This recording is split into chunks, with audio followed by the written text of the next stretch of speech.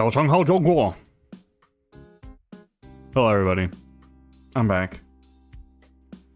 I did not finish. Oop, Duolingo. Sorry about that.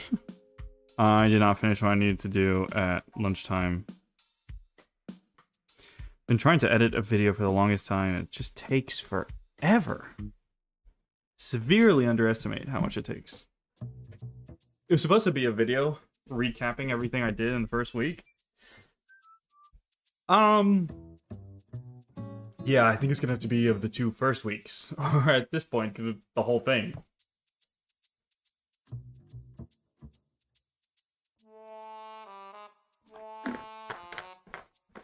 Okay.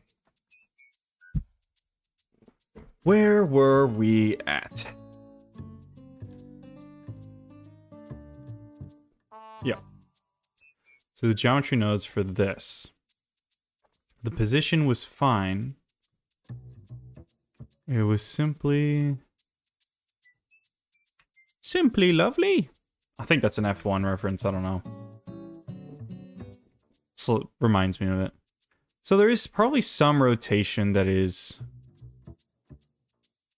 not okay. Let me go check them again. So it was not that one. It was this one. So I don't want it to be able to rotate at all. So it could only be negative. Negative 1 or 1. No, or 0. Nothing more than that.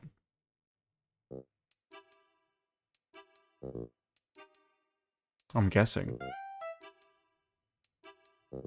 Good night juts out in the wrong spots, doesn't it? I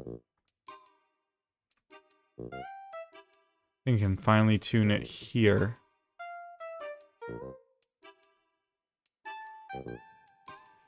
Do negative 0.5?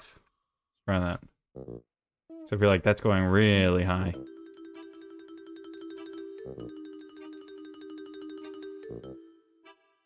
Can always change. Oh wow, it really depends on the density you get.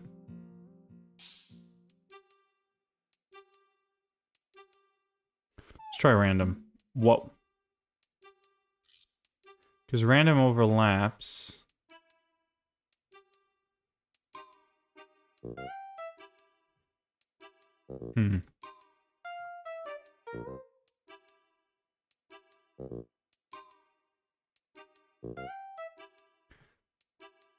So what regulates the randomness of... Huh, it's going really forward, actually. Oh, because I put negative 1 as an option. So there, we can get it to more closely resemble that. Okay. This density needs to go down, obviously, but the seed is still...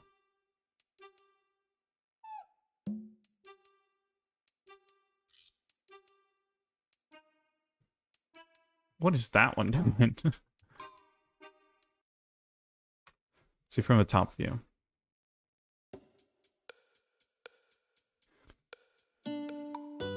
That one's not bad. Side view. Still not quite dense enough. Let's try Poisson disc again.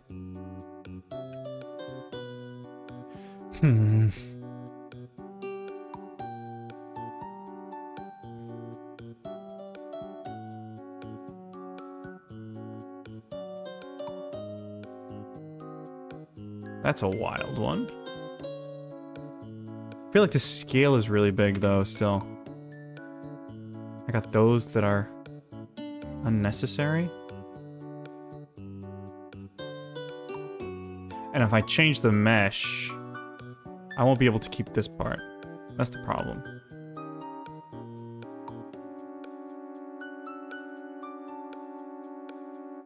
Let's bring down the scale.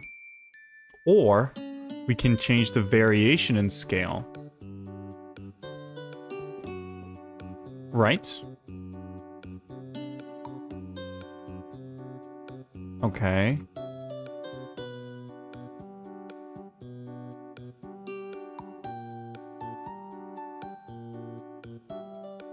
That's the problem. If there's too much of a big difference between both. So I just scale the original one. If I scale the original one. Aha. That could work. Problem is I'm getting it far away from its origin.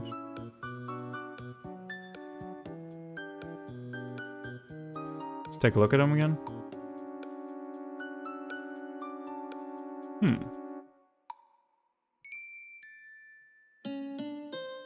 I know if I rotate it now.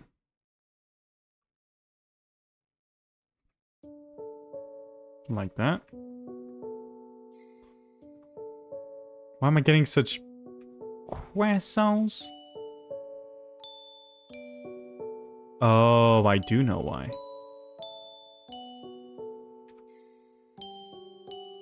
I know why. Because now this is too much. So the max deviation is between 1.1 and 1.1. Aha. There we go. That's our ticket. Can do a little more on these two. But this, I want it to stay as straight as possible. I think.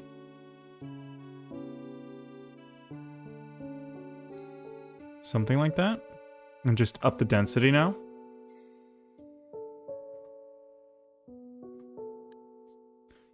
This is this rotation, so that's fine. I'm getting some rotation here that is off. Ooh, look. So I have good position, just the wings are going in the wrong direction. I can kind of change them with that. Let's up the density. See how that works out.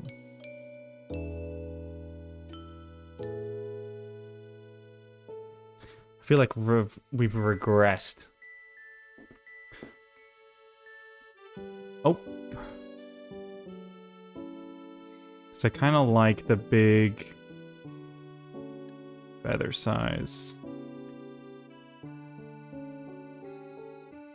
Oh, look. Just by changing that, I think I kind of fixed it.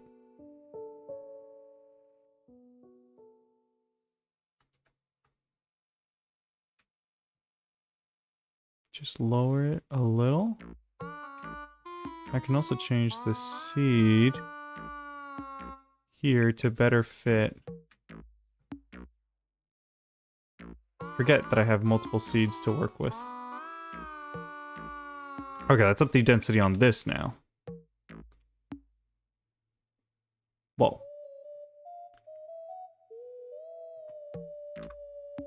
Okay. So what is intersecting? If I lower it a little.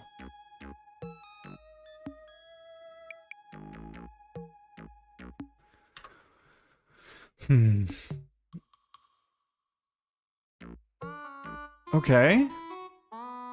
Well, it's not too bad.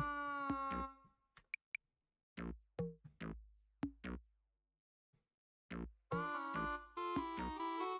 think we're gonna keep it like that.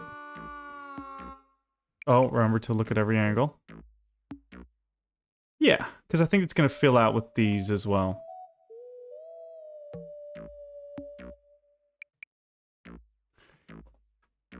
So let me go look at the settings of this one. No, I can just Control C and then go to the next one.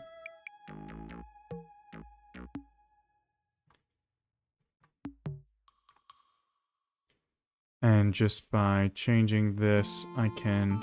Whoops. Obviously, I'm not going to go backwards in the block diagram. I'll keep this on the side, though. I kind of want to copy my other settings. Let's see. These... I know I can make them all the same, but I want to play between both of them and see what works and what doesn't. Is it this one? No. No? This one. There we go.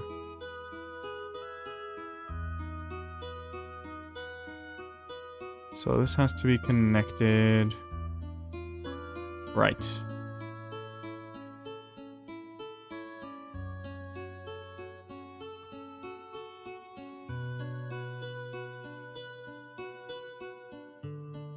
Wow, they're basically identical. Even though they got different meshes.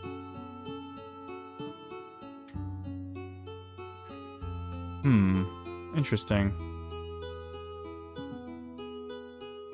You know what? I should have probably just copied over the settings because I like the ones for this one. Okay. I guess since the meshes are so identical and they're just modifications of the same mesh. Oh, I do want to make the scale smaller though. So the scale of the feathers, this should go down to 0. And these should go, no, 0.5. Aha, this one changed to, so let's do 1 point, yeah, 1.5 is fine for that one. And just 1 for these.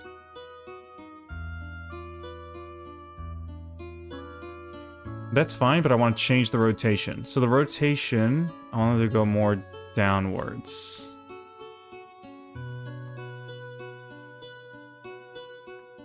Okay.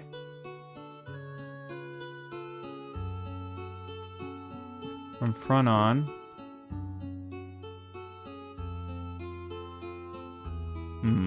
Maybe augment these a little. What are this? This is the scale. Let's try and move around the rotation. Nope. There's some bad intersecting there. No, that one neither. Okay. That one's pretty dispersed. Okay. That'll work. Mostly.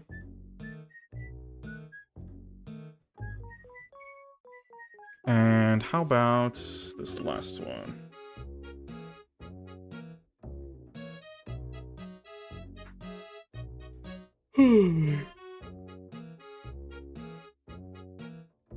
It's kind of insane, the discoverability between Twitch and YouTube.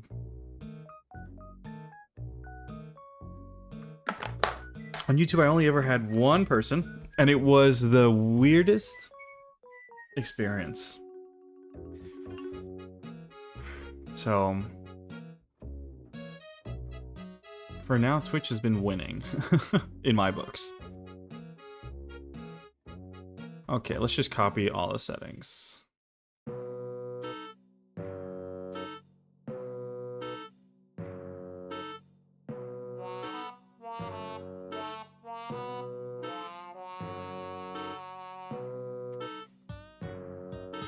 Whoa.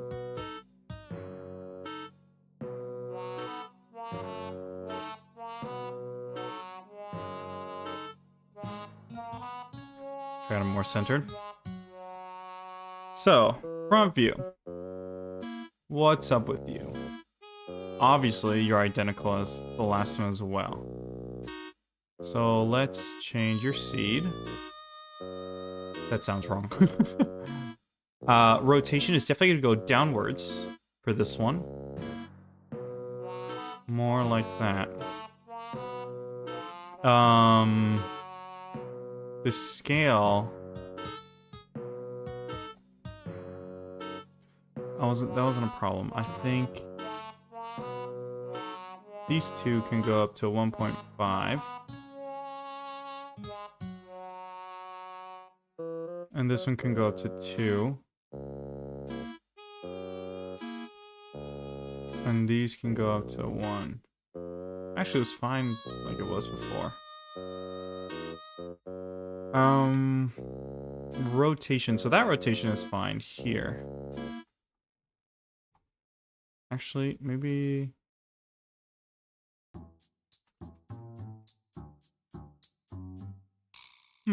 Okay, fine.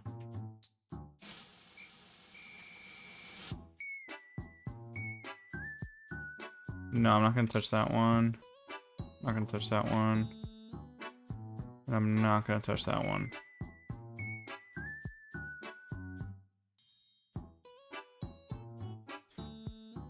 Sure. No. Nope. Nope. Nope.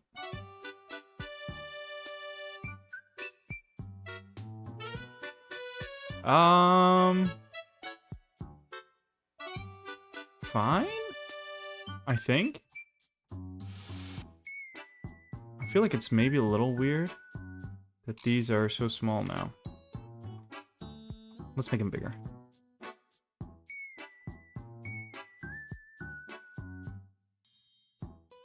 Wait, did I not select the right ones? There we go. I knew something was off. Where are we at? Scale. Scale is right here. Something like that.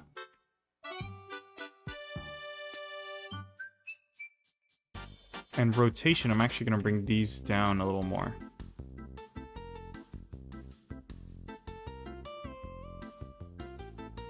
Now these, I'm actually going to go smaller in scale, because I feel like it should be going from big to small.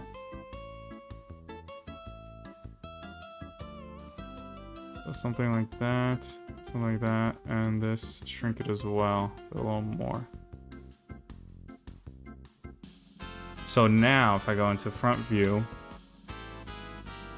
having a lot of issues with intersection now.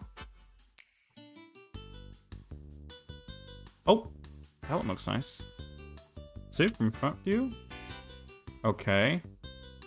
Side view. Not necessarily bad.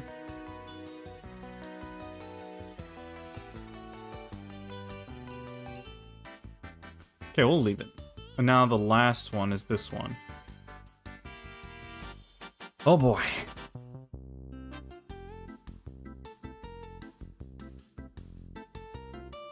I'm afraid as to how this one's gonna go. Out of the gate, we're already way off when it comes to the rotation.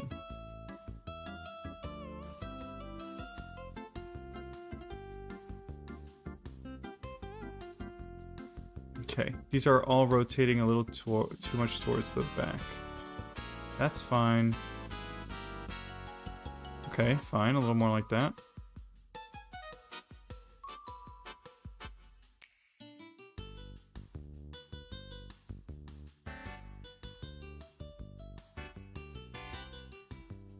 Is this fine?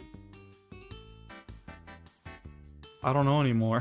Everything's kind of just getting lost in a sea of feathers. Oh, I am going to definitely take the mesh itself and join it here, though.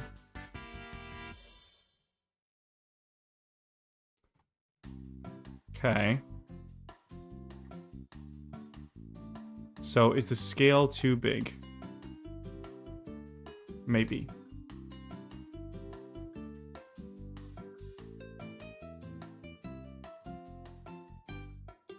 I think I need more. More! More!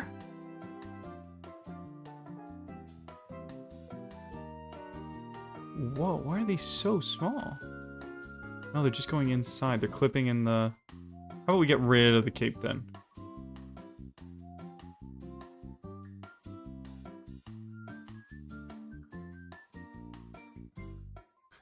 Whoa.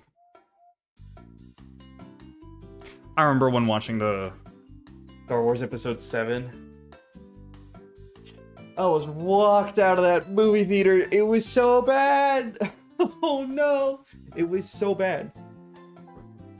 I just couldn't see Han Solo die. That was it was painful. It was really, really painful.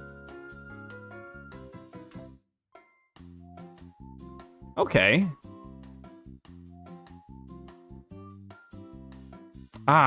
This is the one thing I didn't think of. All of this is gonna need to move. Oh no! All this is gonna need to move with the position of the arms.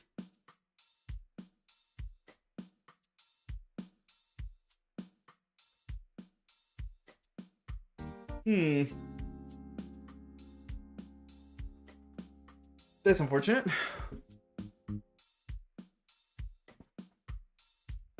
That is very unfortunate.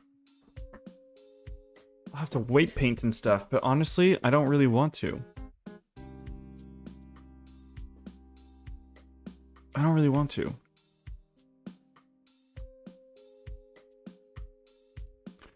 Far away. Move you far away. I'm gonna remove you as well.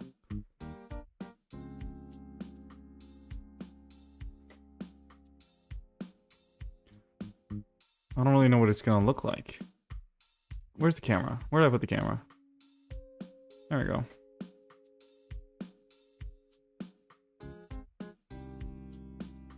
Oh no, it's in these settings. I keep on forgetting.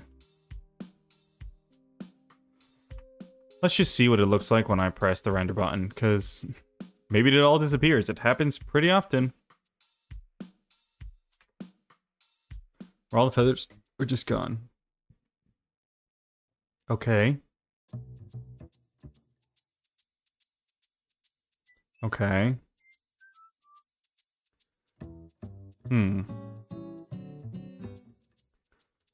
How about the other side?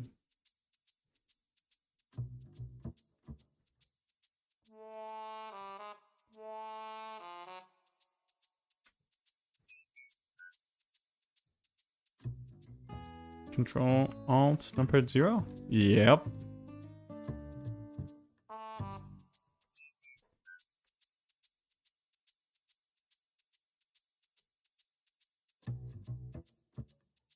I guess I kind of do need to do shade smooth for all of these. Oh, look, the shoulder. It's kind of disconnected there.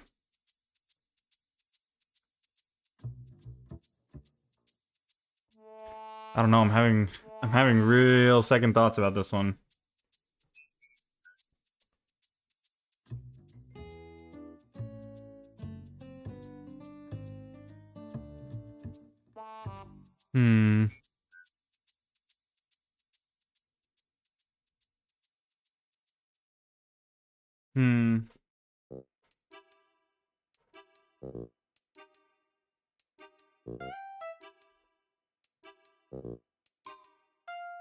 I'm trying to think on how to fix this. Because right now, it is not really working.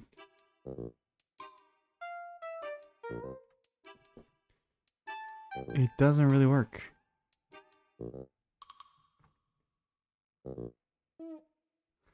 This is why I'm going to ignore it for now.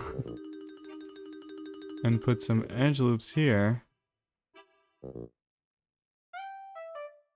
While I use my brain secretly to figure out how I'm gonna fix this issue.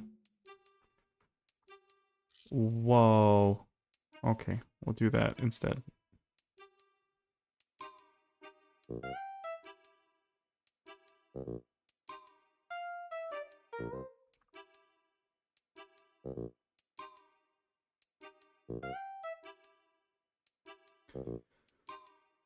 Put a modifier and kind of... Oh boy. Oh boy. Oh boy. So many things are not going well today.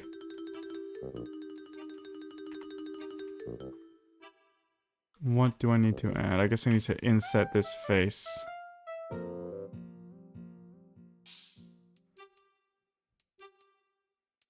Oi. There we go. Does that make N-gons? Doesn't look like it to me. So same here.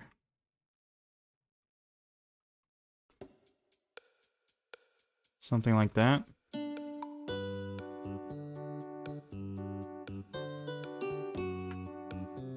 Okay, that fixed that problem.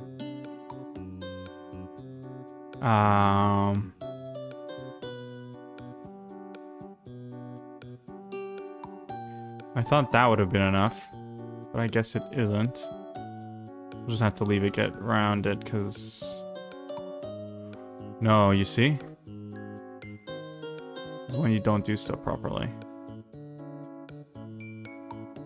Because I could have done just this and that. And then taken these faces and insetted those.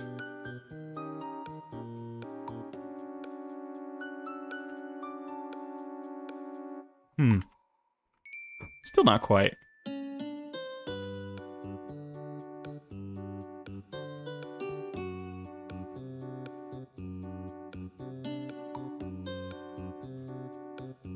Putting an edge loop here is not a good idea, though. Because then I have it on the ring.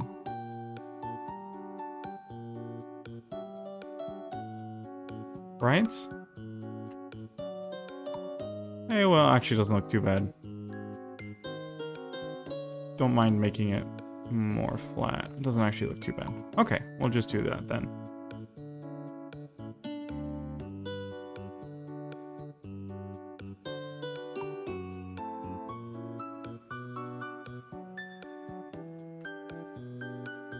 I just need to figure out...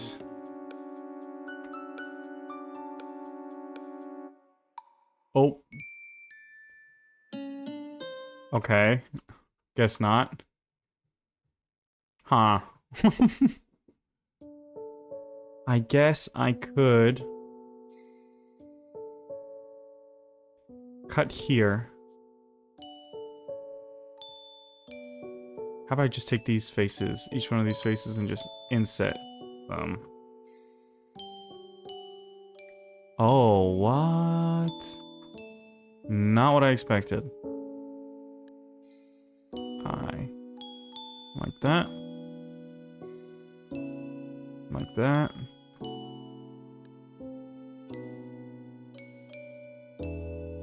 I just press T. Oops. I know it looks like an eye, but it doesn't really, it's not, ah! It's not really. Okay, that didn't do anything.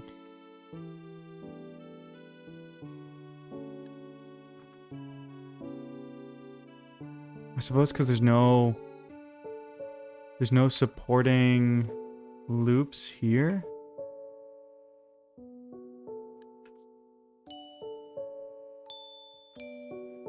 Oh my lord, this is a mess. What I thought was going to be easy is also hard. The thing that was supposed to take me away from my problems, so I can think of something else, is actually also causing me problems.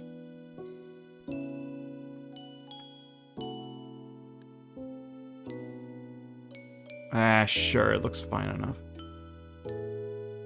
It does not look fine enough.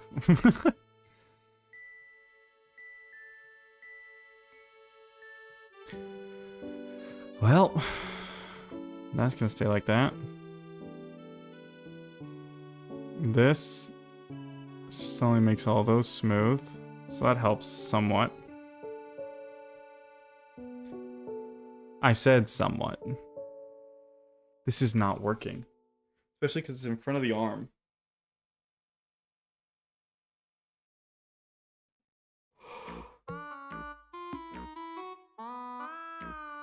Oh boy. Think about it again.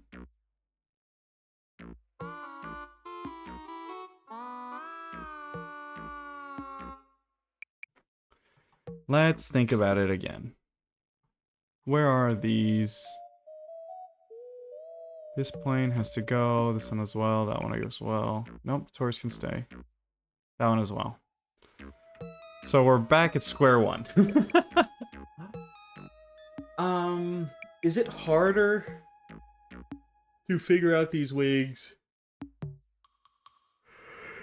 in 3D for me to draw it in 2D, or is it more simple to just draw it directly?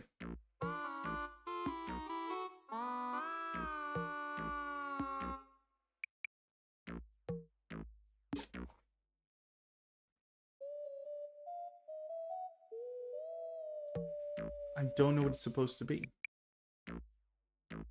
I just drew it in the back, and now I have to suffer the consequences.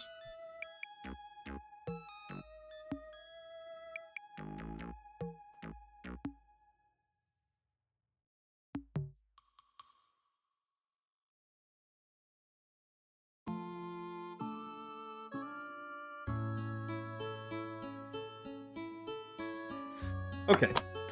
I've got a new idea. So, clearly...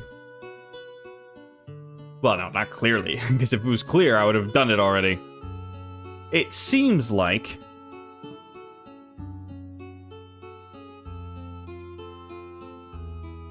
this here... Is there just UV sphere? Except for triangle faces at the top and bottom. Construct a spherical mesh with quad faces, except for... No. We don't like those. Take a cube. Subdivide it.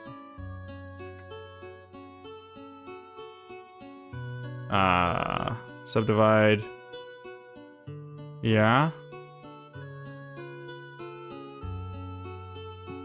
Oh no, I know what I'm supposed to be doing. I am being a fool. Generate subdivision surface one time. Apply that. And there was some way to take these corners and then scale them.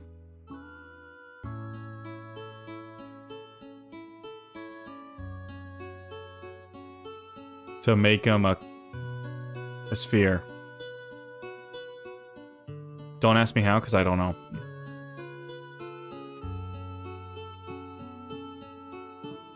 You know what? What we can do is generate subdivision surface. Add enough.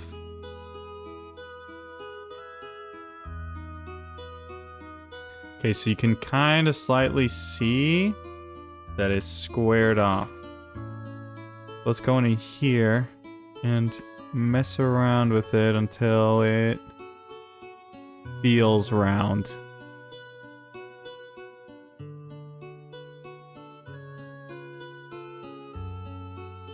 Does it feel round? I'm not asking if it is round, I'm asking if it feels round. Okay, that's probably good enough. Fade smooth.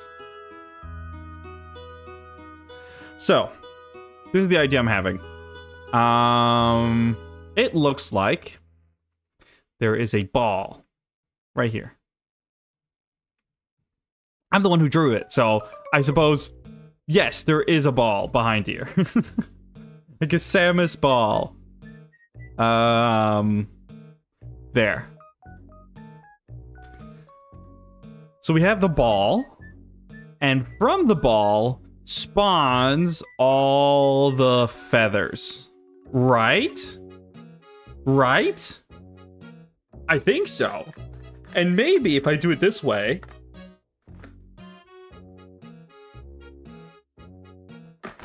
it'll make sense. But this does mean that I will have to make each one individually. So let's take my feather and place it manually. And hope that I don't lose my sanity. I'm already losing my sanity. Because this is too curved.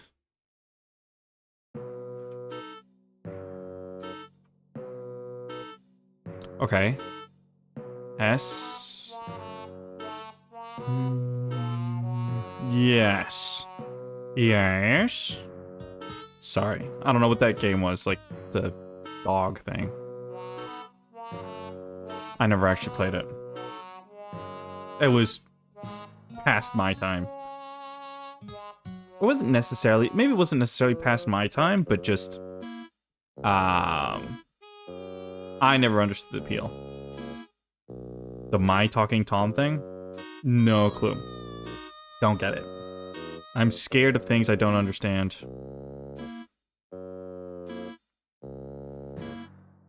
Like this... like this wing. I'm scared of this wing. Okay. R, X, X. No. Y, Y. No. Z, Z? No. Wait. Along local X. That should be correct then. And it isn't yet. Huh? Oh, I see why. Let's not do that. Let's not edit it in edit mode. Why was I doing that? Okay, there we go.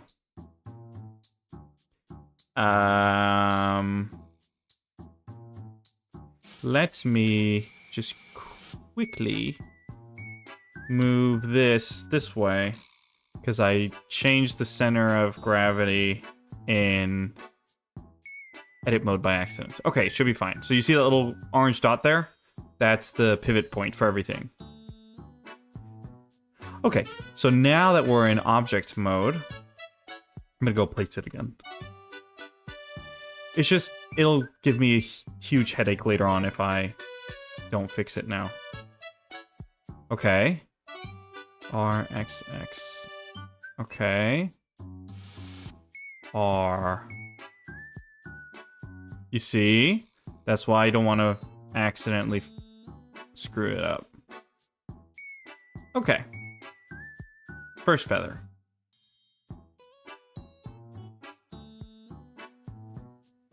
I am trying to understand how these feathers function. What is their grind set?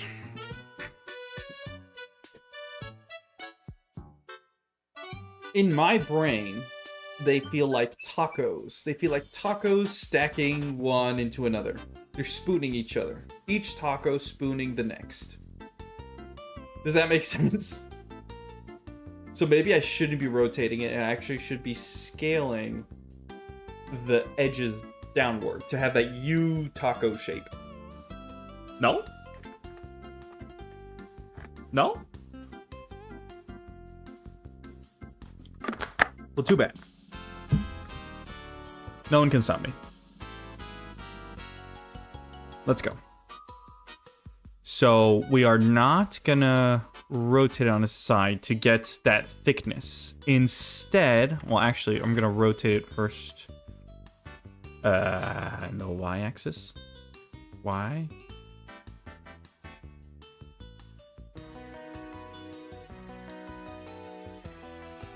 Sure. And a tiny bit in the x-axis. Because I think it should be pointing towards, like, upwards, but still slightly inclined. Would you be so inclined? Sorry. That's something I think I shouldn't be doing, accents. I think as long as it's accents from where I come from, it should be fine. Or Russian. For some reason, Russian is okay. I think. I think it's fair. There's some that are fair game and some that are not fair game.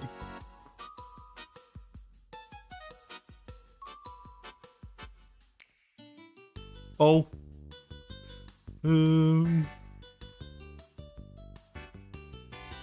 So, do we understand what I mean by the taco shape now?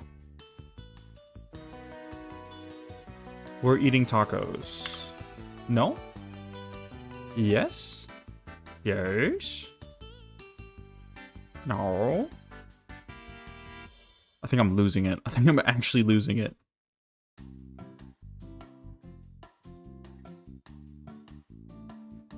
That is what talking to oneself does to a man. Slash.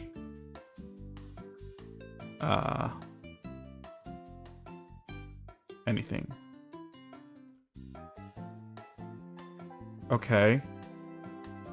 GX. And I'm gonna rotate. Get rotated! Sorry.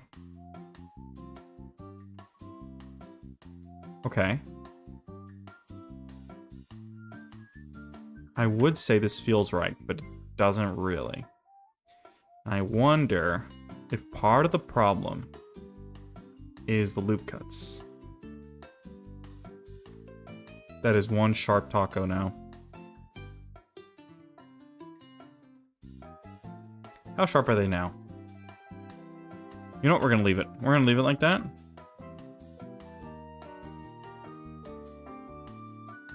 I don't feel like feathers do this, though. Right? Anyways, it's my model, so we're gonna do as I say. Shift D, Z down, and then rotate it. Get fucking rotated. Rotate it more. Nope. What was F? I don't know what F is. F scares me.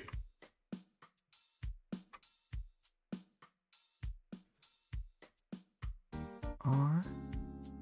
Okay. Okay. Okay. Right? Yes? No? Should this be like towards the back? So that there's space for the bigger one coming down here. We're gonna figure it out together, because I don't know. I just said words and I don't know.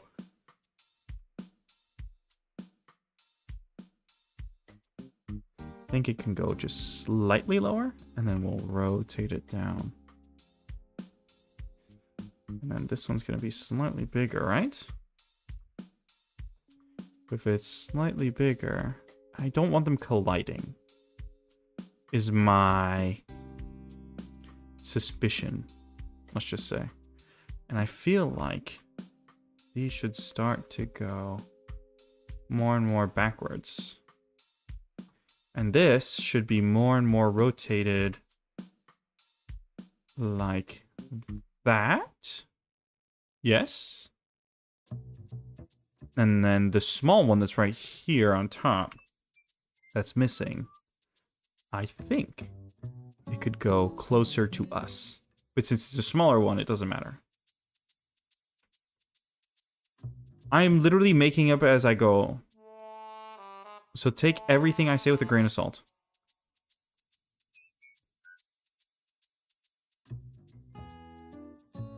I'm literally talking out of my rear end.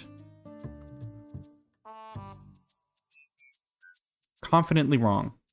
I think I've been confidently wrong my whole life. I've stumbled in my life being confidently wrong. And it's worked, mostly.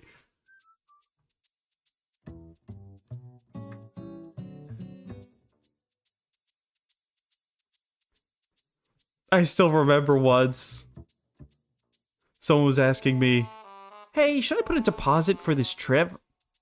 It was right before COVID. Like, I don't know if we're gonna be able to go to this trip because it's in a month or so. But like this COVID thing is gonna be so, I'm like, yeah, you'll be fine. Put the deposit. Oops. I hope they got their money back. I really hope so. I'm so sorry to that person.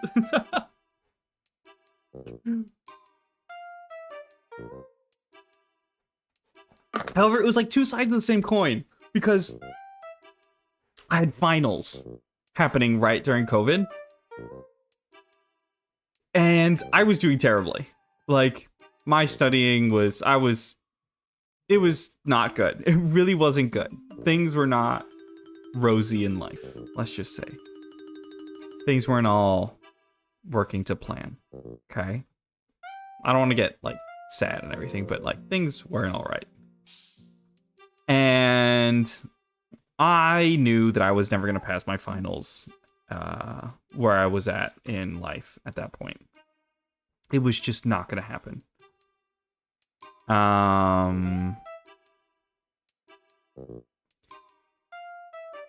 But COVID came, and it was like a godsend. Like, it was the perfect moment, because at that moment, I really wasn't going to pass. And I was like, this is my way out. I won't have to do my finals. And there was no confirmation at the time, because no one knew. Literally, no one knew. I know one of my favorite lecturers who was doing history. So it wasn't one of my main subjects. Not even close. He was telling us that he had lived through a pandemic in the past. He was in South America. I think he was in Mexico. So that's not South America. That would be America. He was either in South America or Mexico. One of the two. Okay. And he said he went through the Spanish flu or the...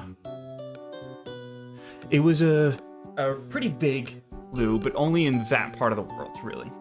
And he said that when it happened, that everything closed down. It was really serious, and it happened for months. Like, it was a really big thing. So that he was predicting, he told us, whole class, look, I'm taking you aside, we're going outside, we're not gonna have regular class because, to my dismay, I believe this is probably our last class we will have together. And that man was right. He was spot on the money. I mean, he is a history teacher, so, you know, history repeats itself. But it was insane how accurate his prediction was. And you could say luck. You could say he was like totally lucky and he totally lucked out with his prediction. But honestly, I think he knew what he was talking about. He was to me, he seemed like a really intelligent man. He was always super respectful to everyone. Have lots of respect for that guy. He had a very colored background, very interesting life story. So when he said it, I just took it as, you know what? I'm gonna listen to what he says and ride or die, basically. Because if not, I'm screwed anyways. And so I spent my time playing Mario Kart in my room instead of actually listening to any of the COVID lectures, because I knew it wasn't gonna... Well, I believed nothing was gonna happen. And it ended up being right, and it saved me from so much anguish.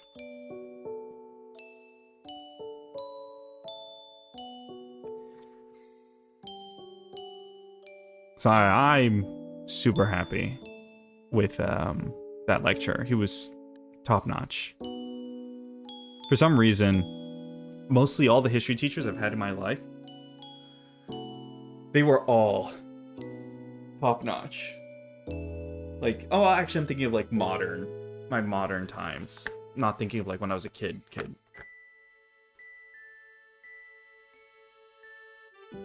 That young adult phase.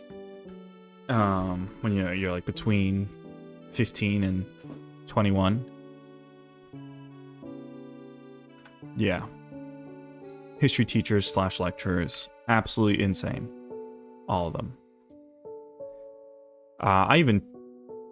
One of the teachers I got along with so well, he actually asked me to teach his kids English, which if you've been here, maybe it's a little ironic with the spelling mistakes I made, but you know, their level of English was so much lower that anything helped.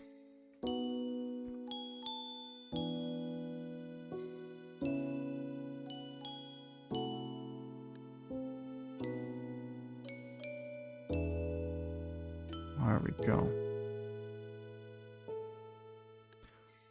One of my projects that I really want to do at some point is I have like a list of all the projects I want to do.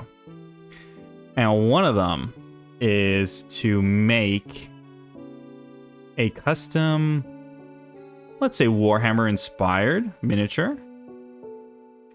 Orc miniature. That is both a combination of my favorite streamer, Randon Nuring, who's an orc, and the 40k orcs. I think that'd be so cool. Like his own Killacan. Of course it would have a spear in hand, because it's his weapon of choice. But that's like one of the projects I remember. But I had tons of different projects. There's tons of video games I wanted to make. Like when... I think it was when Sword and Shield came out. I was so disappointed. Because there was... What? Pokemon Snap that came out. I don't know if it was before or after Sword and Shield. But basically, it was between Pokemon Snap and like Pokemon Sword and Shield that I realized there was absolutely so much potential to do it better than Pokemon, but I don't have the resources. Like, I don't know what they're cooking there, but I don't think they're maximizing the full potential of their IP. There's an opportunity to make kind of like what Palworld tried to do, and Palworld did it to a certain degree, but like imagine diving into the ocean in the Pokemon world, and you have, like, you're swimming between Pokemon. Like, it's not the same as going to a random route where you get random encounters. You know, you have, like, the Pokemon walking, but most of them are floating. They're not even, like, properly walking. You know, it's just not the same.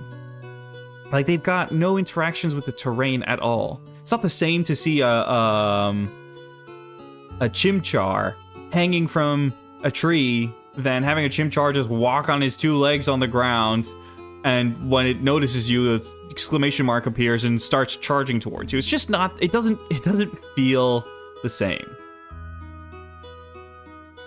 So I really want to make, I suppose, a Pokemon-like IP where that kind of level of fidelity does exist. And I'm not saying, like, I'm not looking for RTX graphics, because as a one-man show, I would definitely not be able to make 100 well, no, they're at thousands of Pokemon now. 1,000 Pokemon with amazing texturing and high fidelity and everything. But they're already not doing all the Pokemon of the Pokédex. So if you're not doing all the Pokemon of the Pokédex already, why? I don't know. I just feel like cut your losses, try to go for quality, and if the Pokédex is only reduced to like 151 each generation, then it's just reduced to 151. And then you can maybe have a separate section to the game that all has to do with battling, like, you know, for competitive Pokemon, because you don't need to necessarily have the same degree of animations for the battles than for them roaming around in the Pokemon world, right? I don't know. Maybe I'm just, like, ridiculously ignorant, but I feel like one of the most profitable companies in the world should be able to pull it off. That's my feeling. And I feel like instead we're just getting spit in the eye with unpolished, unfinished games. I don't know. Like, to this day, I would rather play Pokemon Emerald than any of the new Pokemon Emerald or less. I would rather play Pokemon Emerald or less than any of the newer titles. Okay, I'm being slightly mean because the DS gen were pretty good. And I know people like black and white, but I hate the black and white designs. They're so bad. They're so bad. And somebody's like, no, they're not that bad. Well, that's because you're seeing freaking Galar region, whatever gen that is, Gen 8. Like, anything above Gen 5, it just gets progressively worse and worse.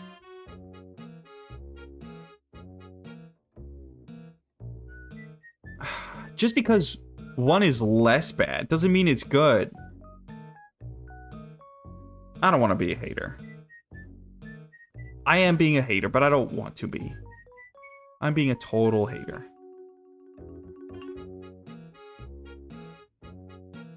And I heard that the game itself for Black and White is just really good.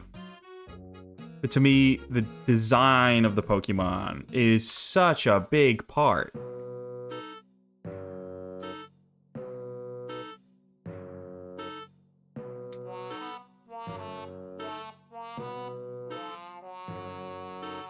Okay, this doesn't feel right.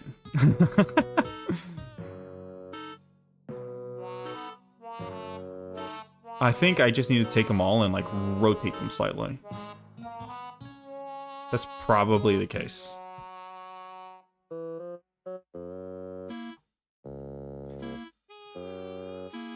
Ah. Also, I know people basically just make compilations of every gen of music for every Pokemon game. And they're always like, oh, this one's the best, or this one's the best. Gen 1? Gen 1 with their, I don't even know if it's 8-bit. I'm guessing it's like 8-bit, bit crushed audio. That shit slapped the most. I think it's because it was so restricted that the composer had the ability to oh, wait, where's... Okay. I think because sometimes restriction makes it so that people are more creative. So, for example, I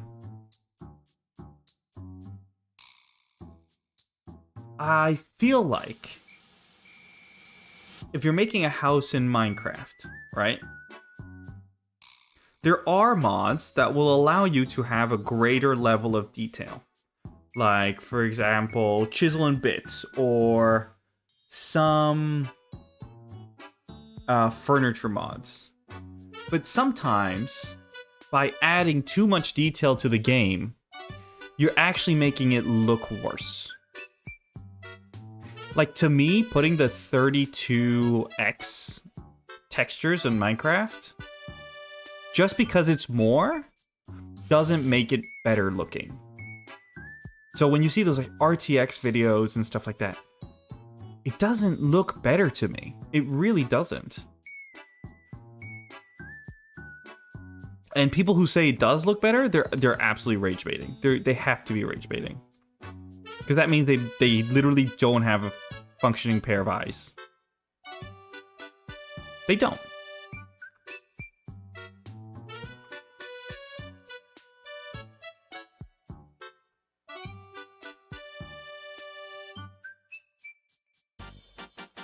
Okay. It's like the Unreal Engine slop. When they're like, oh, Mario in Unreal Engine 5. And it's just the most milquetoast, bland representation. Yes, I guess the shaders look amazing. Well, quote unquote amazing. Because realistic doesn't necessarily mean amazing either.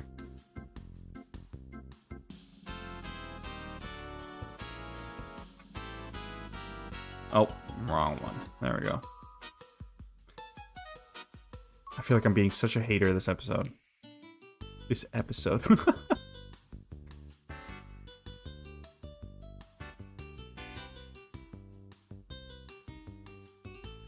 Okay.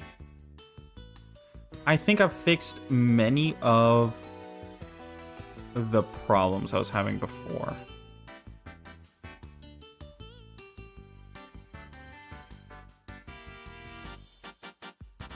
I feel like many of the problems have been fixed. I think I need to populate this a little more. And the way I'm going to do it is by being a lazy piece of garbage. And I'm going to try to Shift D and rotate these.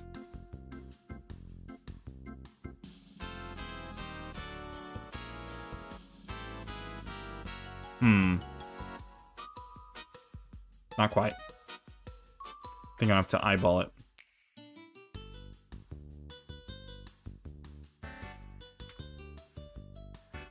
Shift D and then rotate. Because I know it needs to go smaller. It's actually less. And I know it needs to go smaller. It has to kind of like swoop in. Rotate like that. Let's see if that works somewhat. Ooh, God. Oh, no. Oh, no.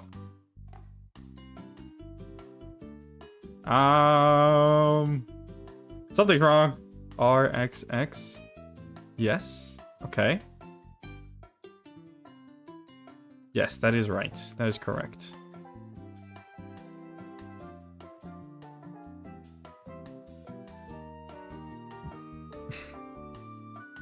I think I need to keep on going until it kind of finishes like that. So let's see, let's take these two. Shift D, then rotate them. Get fucking rotated. And then we're gonna rotate on the X, I guess. R, Y, Y. Not quite.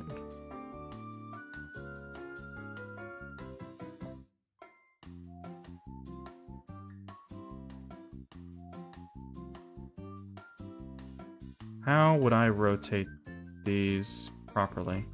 I think like this. Yeah, yeah. Okay. So is that enough? Is the question. I think I should parent all of these. Okay, wait, before anything. Let's do F12.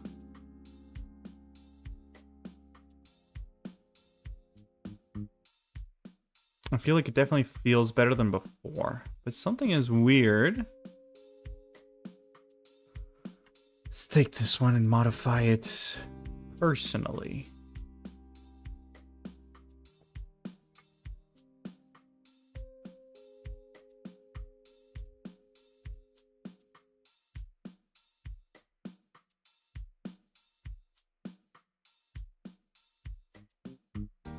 Okay. Okay. Okay. It's better. It's definitely better than before.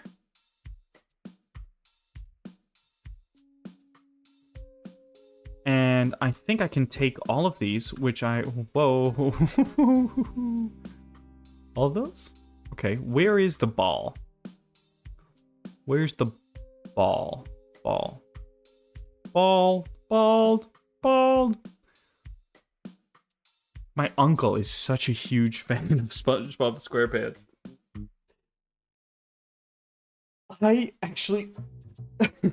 My parents were weirded out by a weird fact that I happen to know. They swore to me that we never had a SpongeBob DVD in our house. Ever. Ever. And I said, no, mama. No, papa. We do have one. We have the SpongeBob movie. And I had to explain to them that there is a scene in that movie where David Hasselhoff takes a crown. Oh. Alt P? Clear parent? Okay. This is fine though, right? Yes. Everything else is fine. I had to explain to them that no, that we have the SpongeBob movie, and not only do we have the SpongeBob movie, but that there is a scene in the SpongeBob movie where David Hasselhoff takes the crown of a king, stuffs it between his pecs, and launches it as if it were a missile, well, a torpedo, with SpongeBob and Patrick on it. I think that broke them a little. I think that data, that tidbit of information broke them a little. It was definitely information they did not want to know.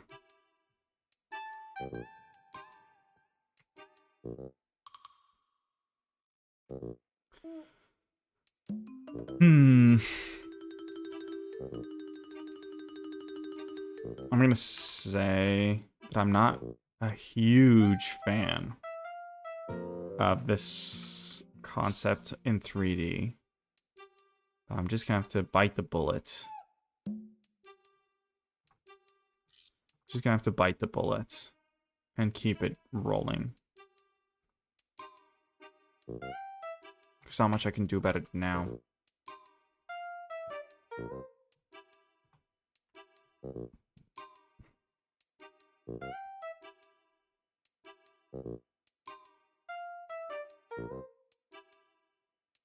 I actually just don't like the ball.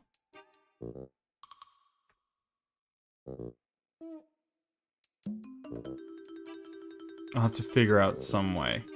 I'll just draw that part. I'll just draw that part because I'll have to figure out some way to connect the wing to the character. Okay. I think I can call it here for the 3D model. And...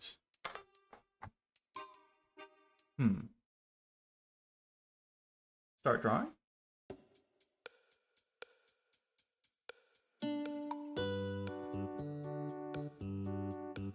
Just drinking.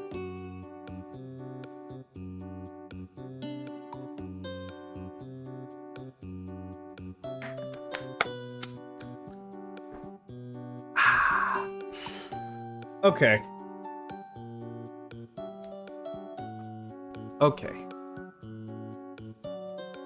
Let's see. What pose can I put you into that will not ruin absolutely everything?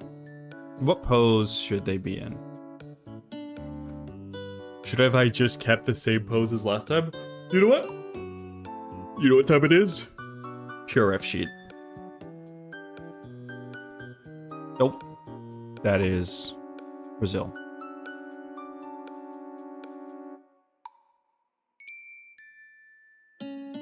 There we go. Sometimes bug.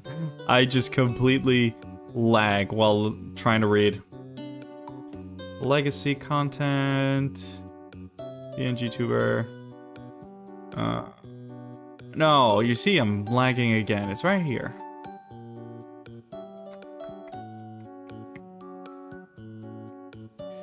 Yep. My brain ceases to work. There we go. We can open the Pure F sheet now. Okay. So what position can we put? What pose? The last pose I did was this. I feel like I should do that pose again.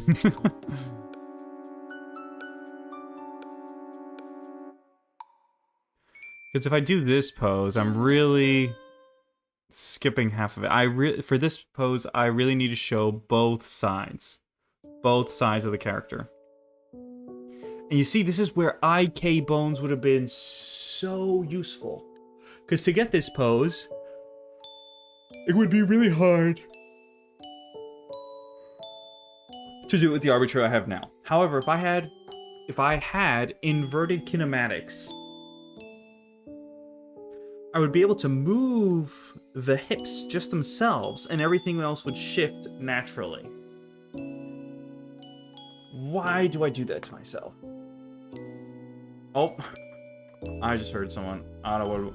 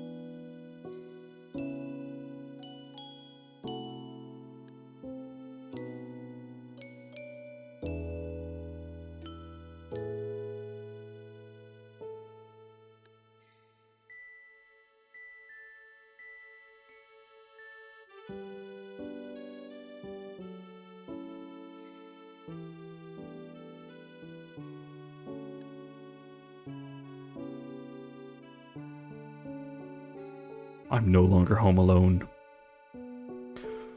Anyways, okay. I think I'm gonna try to do this pose because it's actually not too bad. To to have both sides, right? Hopefully. Is it me or this looks like Cora? Oh, she's got black eyes. Whoa, I didn't realize that until now.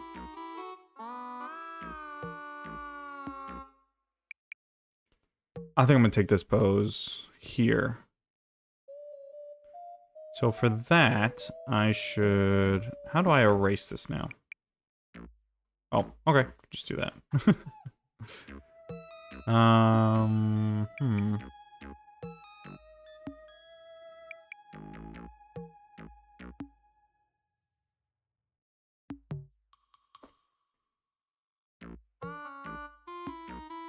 Let's add a new image.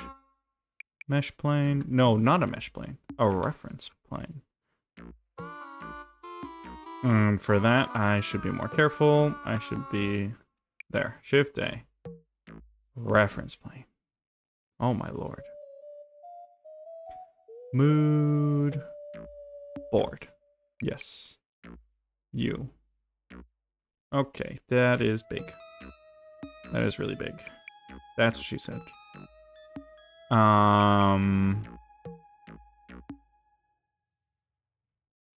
Roughly that size?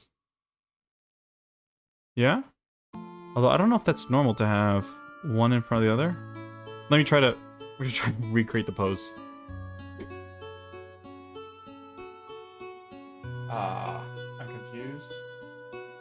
No? Fine.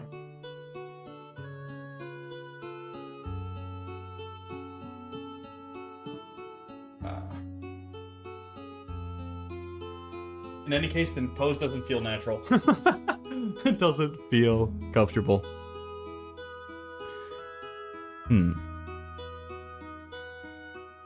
So. Let's go into pose mode.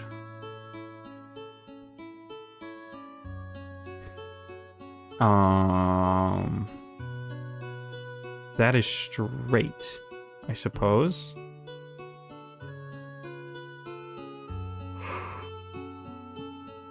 This is actually maybe not the best pose. Because I don't know how to do it. So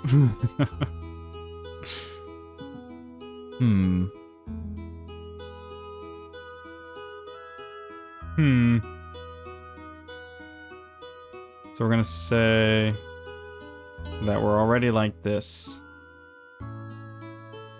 So this needs to be rotated in. Aha, you see? If I had done it properly.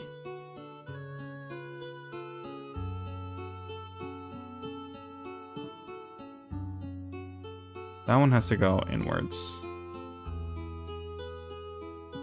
Wait, that makes no sense. R, X, X. R, Y, Y. Oh, there we go. So one needs to go in a little bit. And it needs to go out a little bit.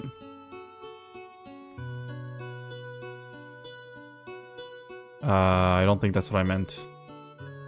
Needs to go out a little bit.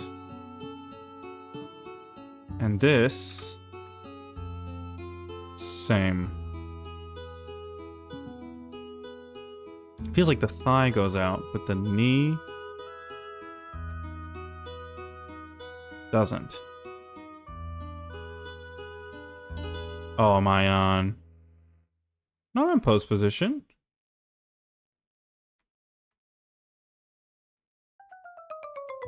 Oh, because I'm doing edit mode. I'm such a fool. I am such a fool sometimes.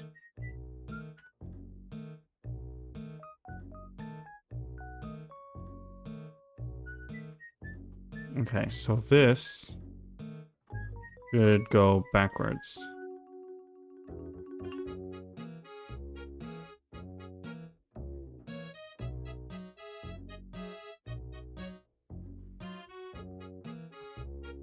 Kind of like that.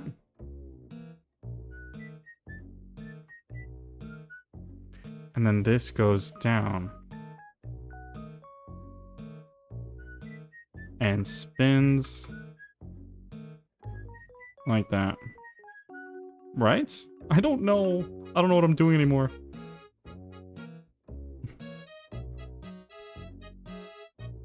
I just have to sound confidently incorrect. Oh, you see? This is a problem. Because it's now colliding with this stuff.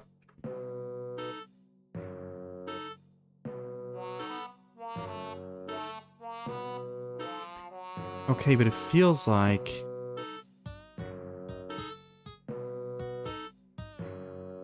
something is wrong.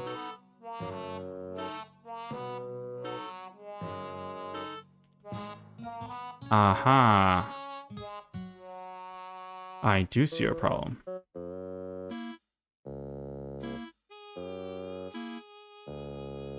Let's go back to...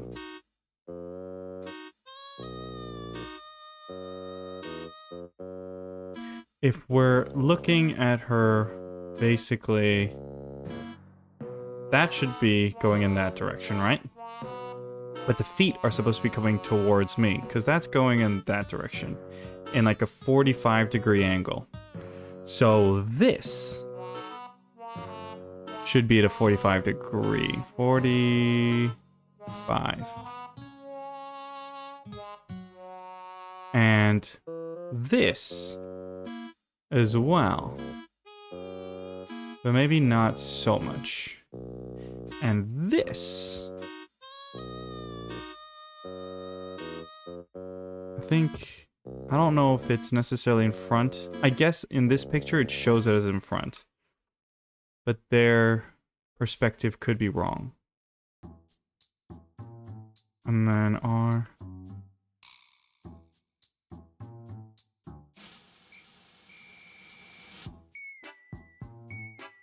and I feel like... whoa.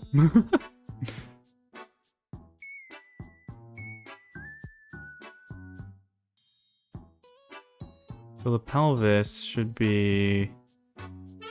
let's say 5 degrees. So these are XX should be -5.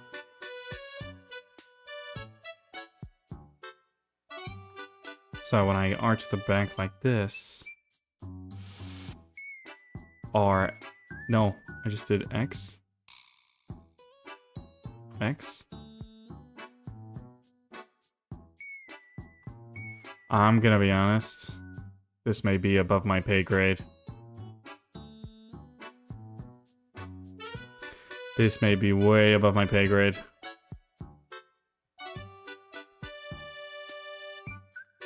How? How? How are they managing that?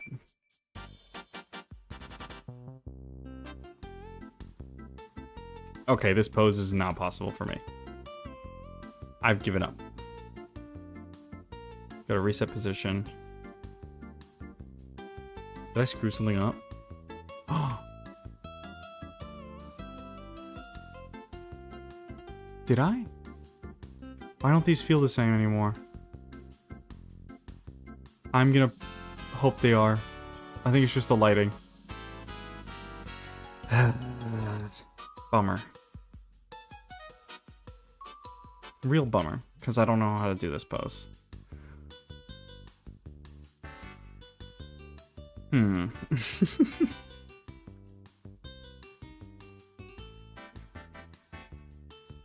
Oh no. I shouldn't have gotten rid of the other pose that I had before. Because I could have just continued with that pose for everything. But it was hiding the other wing, so I couldn't really.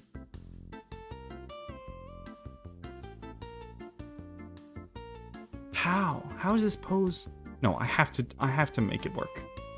I have to. Okay, fine. Fine. We'll do it as the picture. So, first step. This rotates 45 degrees. Oh. Rotates. Cannot pose when erase it. Oh. fair enough. A. Pose. Clear transform all. Okay. Pose position. This. R. Z. Z. Y. Y. Oh, really? Oh, really? Well, that kind of helps. That actually kind of helps, though.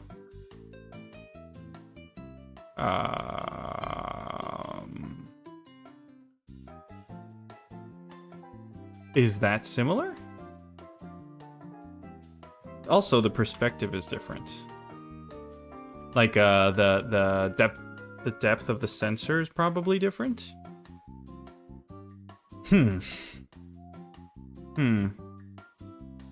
Okay. This leg is clearly rotated towards us. So R. Y. Y. Wrong direction.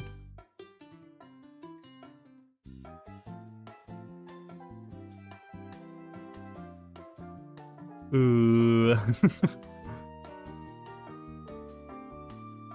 And this is just getting worse and worse.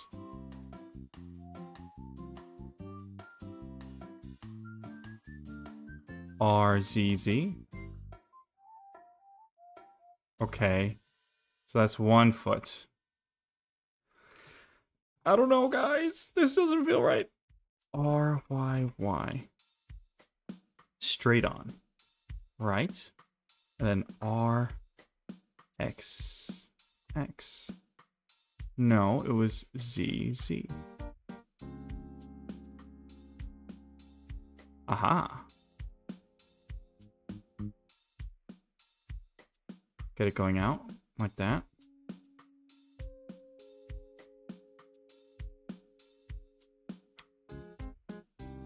Maybe.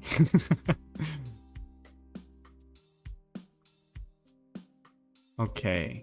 I think I need more of an arched back. So RXX. RXX. And RY. No. ZZ. Something like that. And then this to get the SAS. RX. Okay, looking down. Yeah. But what about looking kind of towards that way and RZ. Yeah? I feel like this time we're closer.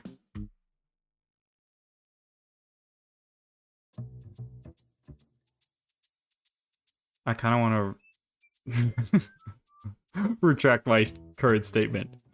I think this has to do this has to do with the armature. How would I just go into pose?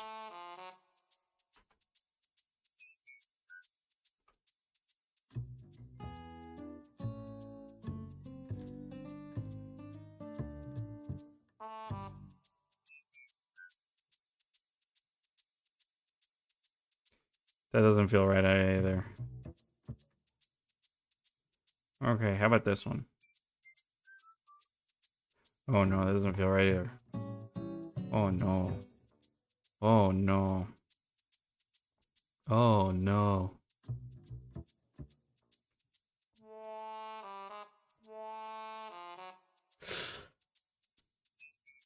This is a painful moment for me. It's when I realize everything is wrong. And I just have to live with the consequences of my own actions. Well, well, well. If it isn't the consequences of my own actions.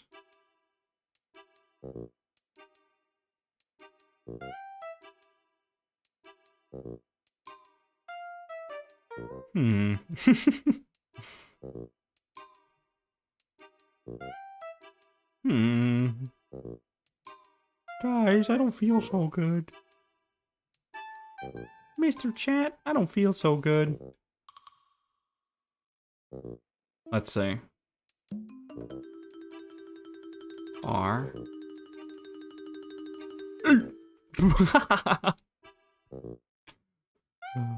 R. B. C. R, Y, and Y. Why does it feel like the neck is completely disjointed and not in the correct position? I'm gonna bring this closer to us.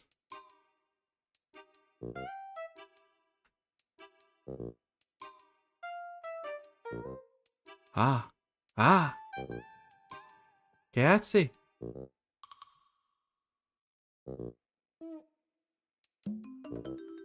You know what? I should probably put this behind the subject. It would maybe help. And then move this backwards. And put on transparency mode. I think I should lower the opacity of this so I can actually see something.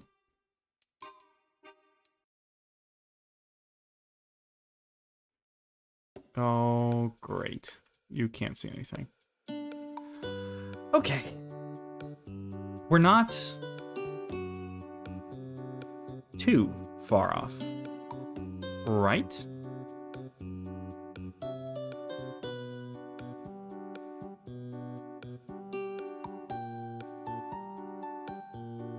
I actually regret doing what I just did. Let's do the arms first, and then we'll put it in the position, and we'll try to fix it. Oh, it's so bad.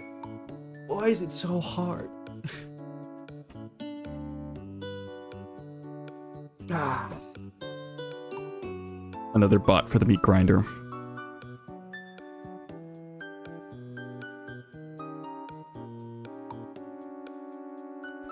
Another bot for the meat grinder.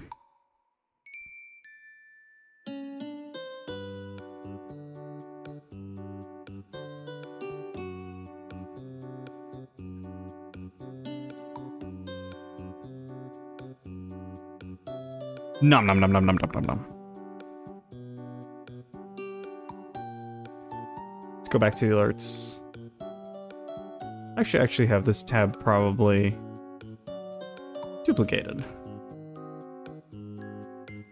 I wonder how they do it. I wonder if it's like someone literally going into every single chat and then just spamming that, or if it's really how's it called? Just automated. Like completely automated. It scours the whole platform. Alerts. There we go.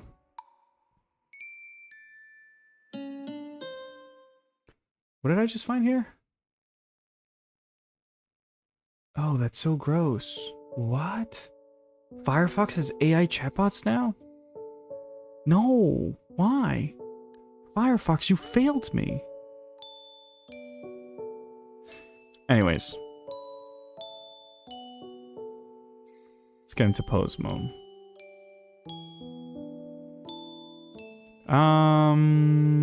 So I think the shoulder is coming forward for this. R X. That doesn't feel right. R Y Y. That doesn't feel right either. R C Z. Ooh, maybe too far. And then this probably nope. Probably something like that. That would make sense. And then this.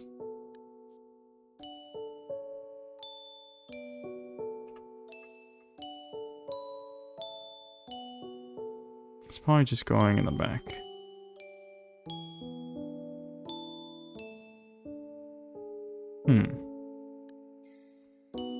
Theirs is completely omitted. R. Y. Y. No. X. X. We don't want it backwards. R. There. Like that. And then change this out. Like that. What does that look like? Oh, wait. Okay. From front on. Okay. Okay, so we know... Okay, so that was something I realized, that this thing in the back is supposed to show the roll of the foot. Something I did not know. So this, I think, needs to go slightly like that. And this slightly forward. And this right here slightly everything.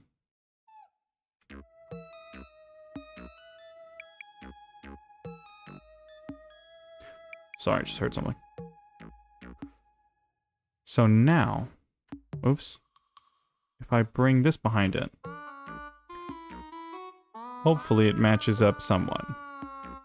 I said hopefully. Oh, it doesn't. I also gotta bring it back because right now I cannot see anything. How can I make it so that when it's transparent, it's not so invisible? Oh, okay, right there. Right there. That works. I was having that issue before. It was just too invisible. So, the shoulders don't feel quite right. I'm more worried about the legs, though.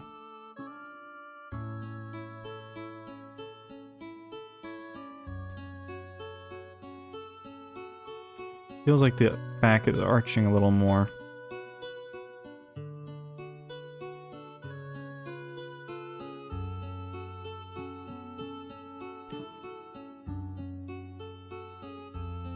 Let's see. This? Does it have to go back? Or is it? No.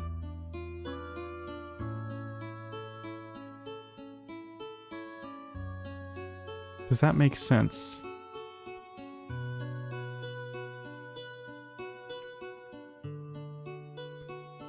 I hope it does.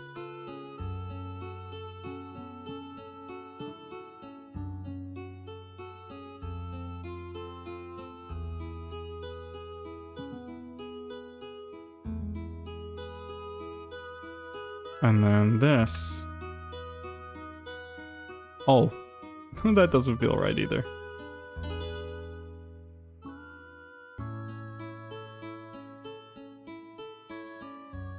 Let's not put the X-ray mode on. Oh, it's because I... Okay, I see. No, that doesn't make sense either. It's because I'm in pose mode. Got it. Gotta remove that. Okay, this arm doesn't feel right. Like, at least in this view angle. And in this one, it doesn't either. So I'm gonna freestyle the arm. And with that, I think we've got a pose that is fine. It's not perfect, but it's fine. You can see both wings. All right. Let's see. I hate this.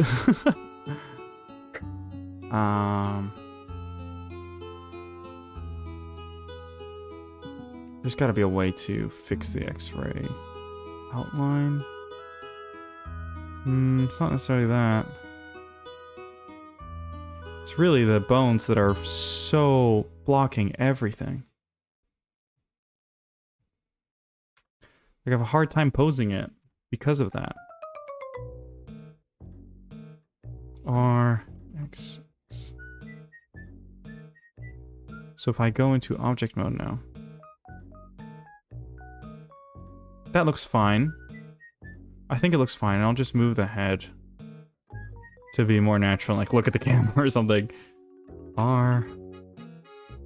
Nope, not what I was looking for. Nope.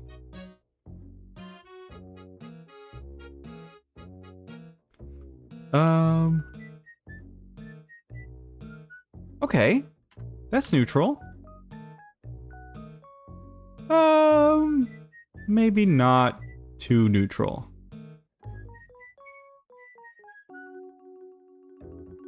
R. No, it's gotta be this one there. Okay, maybe it's the head that's too far forward that I changed in object mode. G.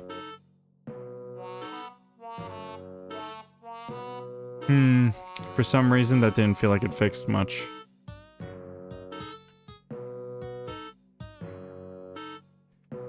That's something I have to learn. Shape keys, I just saw it here. Shape keys. Ooh, that is scary.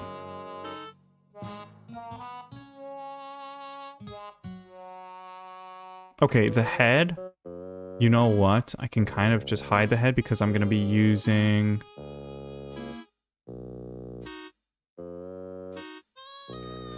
I'm going to be adding my own head anyways. That's the truth. I'm going to get rid of the head. Can't get into a right pose, and it's not helpful. I'm using a different gun.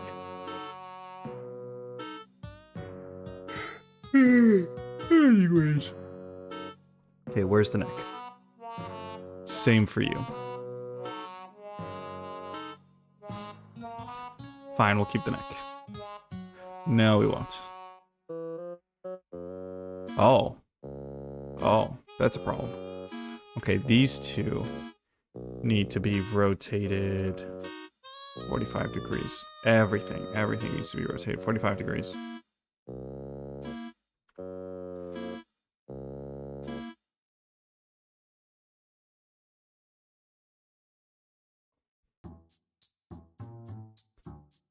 Something like that, and then move it again. I should have really parented it to something.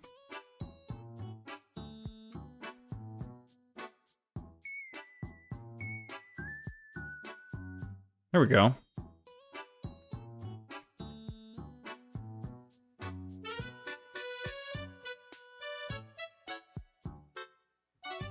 Okay. You don't really see that wing, though. That's a bummer. Maybe I should rotate the camera slightly.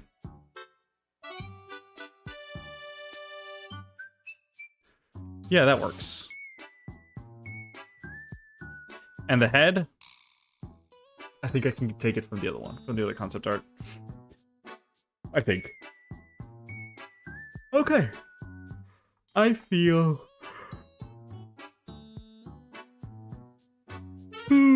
satisfied with that. Not necessarily happy, but satisfied. Let's see. There's F12.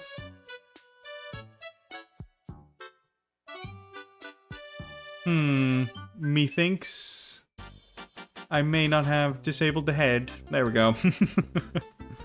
That was confusing for about 2 seconds. Okay. I think that works.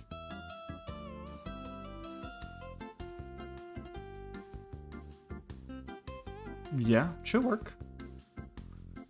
Image, save as. And what I wonder is, should I just get all the 3D models done today? So I can start drawing tomorrow? Because I already have my second screen up. I have to reorganize everything, and I don't really feel like it. So I think I'm just going to do both.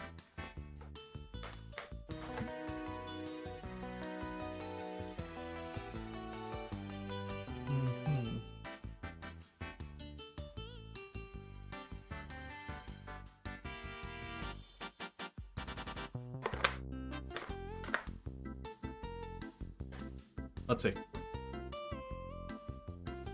I actually forget which one we decided to be number 3. Anyways. 3D reference. Did I not put it? Did I put it here? Did I put it here? I did put it here. Pose reference. Ooh. Okay. There we go. Yes, it is headless. Let's save. And I'm gonna go look for the last option.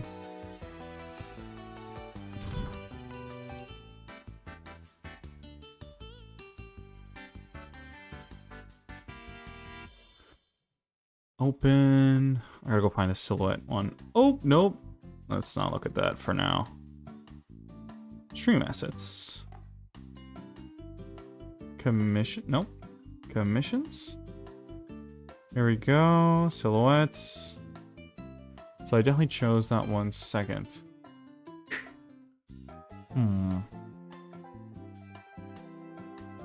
This is from this file.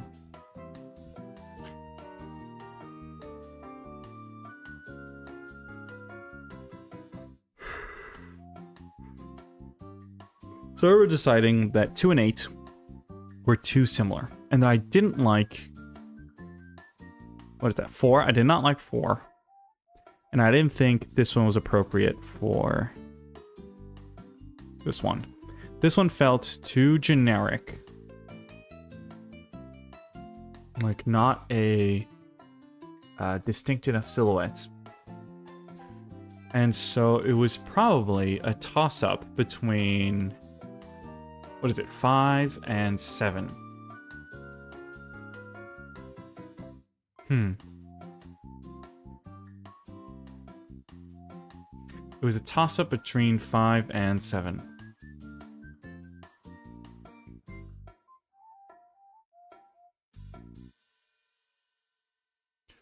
I'm thinking in real time, which is very slow.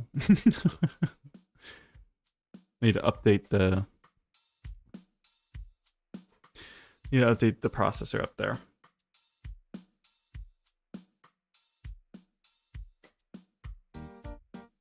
I was told that number 5 looks like a Warframe armor. The things in the back. I didn't really know what to do with those. They're kind of just randomly put there. And the thing is, the silhouette is only distinct because of that and the weapon. And I don't think the weapon's gonna always be there.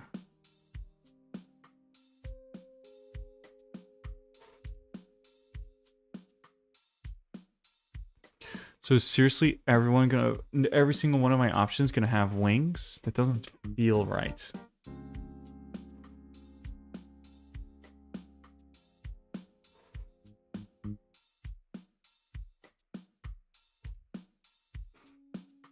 Maybe there should be more work done to these silhouettes before continuing?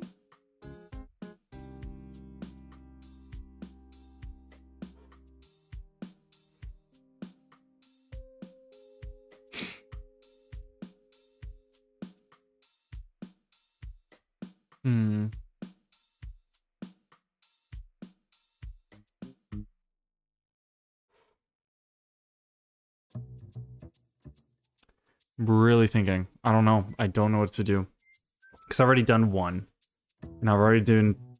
And I just made 2/8. And now I gotta figure out the last one. I was told that the wings of 3 are too generic. And I agreed with that statement. They could be any wings. The other ones are really different. Therefore...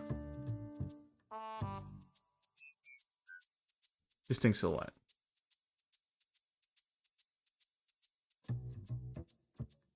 I do like the idea of having the wings coming out from the hips. I feel like the details from that one aren't too interesting. So I've really got to figure something out. I remember looking at the old ones, and all the other silhouettes were not good.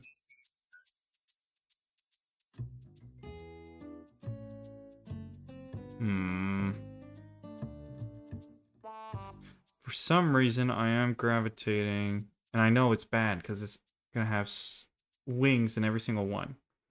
But I think what we can do is have a mix between two concepts. What we can do is have a mix between, what is it, 5, 6, and 7. I think it's possible.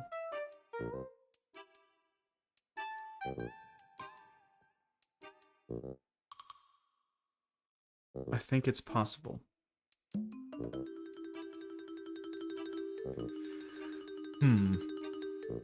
I gotta remember. Comfy. Comfy and pilot. Comfy and pilot. I feel like your shoulder pads. I feel like the shoulder pads there don't really work. Like the little... They look too fairy-like. That is something else I need to do. I need to make a generic tail to be able to put on behind every concept. Forgot about that. And I should also probably put... like, draw one head that I can put on everything.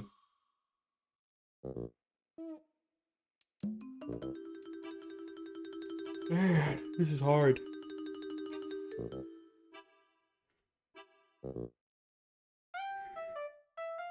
Because as I said, the weapon is probably not there all the time. It could also just not be a problem if the weapon's not there all the time.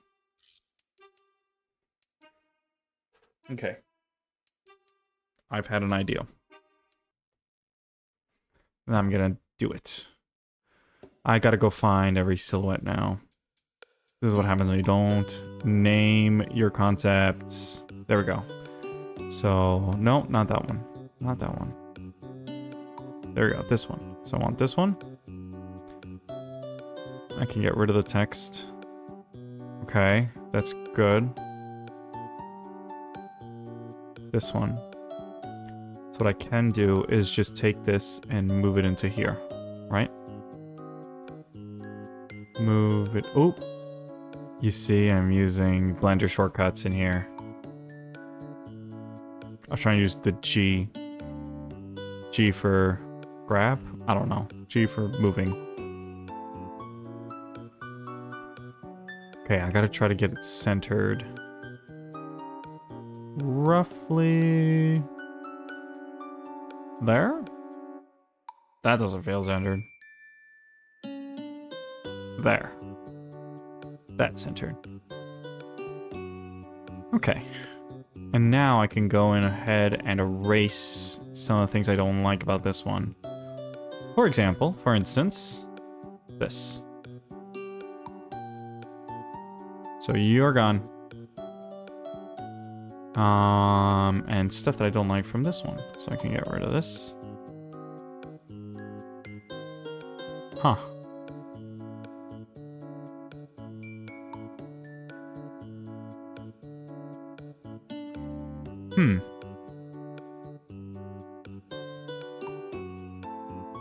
I guess I gotta be careful when erasing. There we go. I'm using my mouse right now. I'm not drawing with my tablet, so... something like that. And then here, get rid of this like that. Go back. Real careful. Okay, so we turn this back on. We got a t-shirt, right? Yes. I like the rings, the hoops around the wrists. That is good. And I kind of want to isolate the weapon. And something that I don't know about is the boots. What about the boots?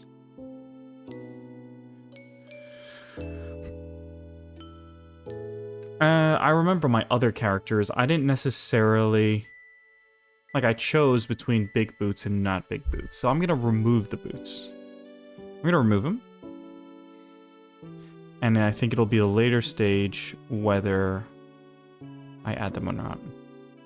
I want to just cut off a little bit of that, but it'll be fine. I am going to... The weapon. What do I do with the weapon? I think I'm going to isolate it. So I'm going to just do Alt, bring this down here, get rid of everything else, and just go like this. And like that. Oops. Gotta be careful. Because it's symmetrized, so if I go over too far, I'll start erasing parts of the weapon by accident. So something like that. Oh, there we go. Okay, I gotta get rid of symmetry now. Can't take it.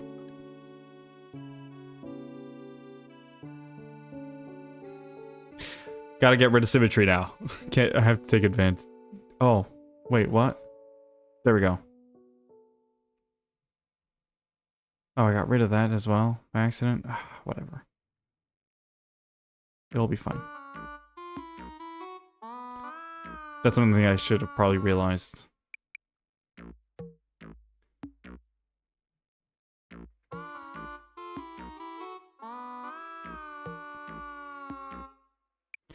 We ready? Ooh, no. You know what? I'm just gonna leave it.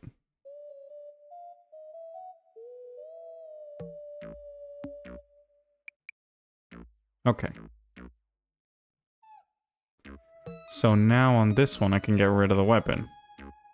Basically. Okay, there we go.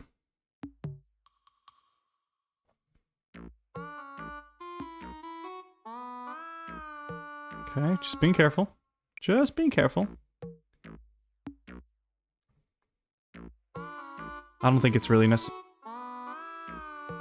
necessary to get rid of these parts here because it's going to be covered by the silhouette anyways.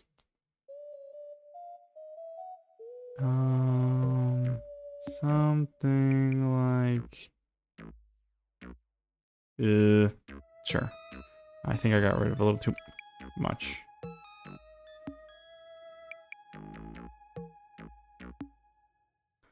I'm not using my pen, so I gotta go manually. I don't have pen pressure. Okay. It's good enough.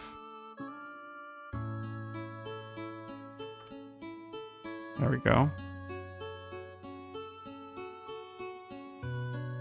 Now we can just go bigger and... Oops, guess not. Guess not. Nope. There we go.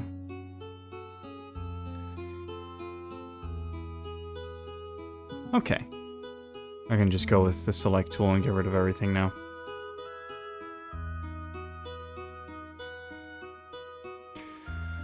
Oh. Okay. The helmet. So I still see some things I need to erase, and then we can move on.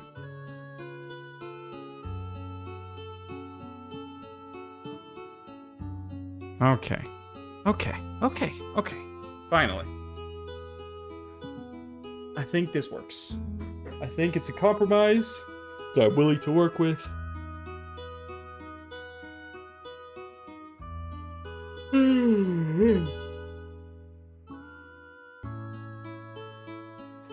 Oh, I'm so tired.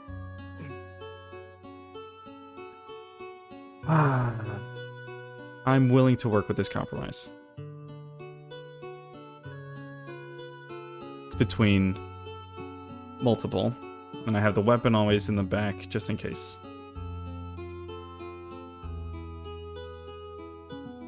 I feel like it's sufficiently distinguishable without the weapon, but the weapon adds an extra layer, so I'll deem it good enough. Let's go.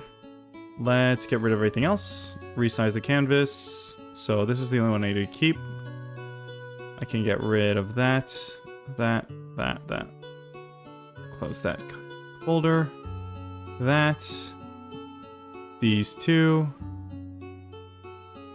Edit.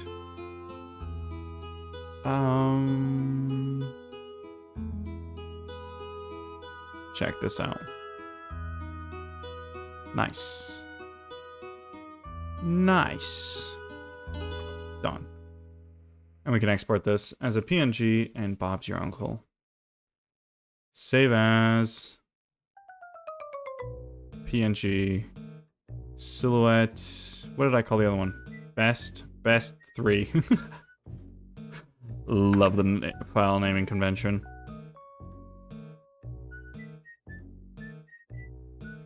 Okay. There we go. Let's go back to Blender now. And before I continue, I'm going to take a real quick break. I'm just going to put this on screen.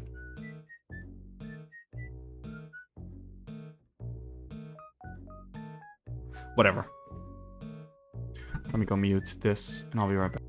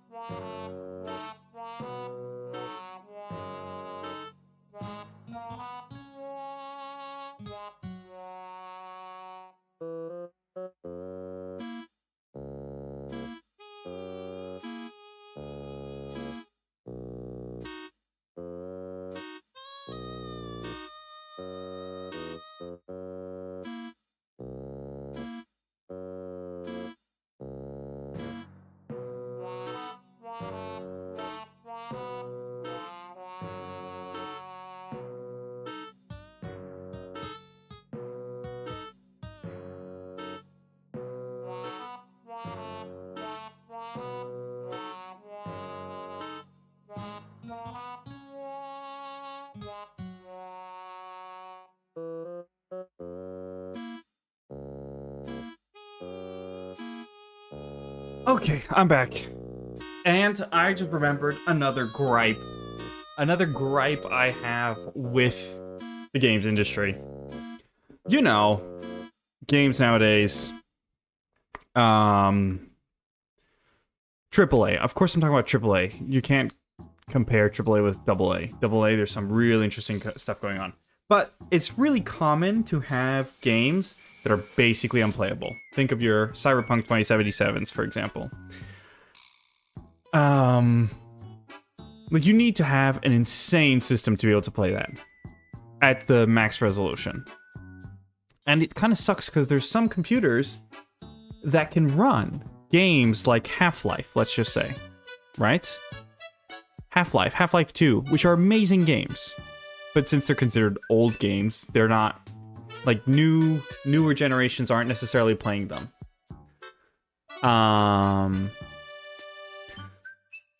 Let me open recent. I want to go back to this one. And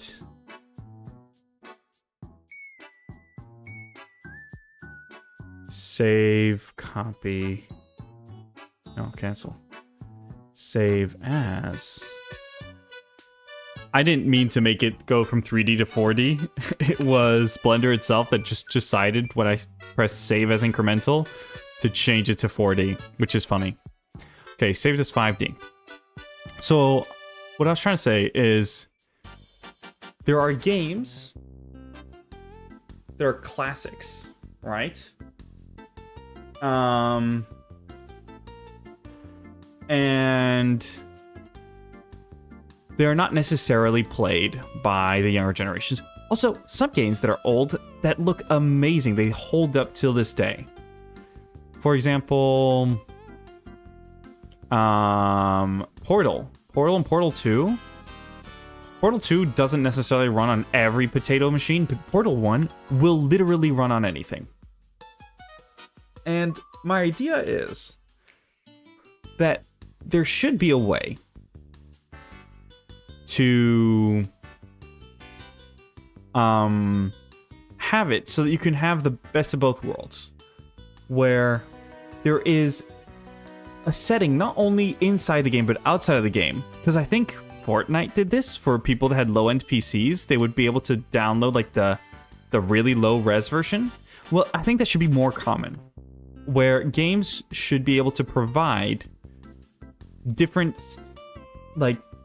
levels for the game itself, where the assets are reduced. So if you don't have 120 gigabytes of space on your hard drive for the next freaking game, you can always get the lower resolution, because most people don't need the 8K textures. Like, most normal people don't need the 8K textures. That's the reality. Most people don't need them.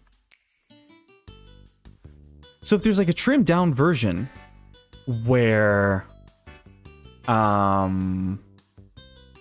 only have the 1K textures or the 512 textures, and the models are also like PlayStation 1's level, so you have like different levels. You go from like PlayStation 1, PlayStation 3, and modern, and you'd be surprised how little difference there is sometimes between PlayStation 3 and modern. Like, some games, I swear. So I would have like a slider, or not even a slider, like just being able to download the different versions of the game, the same game, just with like different levels of fidelity. So that you're saving not only on computer performance, but you're also saving on computer storage. So that's what I was saying when I was thinking of my idea of a Pokemon-like game. To me, I would have started developing it with the lowest fidelity graphics. So you just get MVP out, so the minimum viable product. Let me go and insert the image before I keep on blabbering. Reference? It was in here, wasn't it? There we go. So I really feel like there should be that option. There should be the option of getting a game where the game will come in different levels. Because think of games like Ultra Kill or Abiotic Simulator? No, Abiotic Laboratory, whatever it was called. Or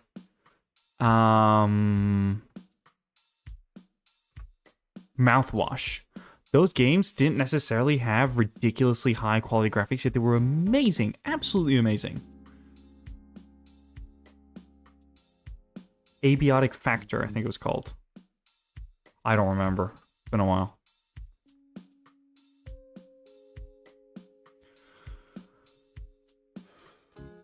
And so I feel like if there is a little more effort put into it,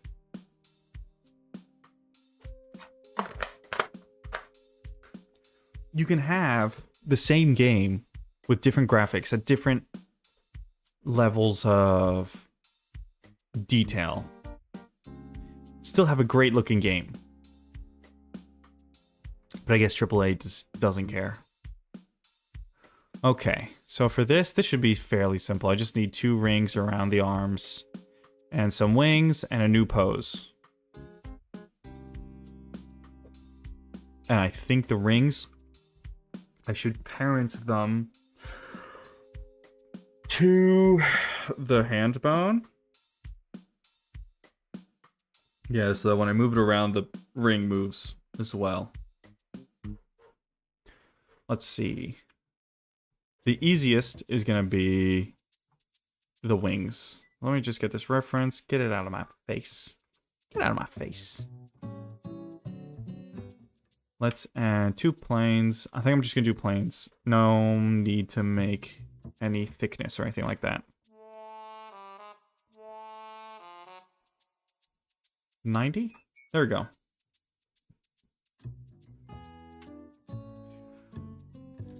And for example, like look, that new game, was it High Guard? The ones that were made by Titanfall and Apex? I think I forget what the name of the studio is called. Even without having played it, I knew it was gonna be bad. I just knew it. It looked so ridiculously generic. I feel bad for those artists. Seriously, because they must put so much effort into it. And for some reason, it falls so flat.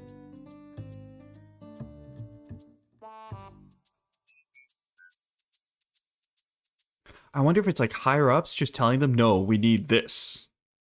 This is what gamers like. I don't know. Or I don't want to call them like... The technical ability is good, but just the creativity is non-existent. I just don't get it. I don't get it.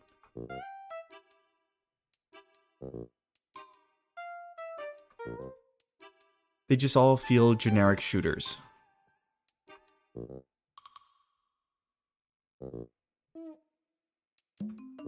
Like it feels like a no-name company would have made it.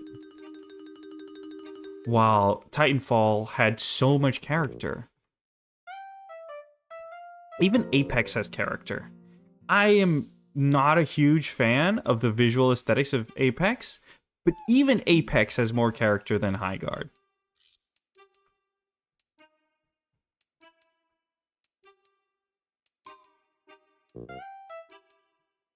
I don't know what's wrong with Apex. I feel like it's piss filtery, but it's not. It isn't really though. There's just something about it.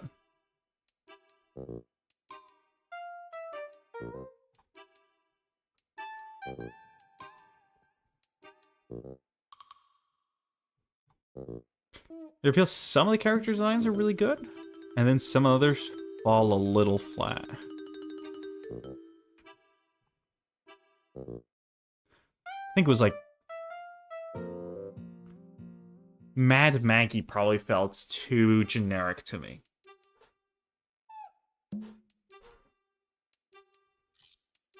It felt kind of just like typical dystopian crime boss energy. Like Borderlands, you know, like a Borderlands style crime boss. I don't know. Maybe it's just me. I don't know if there's like huge Mad Maggie stands out there.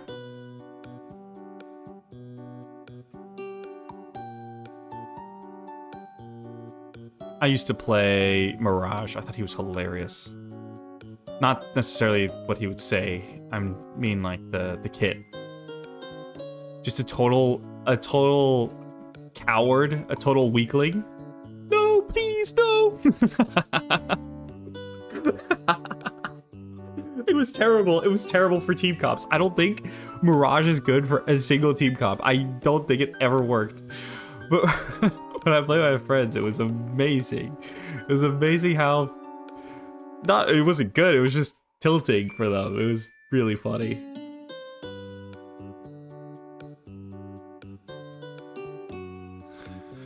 Because character-wise, who would have been good?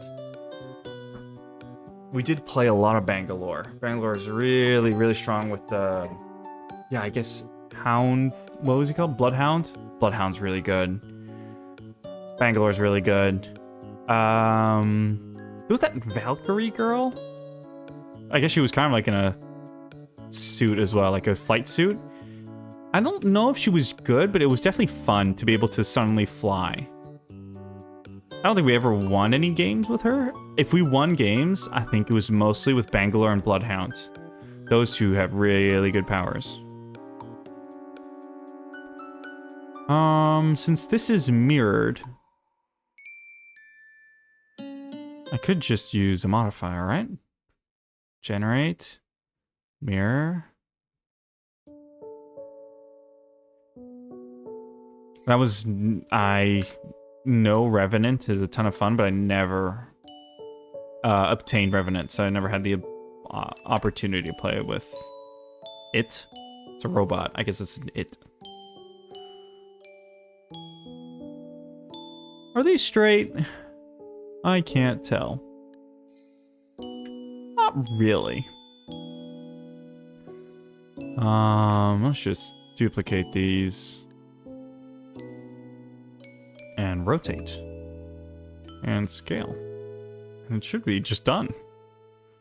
That was easy. Actually, the shape's not quite the same. We'll do some modifications.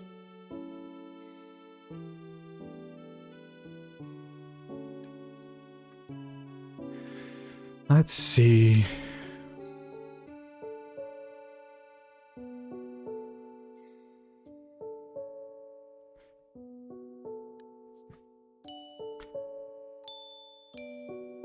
And for honor, I totally forgot what the names are of each character.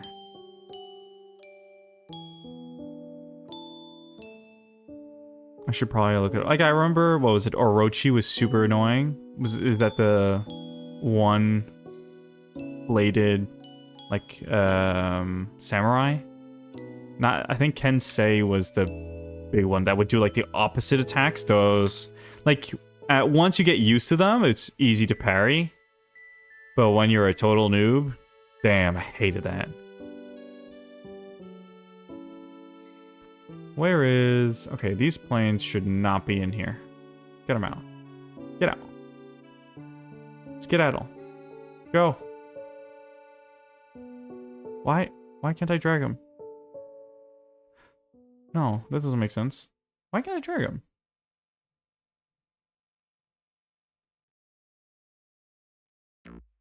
Do I need to press G? No. Huh? Am I crazy?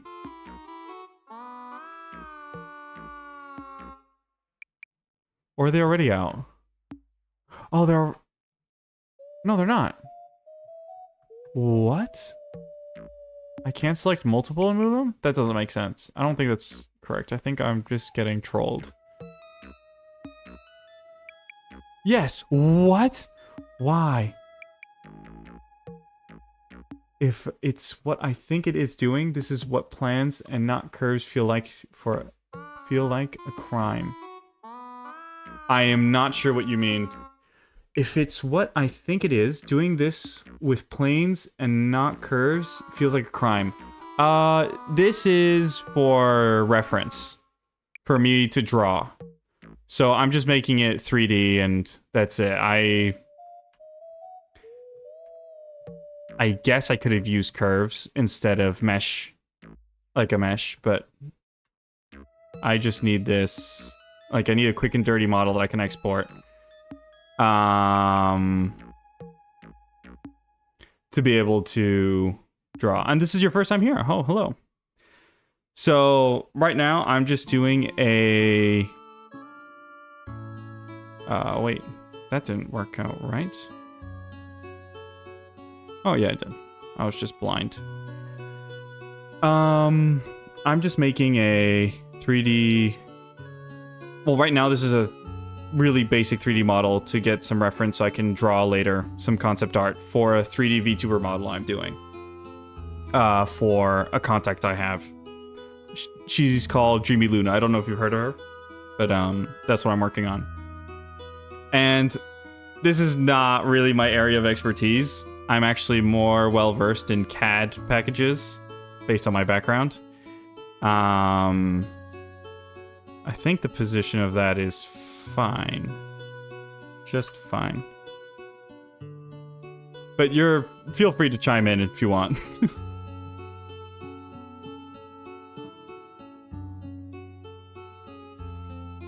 Let's see. I think it'll do fine like that.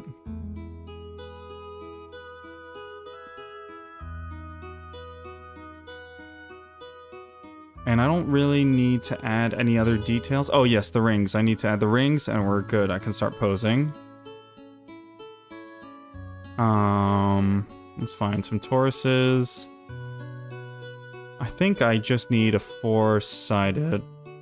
No, that's gonna be 12. 12 is fine. We can do 4 or 6. It's only better than I could do. I've only been using Blender for a month. Oh, really? I mean, the scene that you see, like the overlay, that's all Blender. I don't know what projects I could show that I've done in Blender.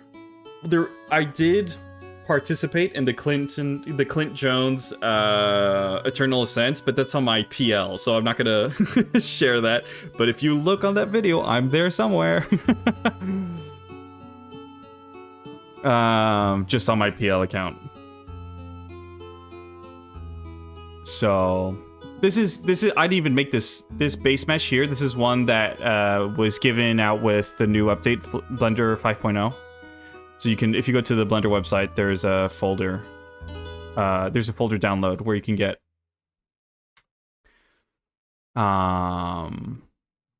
the base mesh for a body. But like, I'm literally only using this for sketching reference because I have no clue about anatomy, and so right now all I need is concept art, first and foremost. This, and I guess we can rotate this on its original x-axis like that. That feels more or less correct, but this feels it was more at the... There we go. Would it make sense for her to have the rings? I feel like it would make more sense, even though it's not following the silhouette exactly. I think it would make more sense if these are following the wrist right here. So I'm just gonna modify it like that for now.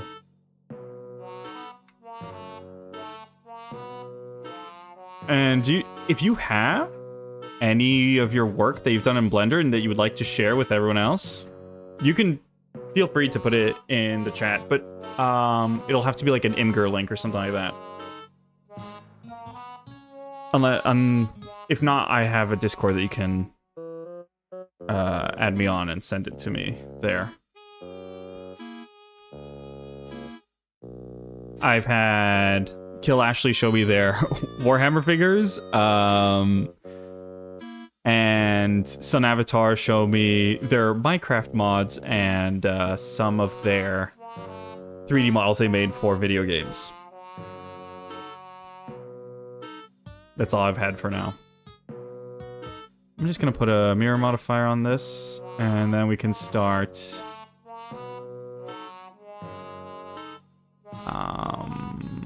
there we go. We can start posing, and we can start drawing again.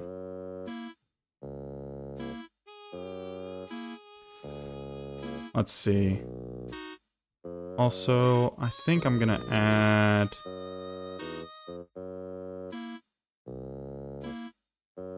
modifier. I'm gonna add some subdiv. I don't know if I want a more interesting shape than just a donut. Maybe you want to pinch it a little more like this, because if not, it's going to look like the golden rings from Sonic. Okay. It's just not really at anything. There we go. It's a minor detail, but minor detail you can tell nonetheless. I'll do it on the same in the inside. Let's remove this for now.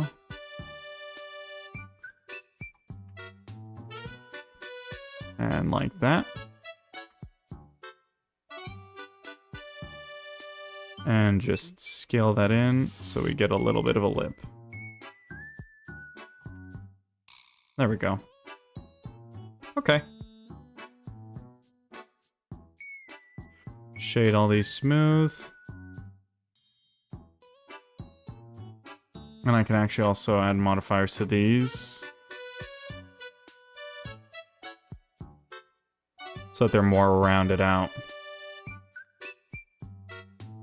There we go. That's gonna be round enough for the purposes I need them for. Are these... You know what? This could be actually rotated slightly inwards like that.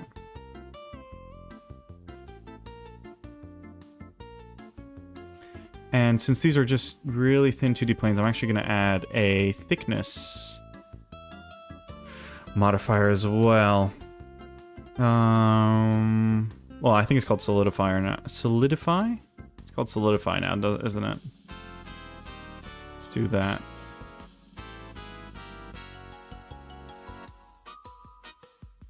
There we go. Same here. Just put it above the subdiv.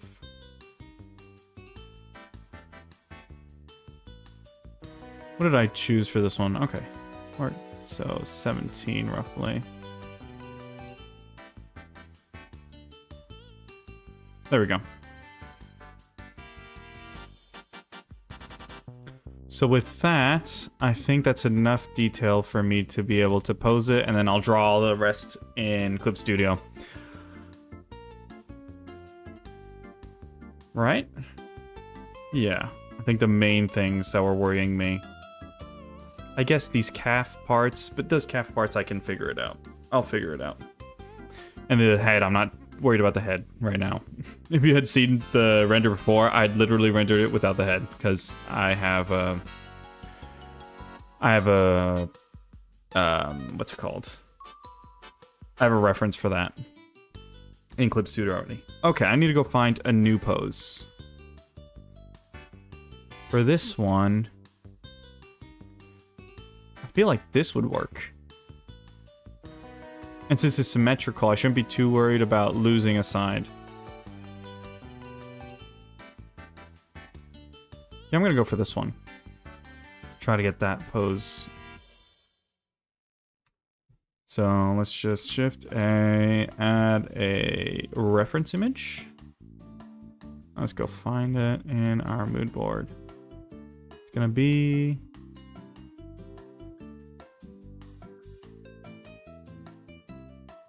And of course I can't find it anymore.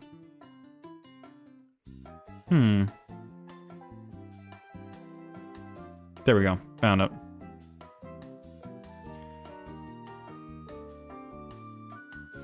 Just gonna bring this and make it roughly the same scale. So the feet are kind of right, the shoulders, the width. Okay, that works. I had a really hard time with the last pose, so be prepared for the most painful the most painful next minutes. Let's see. Let's go get our bone pose mode. So from the get-go, this is pointing kind of at a 45-degree angle. Oh, that's something I forgot to do. Or anything, I gotta parent these to some of the bones. So just select it all. I'm gonna have to apply the mirror modifier, because these are gonna be separate, because they're gonna be assigned to different bones. Okay. So this is going to be assigned to... Where are my vertex groups? Huh? Oh, I need to parent it first. That's true. Okay. Apply and apply.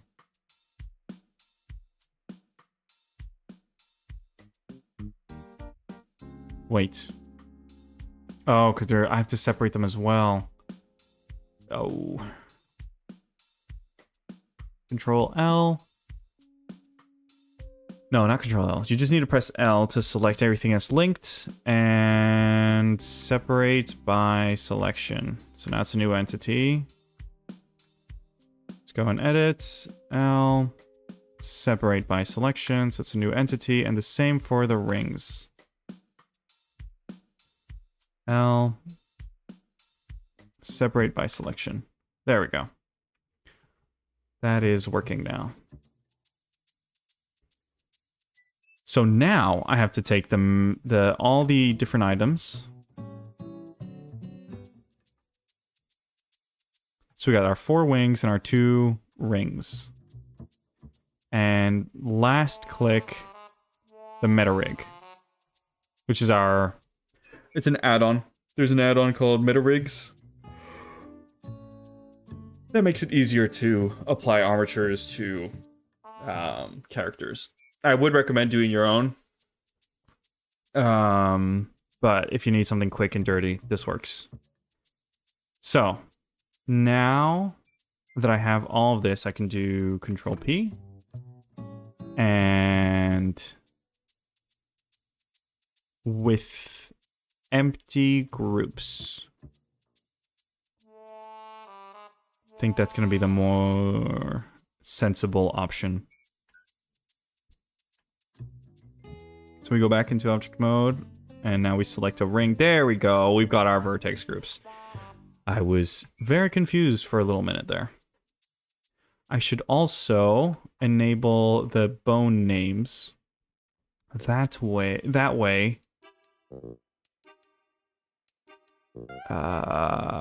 Viewport display. Bone color. Bone. No, that's not what I'm looking for. Viewport display. There we go. Names. So I know my right and my left, because in real life I'm so dummy thick that I need to look at my hands and go, that's the L. Or, in Spanish, you have the D for derecha. And the only reason I know this is because when I was little, they told me how to differentiate the B and the D, and they go, just put both your hands together and make 2 little circles with your index and thumb. And that spells bed without the E in the middle. And that way you know B-E-D. It's that bad. It really is that bad. So, hand R. I need this here to be assigned to hand R. Which is right here. So the whole thing, everything assigned to hand R. Perfect. And now the same for this. We go in, select it all. But this time, we're going to go with hand L. I wish I could find it easier. Hand L. Here we go. And for the wings, I feel like these should be assigned to...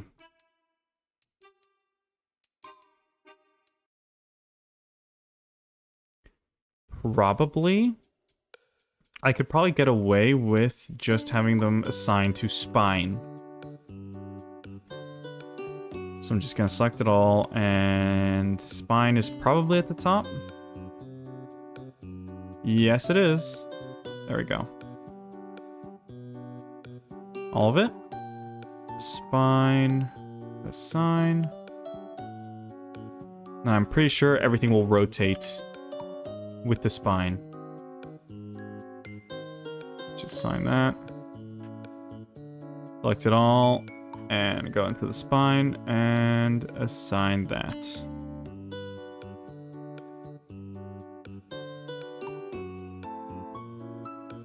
So now, go to MetaRig and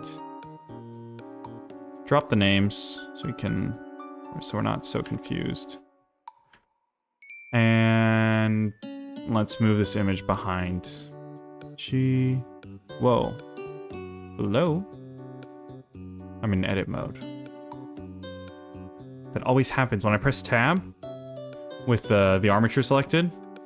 It never goes back into object mode. It always goes into edit mode. And I feel like that's the most annoying thing about the armatures. You're trying to swap back and forth all the time. It just doesn't... And I think there's a way to kind of fix it, which will like retain the last mode you were in. I don't know if it's a perfect solution though. Okay. So first things first. We're gonna say that she is turned at a 45-ish degree angle. Probably more like 30. Let's go ahead, grab our rig, and I think the bottom spine is what we want.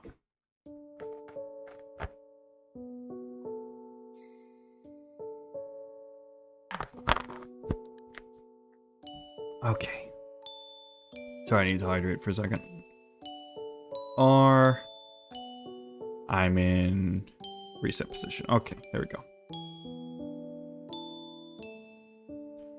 Okay. It's actually less than 45. It's more like 20?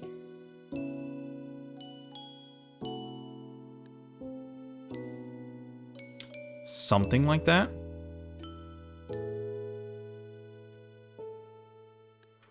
Trying to find any indicators that would help me figure this out more.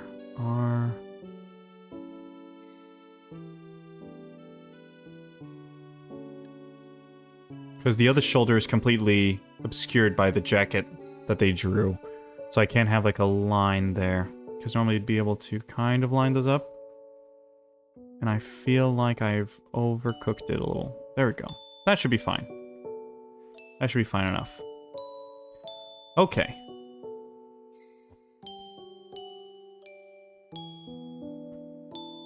So, I wonder what I should continue on with next. The legs? Let's do the legs. The problem with the baggy pants is I can't tell really what the position is supposed to be in. But it is definitely facing towards us. So that is a first indicator.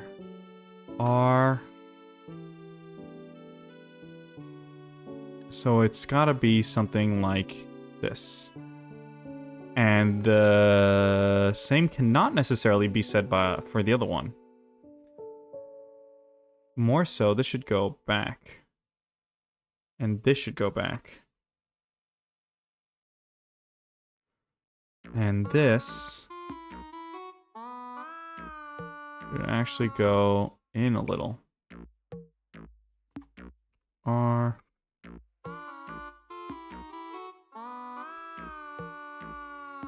There we go. Does that make some semblance of sense? I feel like the hips are actually much straighter.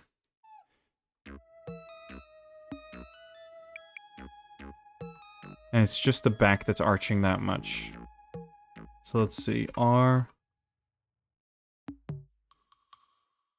Okay. I don't know if we're getting somewhere or if we're not. Wrong one. So the knee is probably actually going out like that. And this part is actually the one going back. Still doesn't feel right. That feels a little more right.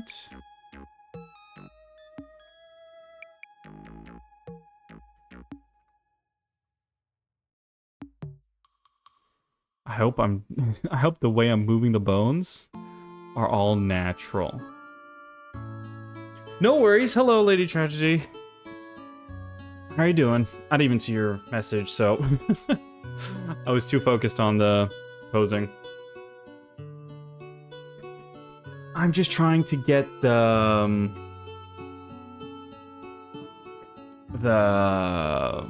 pose for this next one.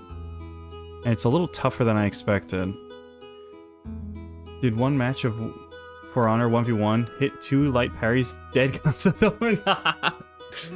Who was it against though? Who'd you hit? Because hitting a light parry on a, or was it a Orochi who's spamming light attacks is the best. Hito versus Kyoshin. Okay. Hito is... Okay, Kyoshin is, if I'm not mistaken, the one with the polearm that has the blood counters. Hitokiri is Big Axe. Kyoshin.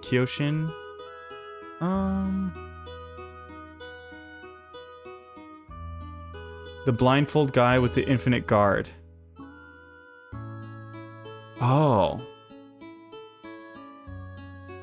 Who had the blind... Oh, yes!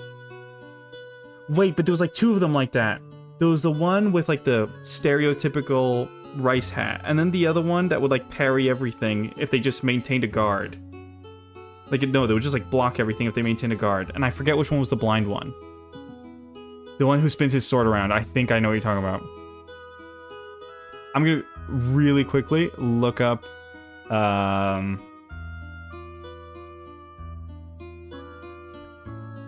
Yes. I know what you're talking about. That was like the most toxic combo. Kyoshin and the guy with the stereotypical rice hat. Those two. Oh man, those were so bad. When you had like a duo of just those two and you had to fight them. My friend loved those because they tended to be people who weren't too experienced and were just abusing something. Oramusha, I think it was, with the one with the on-demand full guard. I think, yeah. I think he has like 2 swords and he like puts them up or something.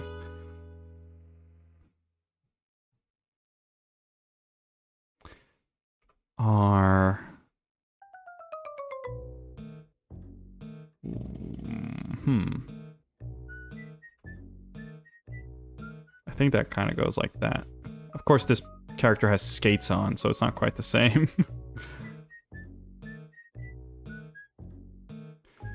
And something like that.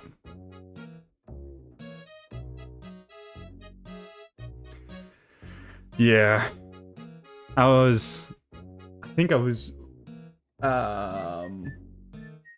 had a little rant before about video games. I forget what, but For Honor definitely came up. Oh, yes. I know what it was. I was just ranting about the new game High Guard and how I was disappointed at how generic everything felt. I haven't even played it, and I just could tell from the ads that it looks so generic. And I don't understand how. I don't know how they screwed it up. Because it's not like this studio doesn't have huge hits. That one. I have seen so much hate for it, lol. I know, and I don't want to hate it. I don't want to, but... And I haven't even played it, so it's not even fair for me to hate it. Like, maybe the gunplay's good. Maybe the mechanics are good, but I feel like the visual aesthetics are so lacking. Especially, like, coming from Titanfall and Apex. And say what you will, like, not everyone likes the Apex style. I'm not a huge fan, per se. But I think it's still different. It's different from other stuff. They will do everything except give us Titanfall 3. I know. I know. Some companies do not know how to count the 3. It is ridiculous. And also, I'm not saying... Like, sequels isn't always a good answer either. But there's sometimes, just give it to the people. Just give it to the people. They've been waiting so long. It'd be such an easy win. It'd be such an easy win.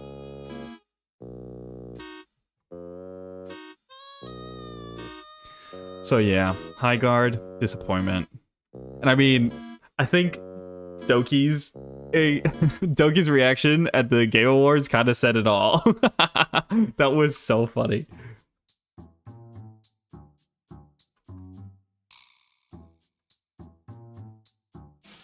This kind of has to go a little higher. Give us Titanfall 2 with some new Titans, weapons, and maps, and everyone's happy. That is all they need to do. Literally, I don't even think I need the new Titans. Literally just give new maps. So you're not just playing the same ones on rotation and multiplayer. Give a new campaign. It doesn't even have to be long. Just a nice, sweet campaign. Some new maps. I'll take the same Titans with different weaponry. I'll even settle for that. I'll settle for just new weaponry.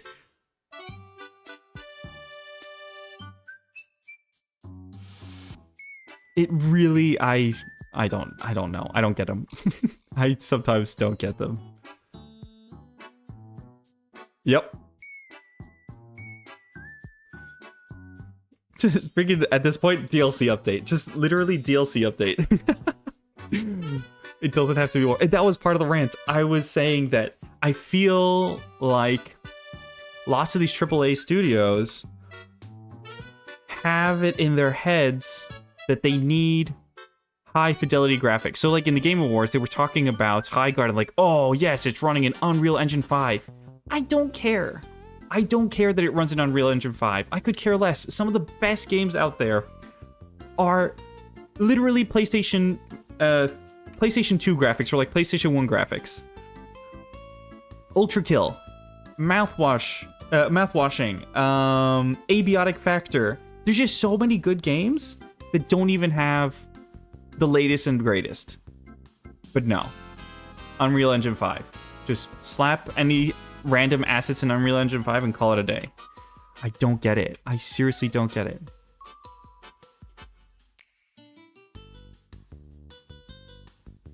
I feel like I'm spinning it the wrong way. Is it spinning towards me? No. Yes, of course. BTD6. Balloon Tower Defense 6? Oh, yeah. Yeah, absolutely. There's tons of games that are stylized. And I don't want to sound like every other person. Wind Waker. Literally, Wind Waker has come out in what? It was like either right before the 2000s or early 2000s.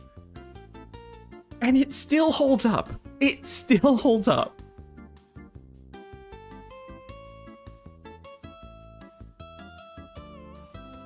It really isn't that hard. I'm not asking for much. Really not asking for much. I'll pay for it. I will pay for it. That's the thing. It's like we will pay for it.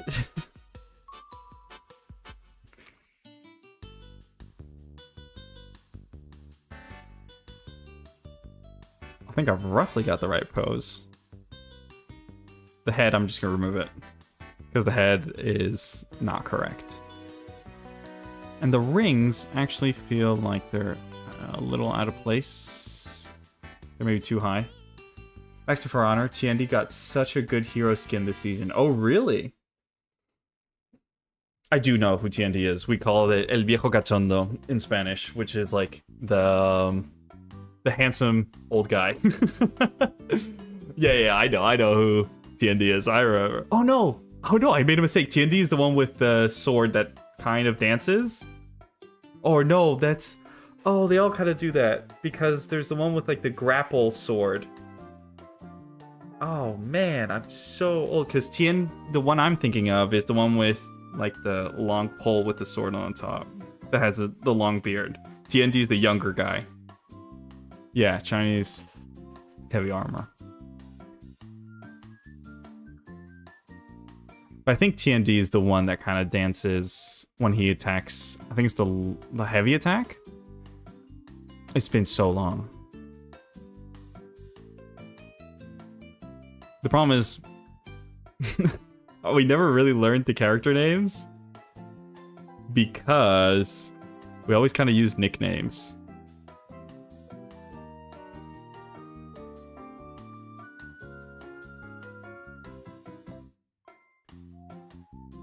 I'm messing up something here, but I'm not sure what.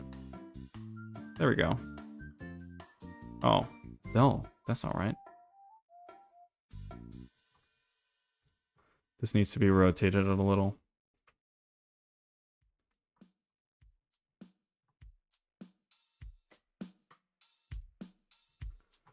Up like that.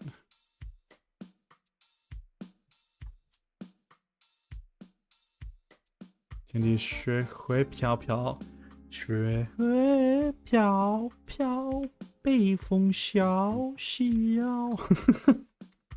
actually learned a good part of that song as a meme, kind of just to mess with my Chinese student friends, like the ones at uni.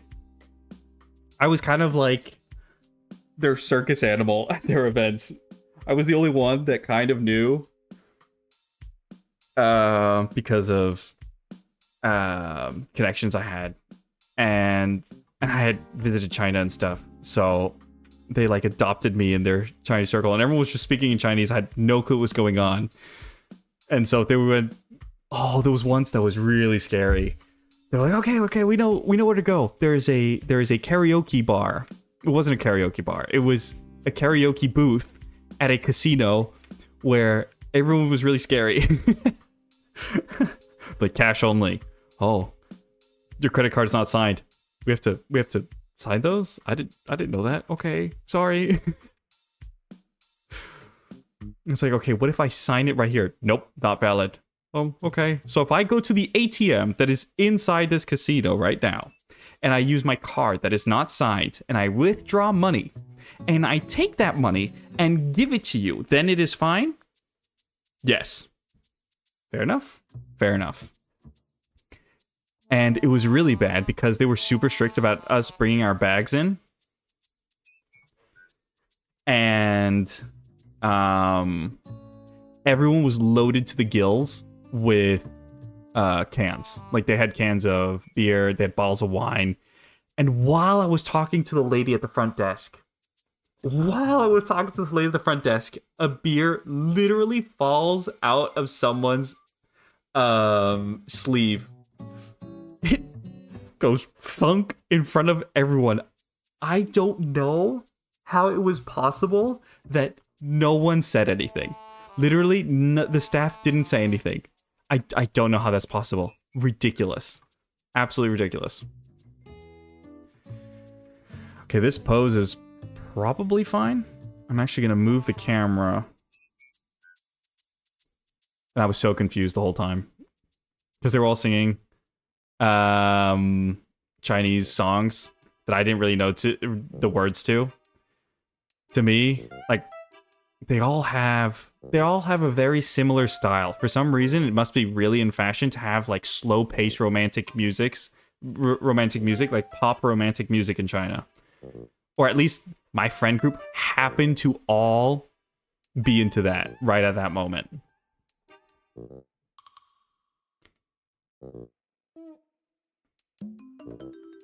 Okay, I think I can rotate that a little like that.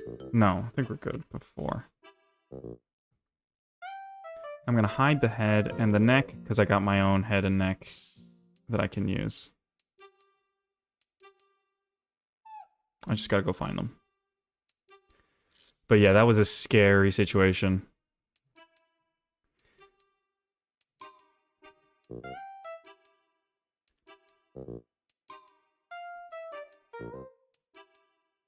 And if not, they would invite me over quite often to, like, they were loaded. They were ridiculously rich, the Chinese students. So they would be living in these dorms that were like private dorms. So no longer you were paying the big bucks to go to these private dorms. And they were ridiculously well equipped, like full gym, full amenities like pool table, foosball, stuff like that. What they also had is they had so many Chinese students, they had specifically a mahjong table. And mahjong, if you don't know, is like Chinese dominoes. Let's call it like the equivalent of playing dominoes, like the ivory tile game. not Domino's Pizza. It's like the equivalent of Chinese Domino's. And it kind of works with Rummy Cube rules. Similar. It's similar. It's not the same, but it's similar. And I was the only guy.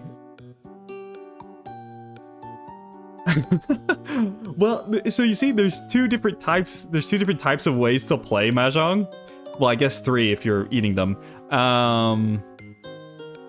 But there's the solitary one, so it's like solitaire. But you can also play it with people. And in China, when I went there, like, people were betting money. Like, you would see people right outside of their shop stalls. Because I went to Huaqiangbei, which is like the electronics capital of the world, basically. So they have like tons of little stalls with electronics, like where they're selling really bespoke and like really specific electronic parts. It's a really cool and totally different place. And so most of the time they wouldn't be getting much foot traffic to their stalls. It would tend to be like a big customer that will buy a really big bulk order of the component TRS56. That specific one, right? And so most of the time they're either playing Mahjong or they're playing cards. And so the betting culture in China is really big. They're betting a lot all the time. They're playing lots of gambling games. I was surprised. But it kind of makes sense. So if you ever see those like videos on YouTube, TikTok, or Instagram, or whatever you use, of like some guy traveling to China and saying that he's being a performative Chinese male, and he's just got a cigarette, a bottle of beer, and is just playing cards or watching someone play cards with their t-shirt above their stomach, that is 100% real. That happens all the time. It's so funny. Just to piss off some of my Chinese friends, I would walk around with the t-shirt over my stomach. Not in China. I wouldn't do that, but like in private, in the dorms. Like, stop it! You're reminding us of home. You're reminding us of our parents. Stop! It is funny. I can get rid of this now. Get rid of all these, and I can just render this, and we'll have our poses done, and we can start drawing in Clip Studio. Yeah, that works. That's good enough. Image, save as.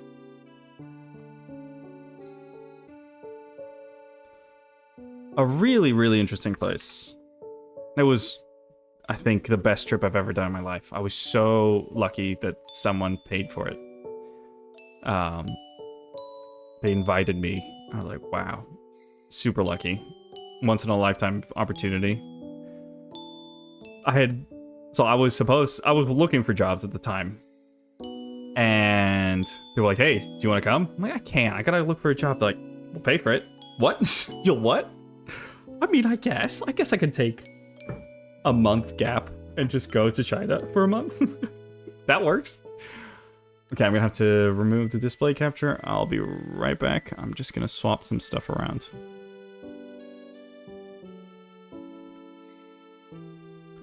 So this has to go to canvas.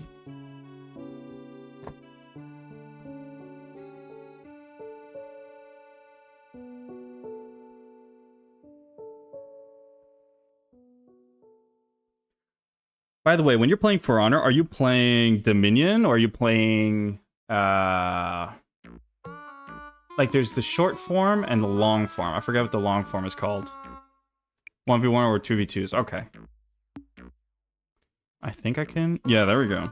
I just gotta make sure my pen works because sometimes when I move stuff, it'll bug out. Yeah, it still works. We're good. Okay, so let's open this one here.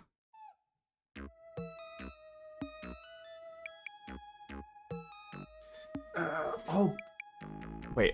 I always preferred those because if I get someone who can't fight, it's over after 3 rounds rather than 15 minutes. That's true. I would normally play with people people I knew, so I wouldn't really encounter that problem. But yeah, that makes sense. My friend, when he plays alone, he's always doing 1v1s and 2v2s. He's just hard carrying all the time. Let's see. I think I can... Holy layers.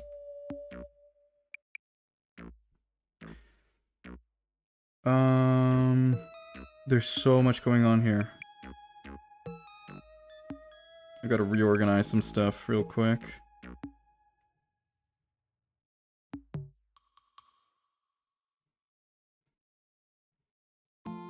Okay. There we go. In any case, I'm going to be saving this as a separate file, so it doesn't really matter. But I want to have it all in the same file so I can reference it later on.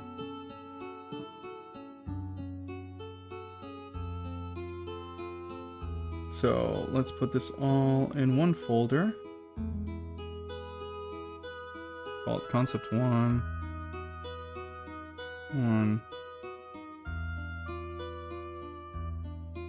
I feel like I've used the term concept 1 a few times now, so I probably have folders with the same name over and over again.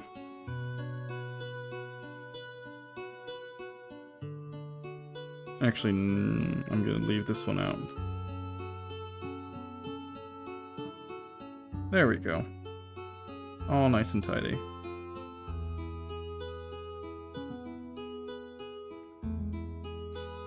So, let's import one of our images. I think I'm gonna start with... Am I feeling brave? Image. Am I feeling brave? Brazil. It just jump scares me every time I open my files. Stream assets. Commissions. Luna. Silhouettes. We should go for this one. And I should go look for my head. Let's see. I think it's somewhere around here.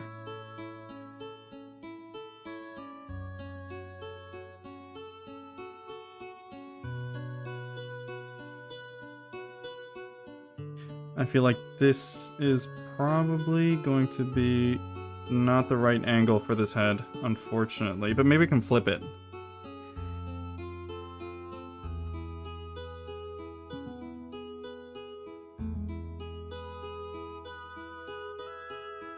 Let's move this up.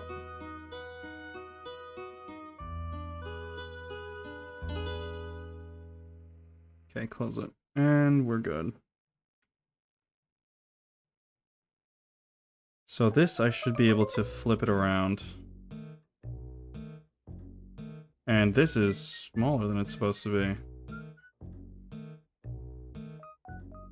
Because clearly, yeah, shorter. I knew the head looked a little big. Something like that.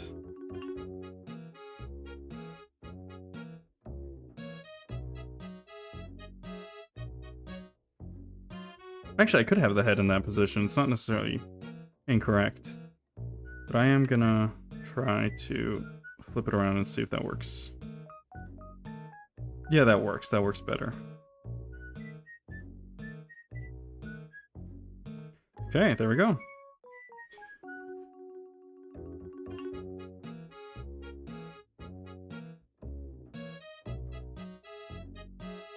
And these should go over, and I should also move all of this up. Now this is going to take brain power. Yes, apply transform.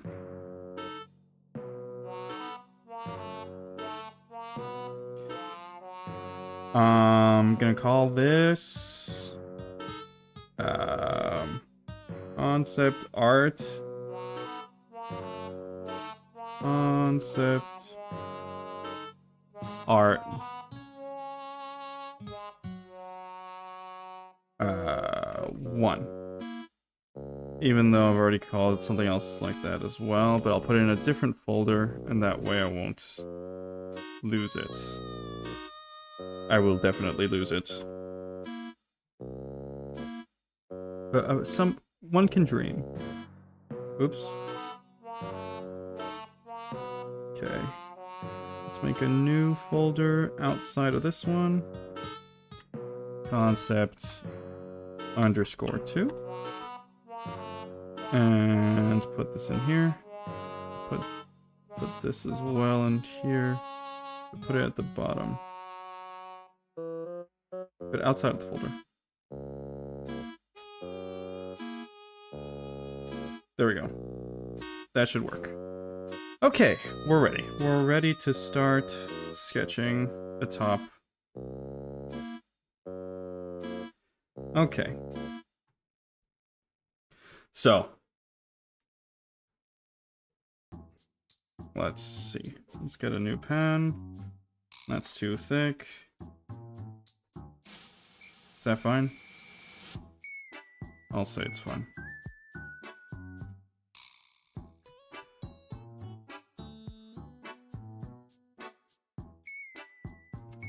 When we have toxic players on the other team, in For Honor, we would typically get the big guys, the big samurai, and we would just hard focus one, because they're basically these huge tanks that they're practically immovable, I'd say. I think they have pretty good hyper armor. Is that what it's called? And we just like break the back over and over again. Just put the guy down, put it on the floor, pick him up, back crack. Put it on the floor, back crack. The Sohei, Shugo, Lawbringer, Hito squad would go crazy. I do know Lawbringer and Hito, but I'm gonna have to Shohei. I don't remember Sohei. I don't remember Sohei. Oh, let me look it up real quick. What was? Wait, why can't I? Oh, well, my screens are in the right direction. Sohei. Oh, that's the new one. That's Sohei's exactly the one that I. This is when I stopped playing. Sohei's the new character that got introduced, and I was like, I'm out. I'm out. This is too much for me. He's like the master of multiple weapons, isn't he? I thought he was broken. Maybe I'm just that bad, but to me, he's felt broken. And Shugo. Shugo. That was an anime. For Honor. Yes, that's the one. Shugoki. That's right. Shugoki. I forgot his name. It's Shugoki. That's right. Did chargeable one hit on anyone? Yeah, I did. Sohei seemed turbo broken to me. Okay, how about what is it called? Oh, I guess since you're playing 2v2s, it won't be that common for you. But the meta for what's it called? The ballistas? Is it ballistas? The big, not ballista, ballista. Yeah, they must be ballistas. I still don't know what the strat is for ballistas.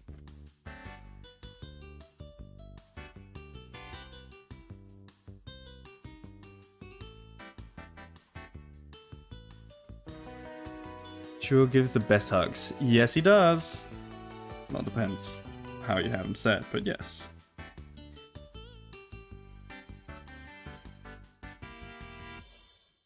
And we would also menacingly walk to every conflict with Shugoki. There's no point in running. What's the rush?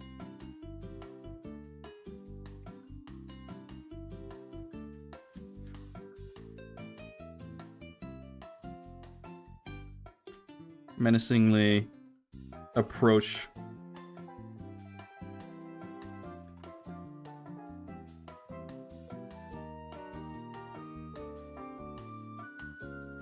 Also, what level character, like, what is the level of your main? 4-man Shugo squad. Yes, we would absolutely do that if we got toxic players on the other team. Because there's nothing better than to give the most wholesome character, to use the most wholesome characters against the most toxic people.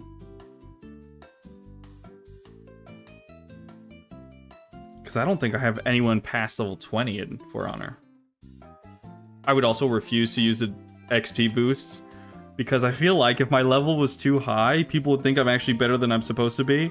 So I would like actively avoid the XP boost to be lower level. I was always told that the benefits of having a higher level character were not that great. Like the buffs weren't that insanely OP, so it wasn't that big of a deal. So I just purposefully stunted my growth in For Honor because I was too embarrassed. Okay, let's maybe not start with this part. I can't really figure it out.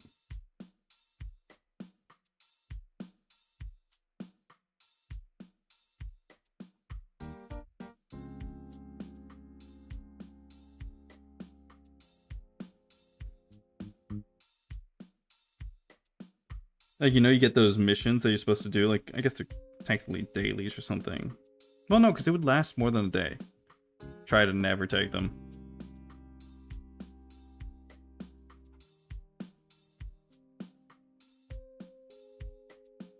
This is behind the head. Why am I drawing it then? No point.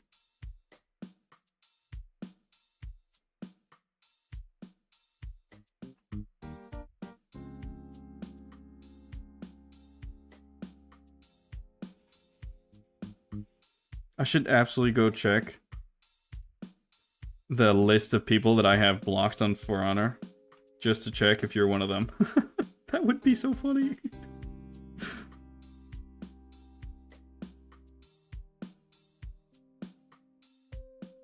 If you weren't overtly toxic in chat, you'd have probably been fine.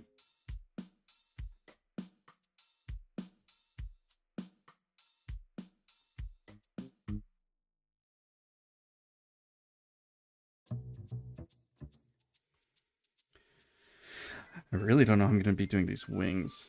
Oh, man. I did it to myself. Oh, I should go get the silhouette. That's so true.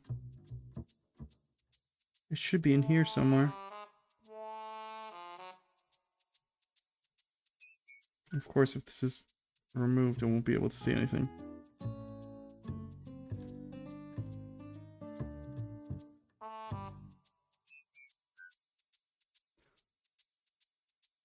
Oh, thanks. But thanks is not bad. Nice Mary, they rematch, and then I buy them. Hito. Yeah, no, I meant like actual disgraceful stuff in chat.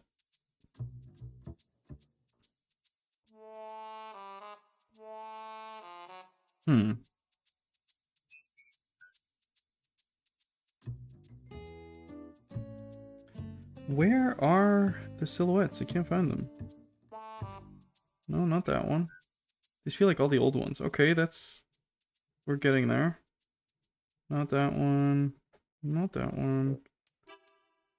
That's one of them. There we go. Found it. Let's bring it out so I can reference it. Whoa. Okay. That's fine.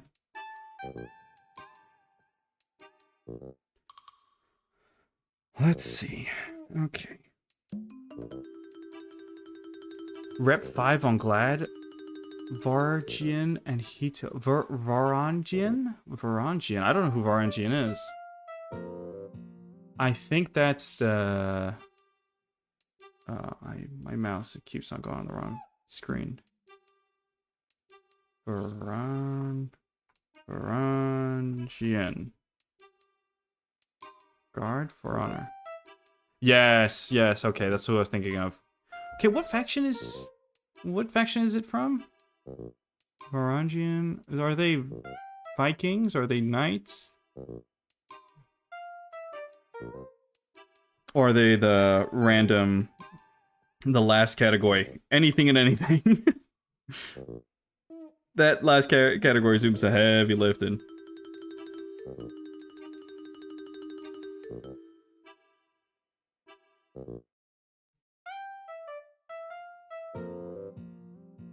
Okay. Vikings. Yeah, that's what I thought. But Glad and Centurion are knights, though, aren't they? Which, if the pirates is in the miscellaneous class, it doesn't really make sense to me why the Romans would be in the knight class. They'd even coincide in history. But whatever, it doesn't matter.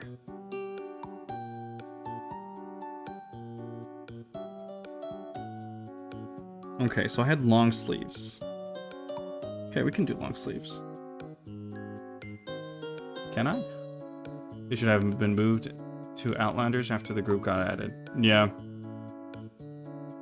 Yeah, because they were added before Outlanders were a thing. Oh, I didn't know that. I got to the game when Glad and Centurion were already a thing. But I think I arrived when the pirate was like just new. It like just had been added.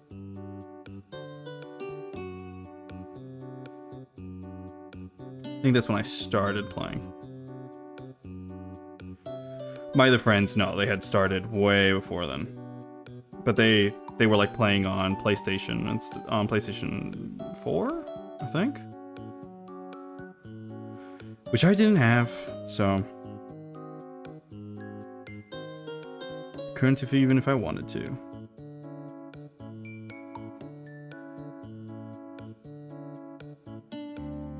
I'm surprised, like Ubisoft's legendarily not an amazing company, but I'm surprised that they are still maintaining the game and updating it, because it has players, but it doesn't have that many players. I think I started even later than that. Oh, really? Like, it's good because it feels like it's really the only game that exists kind of in that genre where it's not too simulation based. Like, it's not too much like a hardcore simulator. But it's still like casual and arcadey feeling. Like, you can take it seriously if you want, but it still has an arcade feel to it.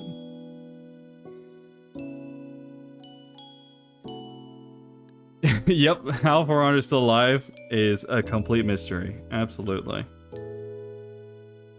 Sea of Thieves, though, I thought for sure it wouldn't have that many players, but it does. It has a strong base. It has a really strong player base. And I think it also is that all the players may not be playing at the same time, because I always hear this from people. Like, they have phases. It's like the Minecraft phase, the 1 week Minecraft phase, but it's more like a month of Sea of Thieves where you play all the content and then you let it go for a while until something new has been added.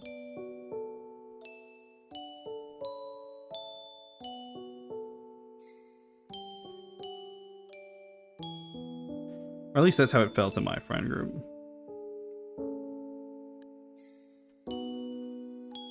I have a turtleneck collar going on here.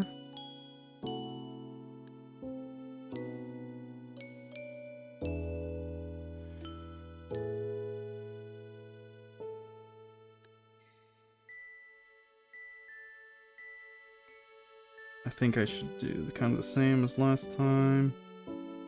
I'm not terribly sure how I got this shirt working last time. It was also at a different angle. Okay, there we go. So this would kind of be drooping down like that, right? So the t-shirt's going to be loose. There's going to be some fabric going on like that, and some of it like that. There we go. That feels right. This should be slightly lower, though.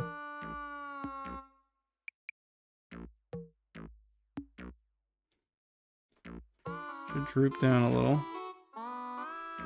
And go like that. There we go. That feels better. I think.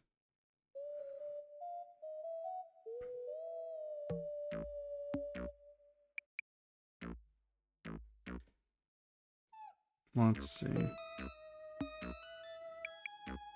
Oh, that was... I don't know if you ever tried Dead by Daylight. That was a game we really got into for a while. But the problem is, Dead by Daylight, I think, as a hunter, is a game that is way cooler than as a survivor. But if you want to play with friends, you have to play as a survivor. You can't play as a hunter. So I ended up only playing survivor, basically. Even though the hunters are so much cooler and have much more depth. The run in circle game? Yes, it is the run in circle game. Although, you know, in Dead by Daylight, you're not able to jump. However, we once met... I don't know what the hunter was called. It's the one that places traps. They had hacked the game, and they would press a button and they would like skyrocket all the way to the stratosphere and then like come back down. They weren't killing us. They were like just trying to be funny, but they were hacking. They were 100% hacking, and it was funny for a few minutes. But we were like, well, what do we do with this guy? Of course, we're never gonna win if we try to win, but he's not even like trying either. So I don't know. He was a character, or they were a character. I guess I just assumed that hacker on DVD would be a he.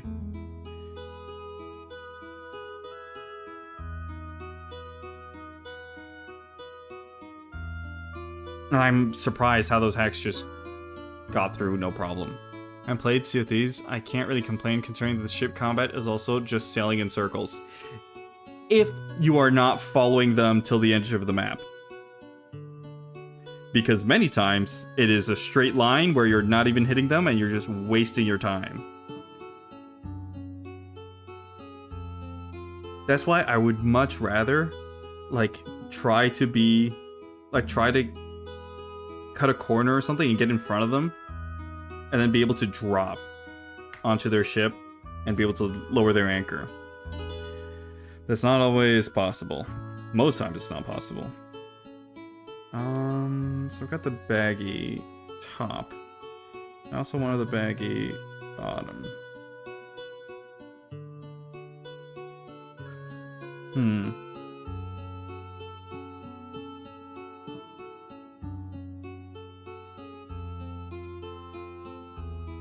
That was one thing that was really nice about the... There's an... I don't know if you've played at this point of the game, but there was a ship that you could commandeer, a big one at the front of the map. At the middle of the map, I meant. And you would have like a skeleton crew accompanying you. And it was great because it would have front-facing cannons. And there's also the new addition of posable cannons. You can get like a chest that is a deployable cannon that you can put at the front of your boat. So that helps a little. On that note, I am devastated that they removed ladder and crud launching. I don't actually know that bug. Literally, the only thing you could do if someone was running and knew how to run. The burning blade. Oh yeah, the burning blade, that's the boat. Yeah. We've taken the burning blade a few times, but it's rarely contested, I have to say. We've rarely had anyone contest it. They just normally just minding their own business. So we're hoping for some, like, you know, high octane combat, but we just got it. No problems.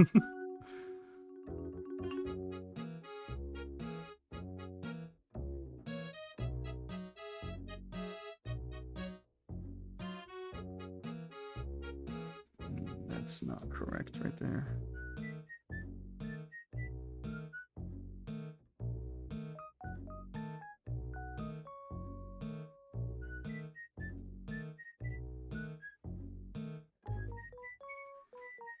These folds are kicking my butt.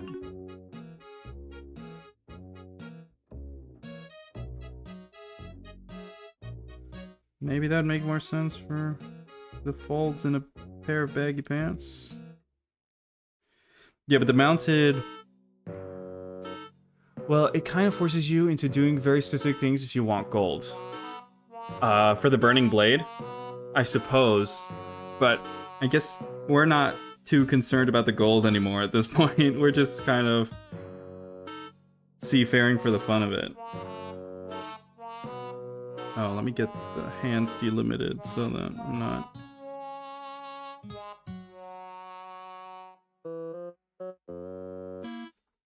Like, I think the last few times we played, we literally not worried about the gold. We could not care less about the loot. Or the value of the loot, more so. Because, of course, we're still fighting for loot. It's like a... it's like a loot box. Get on the ship, what loot do we got? Sometimes you strike out, but... sometimes it's an Athena chest, and you know. I think I went too far out with the knee there. Wow, that's still wonky. Something is wrong. Oops. Don't click the eraser. Now I don't have an eraser.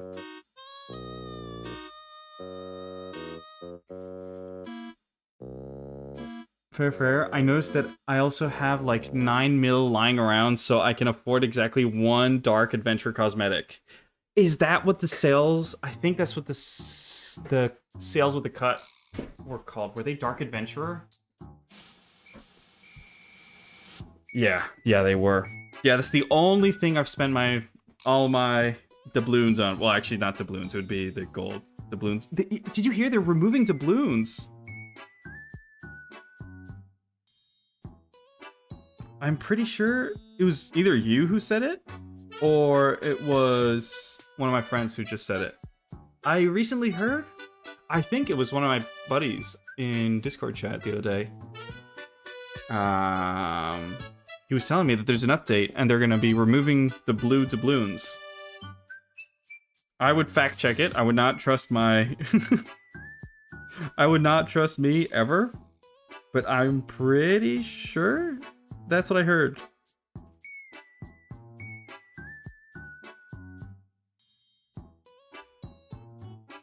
These baggies are not working.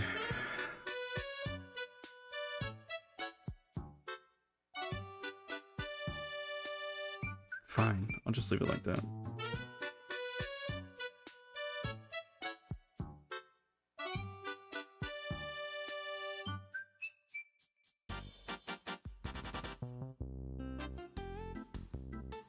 And I feel like this pelvic bone here is not quite at the right place.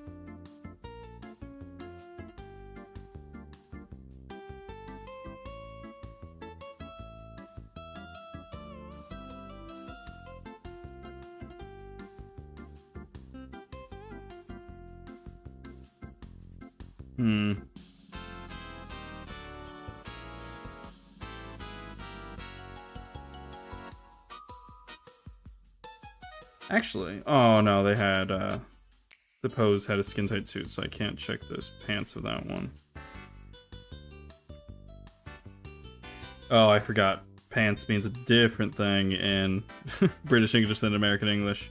The trousers.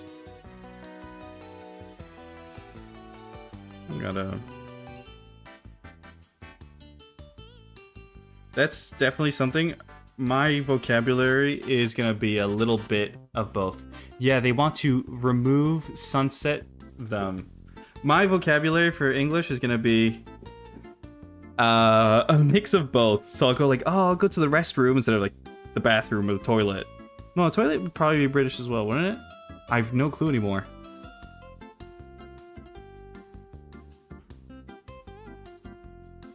I'll say elevator, not lift.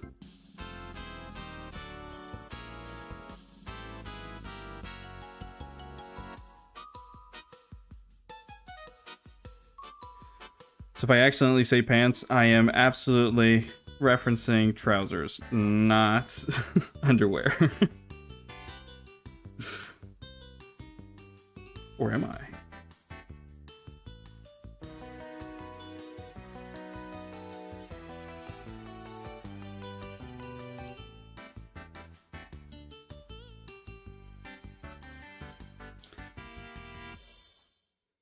Clothing folds. Why do you do this to me?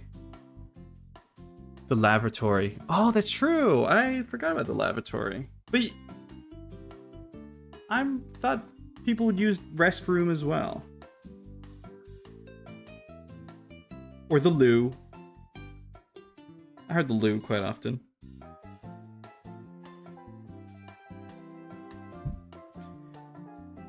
I can't get them to work. Why? Okay, let's try to copy the shape I had right here.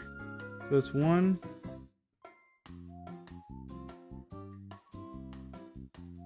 peak.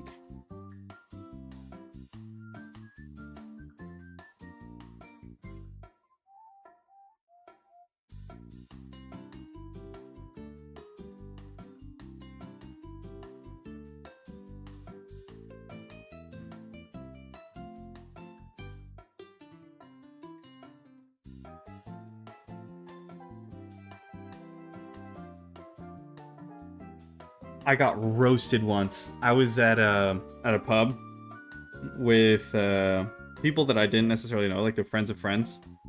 And I made the bold claim that no British beer was good. And right across from where I was sitting was an employee from Tenants. And they lost it. How could you? I'm like, I only get Guinness. If I'm in the UK, I'll only get Guinness. That's it. Because to me, everything else doesn't hit quite right. And they did not appreciate my...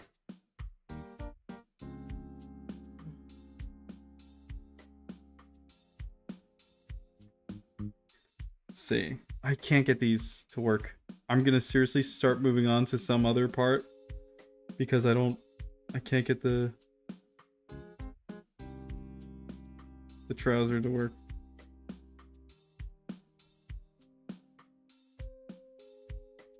I think it's because this thigh here is not properly positioned. It's not rotated properly. I think the knee is kind of going inwards, and that's what's creating the problem. Drink, so I can't confirm the potency of British liquor. That is totally fine. It's not the potency, it's just the taste. It tastes bad.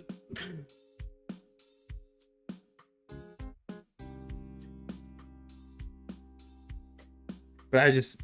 The employee of Tennis, like, their eyes widened. They were not having it. They were repping their brands till the day they died.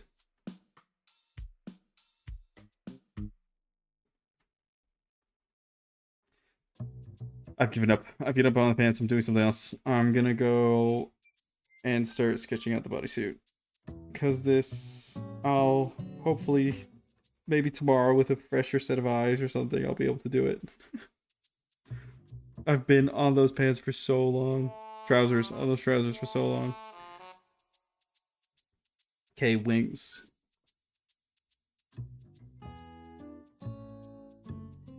How would they connect? Something like that?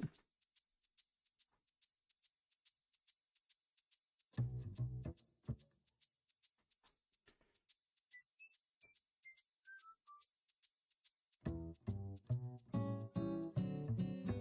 think I can just kind of do the outlines and it would look fine.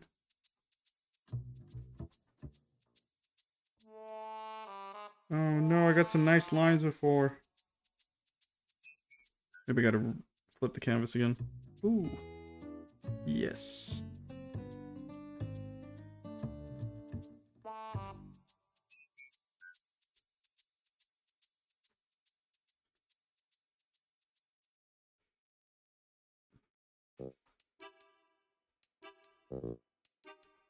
Okay, if I put a pirate accent while I'm playing Sea of Thieves, is that wrong? Or is it supposed to just be like innate in your blood?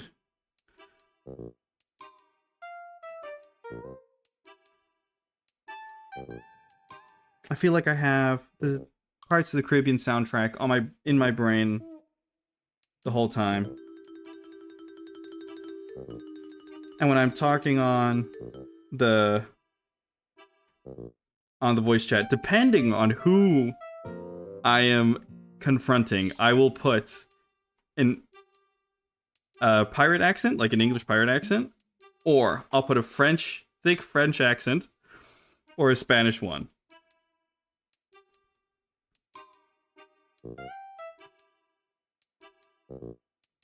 That's not a joke. Like, I would actually do that. I'm sure it's innate. I would have to, you know, when you're looking for diplomacy, you really got to play your cards right. Or if you're trying to incur hatred, speaking to British people with a French accent, that tends to do it. Hello, we are here to take your loot.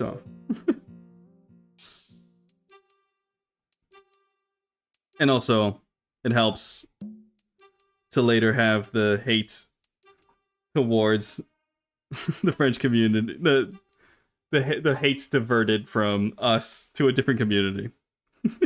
The French stole your gold. Call my diplomacy explosive the way it's an Athena keg. Yes, but sometimes, if the enemy is too strong, which happens, like there are some people that are such tryhards. Do you do the double shot tech?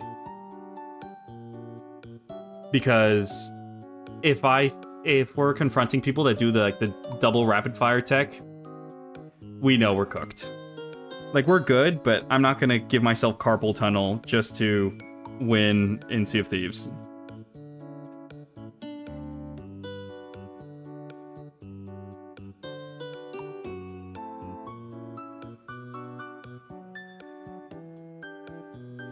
And right now, my main weapons in Sea of Thieves is such a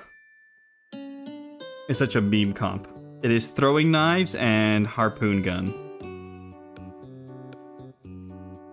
It makes absolutely no combat sense, but it makes my dopamine receptors happy. No, that wouldn't work. My dopamine receptors get saturated. It used to be that blunderbuss that could one-hit people. Well, the blunderbuss still can one-hit people, I believe. You just have to be close enough. I would always use sword blunder. Oh, that's a classic. Classic comp. That's what we used to use before they added more weapons. I wanted to go, because now they have a blow dart weapon. And I really wanted to go blow dart harpoon gun.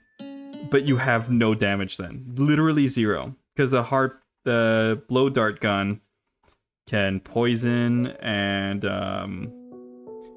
I think it can either ignite or it gives the illusion of ignition. You can steal someone's appearance, you can ignite, and you can poison people. And that is so funny. I think they removed that. No more one-hits, but increased knockback. Oh, really? I wasn't able to notice the difference.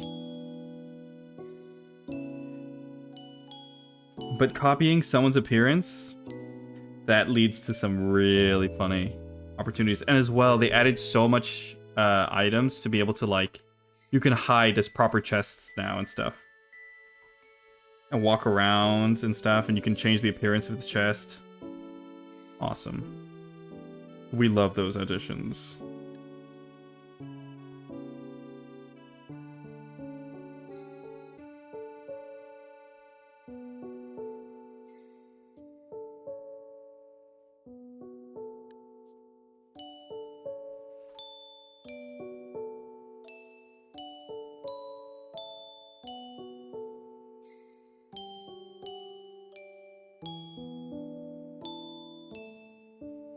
I think I'm just gonna add kind of like some feathered detail, but maybe not on everything, because that would take forever.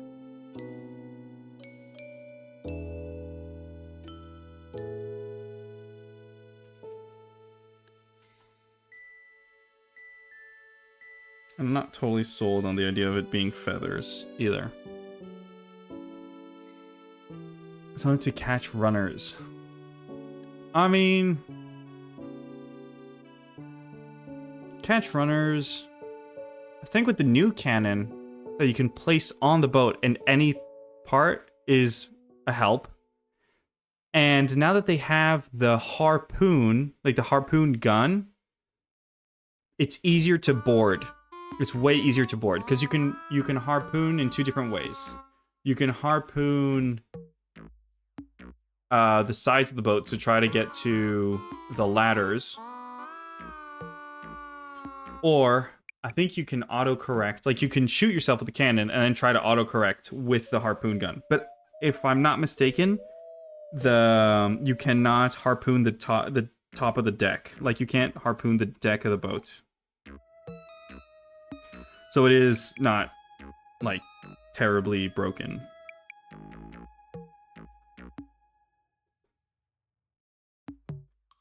I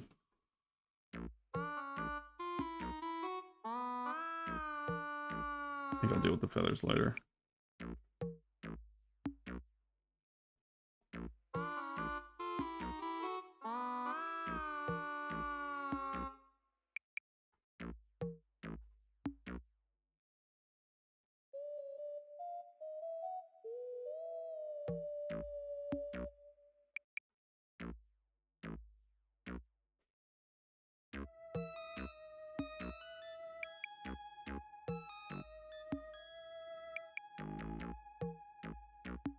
How can I make this part feel like a crystal?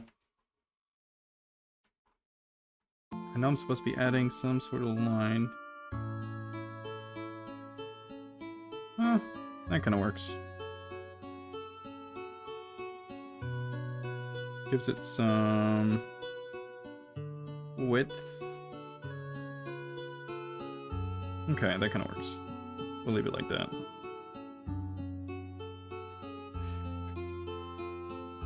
Did you play until they added the what's it called? It's the they're like basically a Joker for every type of faction. So you're able to sell all your loot no matter what. Like it doesn't discriminate. You just sell all your loot and it'll go to the correct ones. I think in Spanish like los mercaderes. No, that would be the merchants. What are they called? I don't know what they're called in English. I forgot. Totally forgot.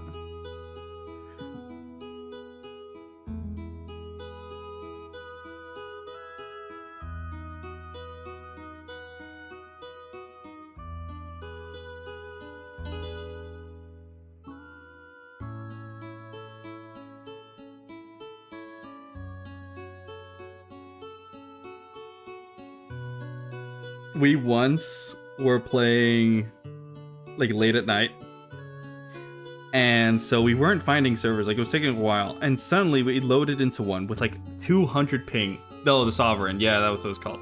It was like 200 ping. It was ridiculously high. And we're like playing around, and suddenly we find someone, and we hear them speaking. Like they're speaking Spanish. Like, oh great, Spanish people. And they weren't Spanish people. They were from Latin America. So we were in the Latin American servers. And our dumbasses, the Conquistador stuff had just come out. So it was like the ghost forts with like the Spanish. And we were in full Conquistador armor, all of us, like all of Conquistador outfits, speaking in Castellano Spanish. And we got targeted really hard. We were not welcome. It was good. At least we were getting chased instead of chasing. Mistake to not reproduce. That's a mistake we should remember to not reproduce. They were really not happy. They were saying some stuff. It's really nice because for example, the Argentinians, I swear, they speak better Spanish than us. Sometimes my Spanish friends send us like, for fragments of like comedy shows in from Argentina, and they have an eloquence with the Spanish language, and they use some of the Spanish words in such a beautiful way, and it makes it so much funnier because they'll use like really formal Spanish, but they'll like make a pretty crass joke, and the contrast is so funny. It is so funny. So mad respect to the LATAM community.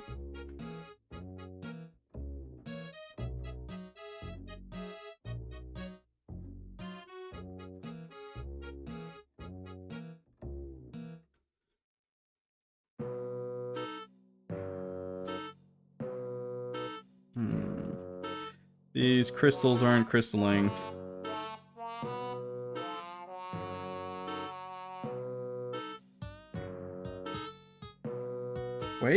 Wait, am I cooking here? No, just the illusion of it. In my own diluted brain.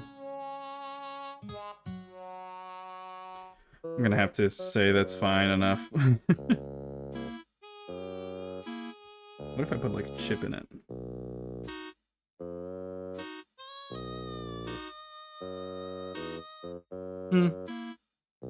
Maybe I'll add a chip somewhere else then.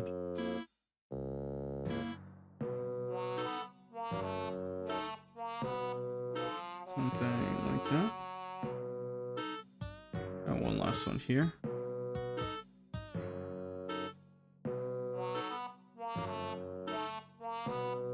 Okay, that kind of works.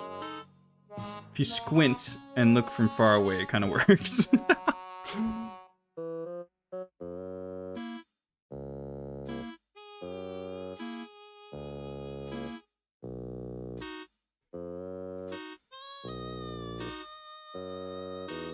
There we go. The illusion of fingers. Okay. So I haven't figured out how to do... Are we going back to these baggy pants again? Yeah, I swear it'll be the end of me. I feel like this thigh is not in the correct place. And therefore, it's what's tripping me up.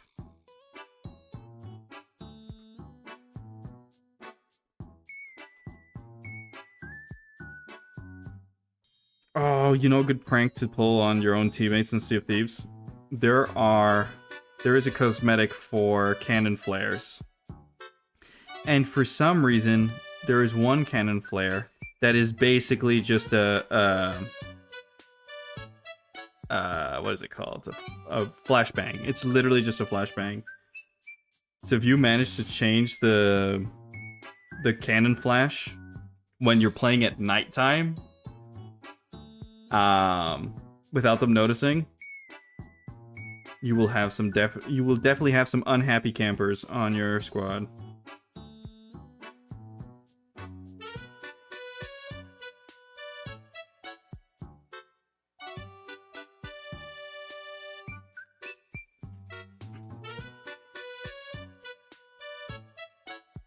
And I don't know what you think about people that constantly are playing instruments while navigating, but that is also me.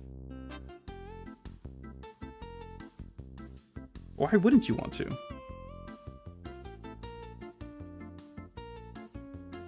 You gotta play sea shanties 24/7.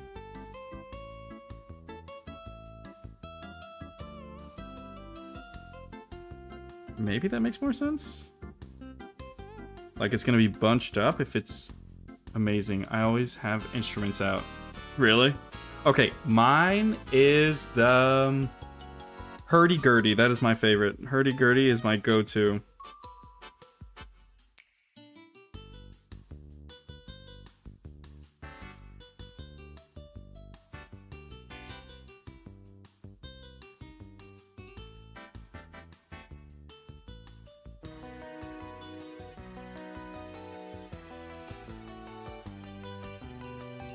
Oh, really? Hurdy-gurdy's just objectively better than all the other ones. I don't know what to say. And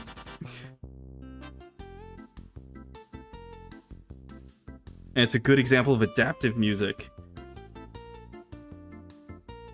Like, Sea of Thieves doesn't have adaptive music everywhere. But that, like the instruments, when they pair up, that's some good adaptive music. The concertina is a close second.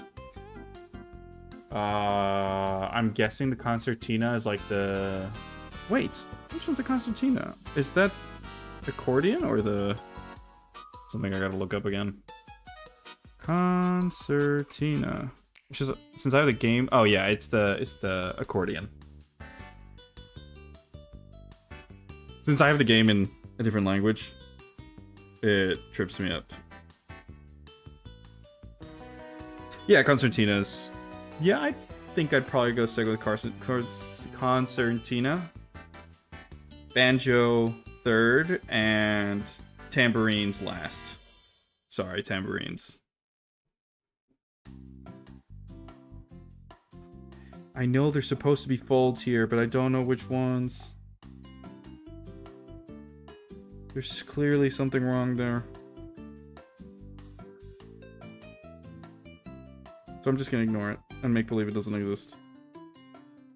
Okay, what else can we be adding to all of this?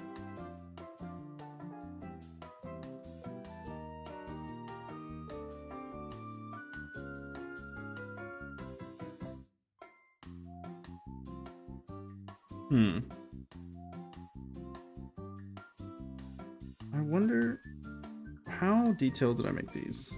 Oh, I see. When I do baggy, I can't really... Okay, we do shoes. Let's do shoes.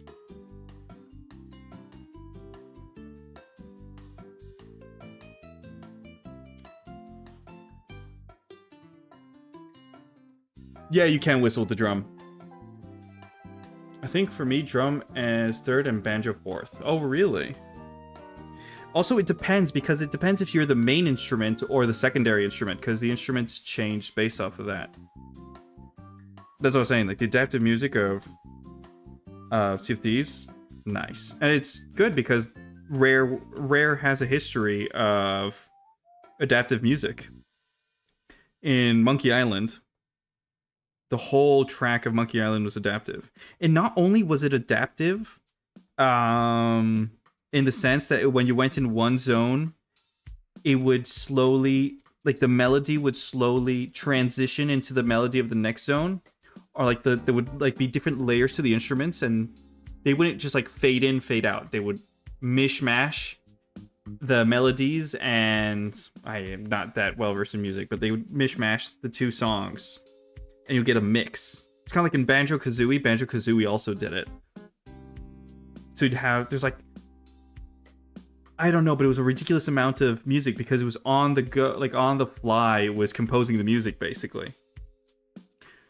And so not only did Monkey Island have that when it came to the zones, but depending on what computer or what speaker you had, if you had an 8-bit speaker, it would also have an available track for it. It was nuts for the time. Absolutely nuts.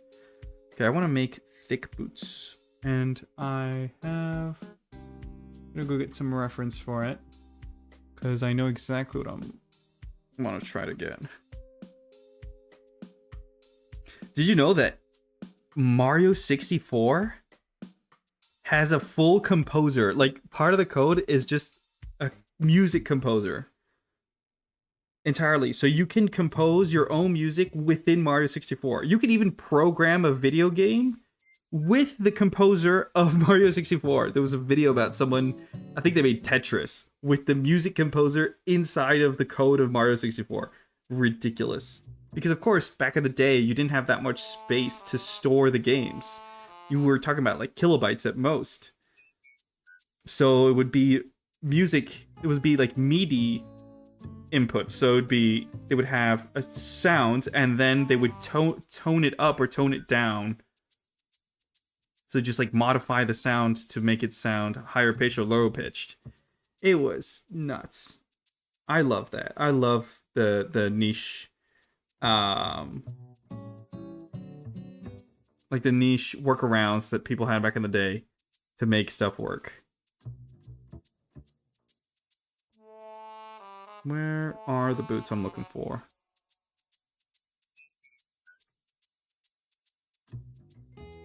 I think the boots... I can't find it. There's an astronaut kind of looking... Oh, there we go. It's at the top. That's why I couldn't find it. I had scrolled by it already. So I'm going to yoink these boots somewhat.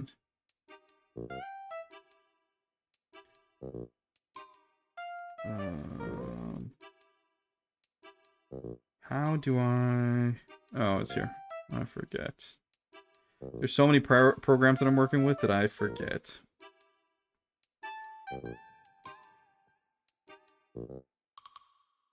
Let's just put this behind everything.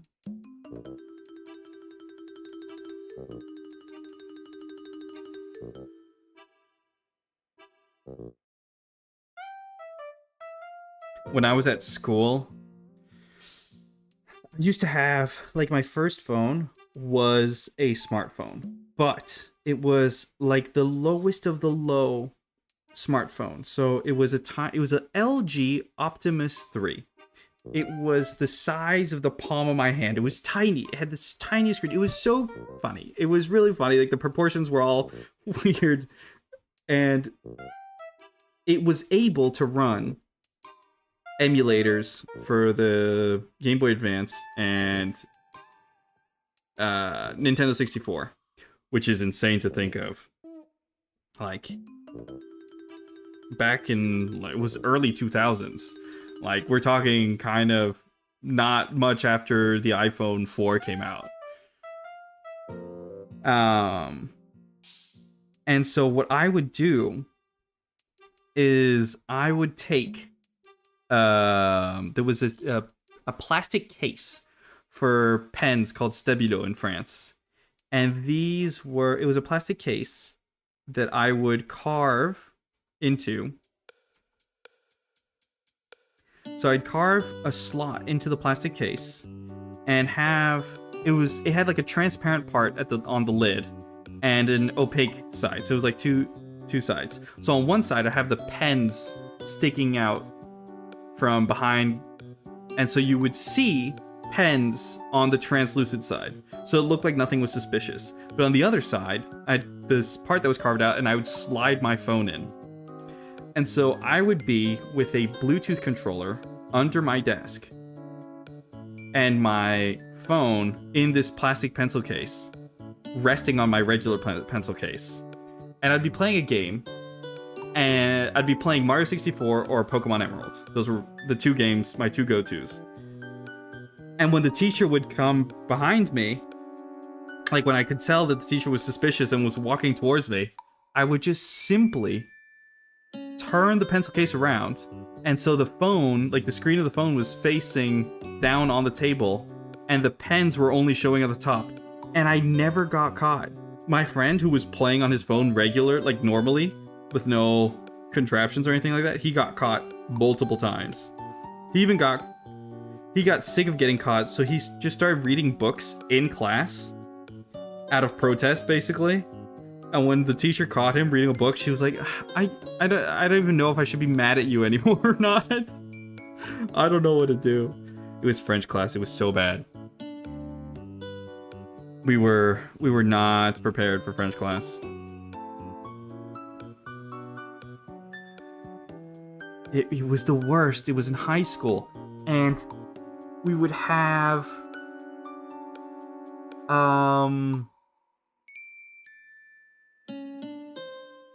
we would have 4 hours of French on Fridays. It took forever. It would never end. It would never end. We had 2 hours in the morning, 2 hours in the afternoon, and sometimes she felt so bad for us because she said we were the worst generation she had ever had, that she had ever taught. And so she would we would be ending at 4 o'clock, and classes would normally end at 6. So on Fridays, we'd normally leave early. But she would say, just for you guys, I am going to work 2 extra hours, and I'm going to give you an extra lesson of French. And so you couldn't get mad at her because she had the best of intentions, but no one wanted to be there, especially because most of the students in my class were going to engineering. So we just be there, rotting in our chairs. Oh, I felt so bad for the lady. She was so desperate. She was so desperate because we're all so useless in literature. So terribly useless. I don't think I ever passed a single one of her assignments. Which, honestly, fair. I wasn't listening. I was playing games. I was literally playing games.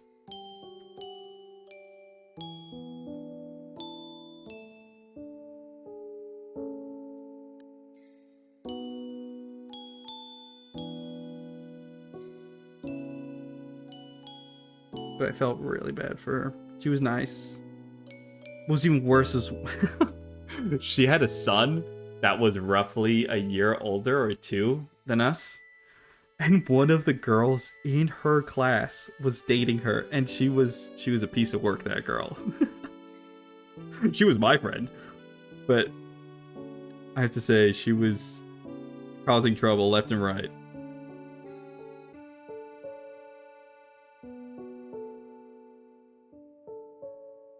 That poor lady. I feel for her. To this day.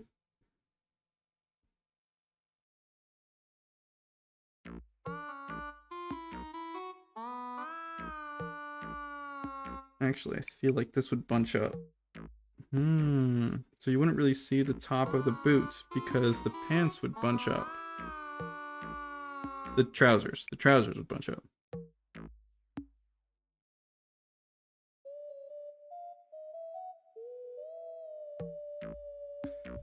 I think I had like German or something during my A-levels. I don't remember anything from it.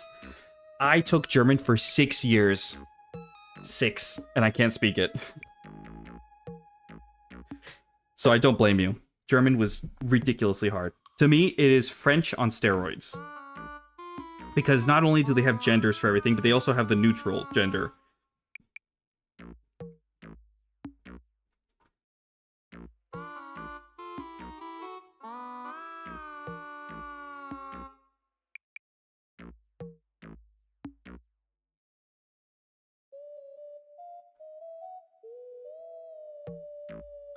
Der, die, and das. Yep.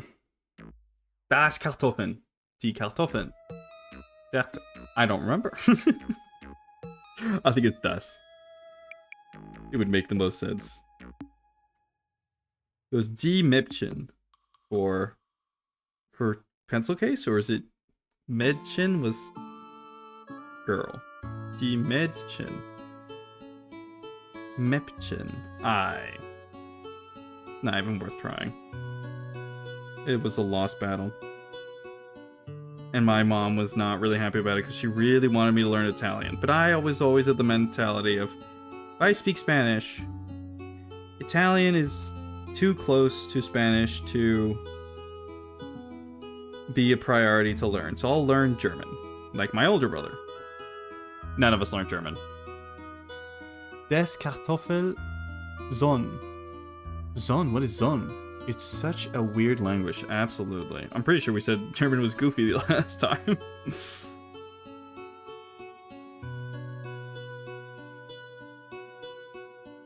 Oh, my German teacher was such a witch. Oh, man. In class, she was such a witch. It was really fun. She was, like, comically evil. When we'd have our tests returned, she would go around the class and go from the highest grade to the lowest grade. So she'll start, and in France it goes out of 20. So you get graded out of 20 points instead of like 100%. It's same equivalence, but just. And so she would start. She'd go 20, and she would give it to her favorite student. We knew it was her favorite student. She could speak practically perfect German. Ahora voy. Vale. Sí.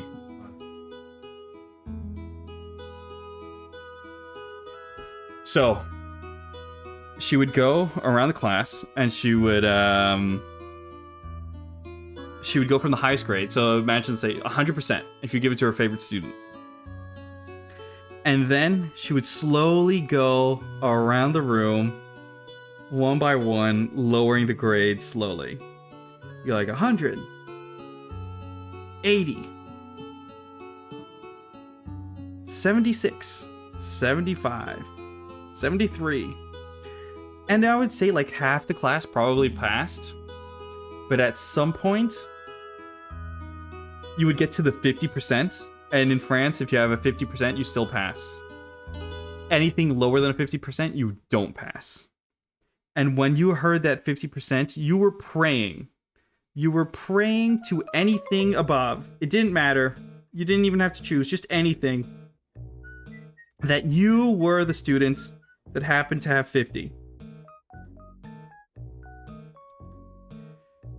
And spoiler alert, you typically weren't. You typically weren't that guy. And I would just remember sitting there, hearing 50%. Like, oh, 50%. Okay, there's 2 of them. Maybe there's a third one. 45. Oof. And it'd get lower and lower. I think my worst grade was 3 out of 20. And what was worse is that was already humiliating enough. But then she would go sit down at her desk in front of everyone. And she would go in alphabetical order. And she'll go... Well, I don't know, I'm going to invent some names. Anna, what was your grade? 16. George, what was your grade? 12. And she would go through every single one in order. In alphabetical order. And she'd make us say our grade out loud. It was funny for those who were good at German. Not so much for the poor schmucks like me. Bad times. Now I don't care.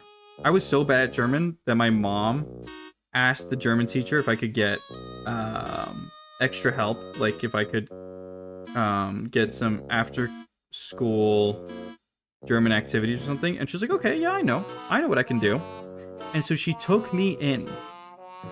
I would go to this lady's house, the German teacher, like my school German teacher's house.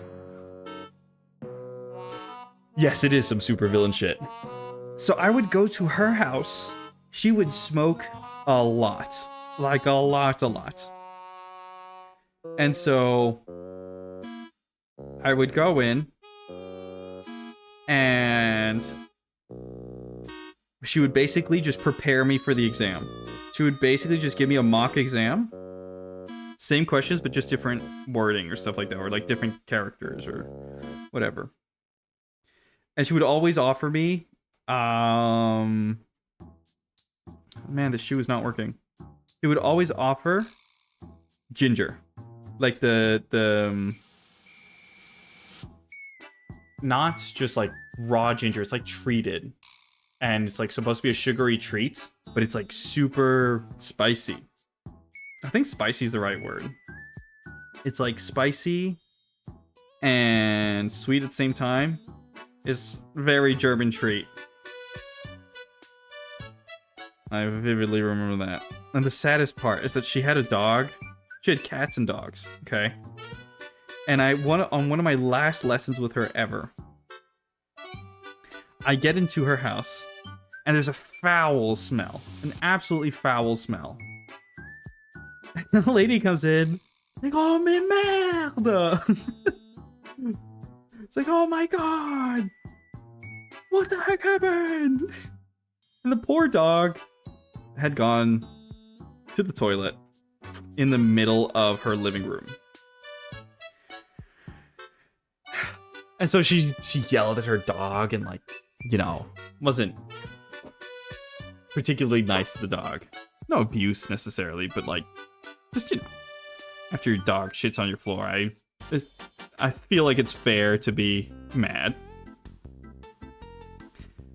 The next day I had German class with her, like at school. I'm like, oh, is the dog all right? She straight face goes like to me and goes, oh, he's dead. What? The dog's dead. It died. I don't know if it was while you were there in class or later, but the dog died that night. Like, oh, no. So yeah, sad times.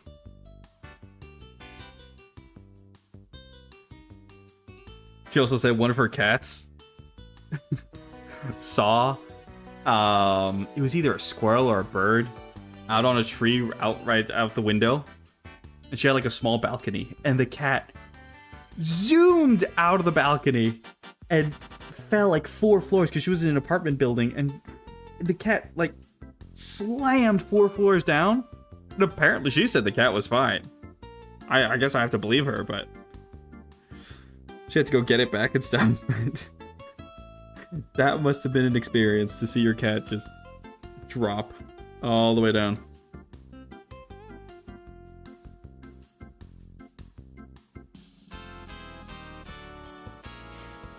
What else would a cat do? I don't know, not jump from the 4th floor? 4th floor seems a little high to me.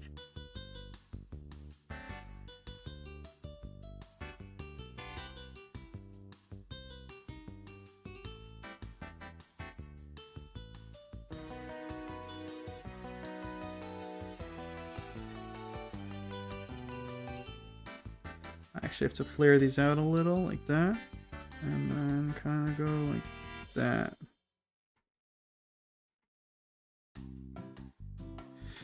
Although the cats in Wales, and Wales in the UK, I had to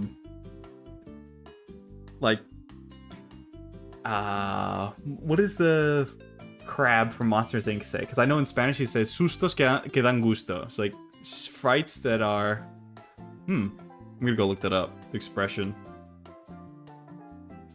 Sustos que dan gusto en inglés.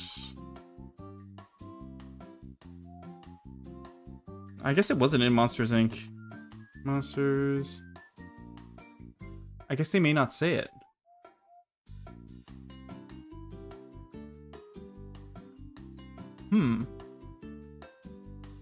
I guess that's only in the Spanish version. Sustos que dan gustos. Oh, bummer. But the rough translation is basically something that scares you but is actually delightful. When I was in Wales for a while, I was living in a shared house. And on the second floor, there was my room of the house. And I wasn't there for long, but while I was there, it was like summer. And for some reason, the cats in the area would have the amazing idea to crawl into the second floor window, because there was like a little ledge that you could like jump from all the way downstairs. You could like jump on multiple ceilings, like roofs. I mean, you could jump from roof to roof, and you would be able to climb into the second floor window. So I'm in my room doing work, or just playing games. Doesn't really matter. I was at my computer, not like paying attention to what was going on in the room.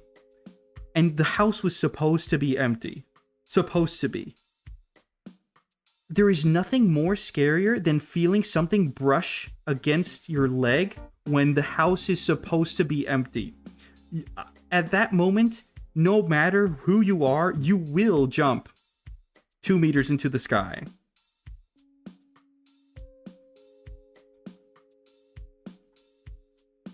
And basically, all they would do is they'd meow at you until you gave them milk or food. They would not leave you.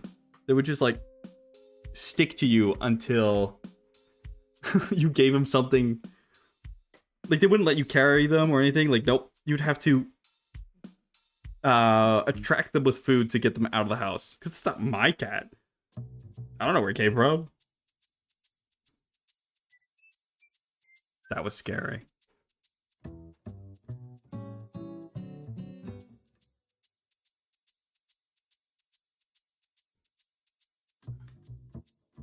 I really don't know how to do these shoes.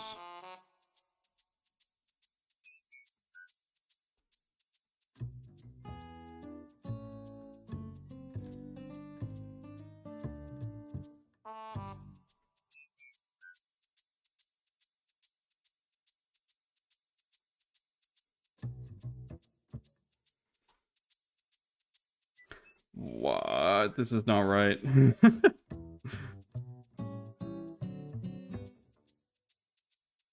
That one's already not right, but this one's really not right.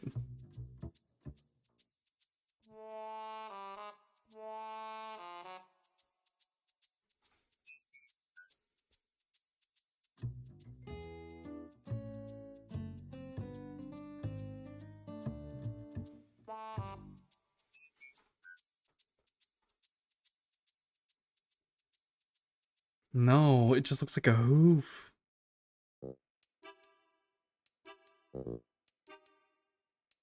It looks like an amputated foot. No. Okay, there's clearly something wrong with this foot.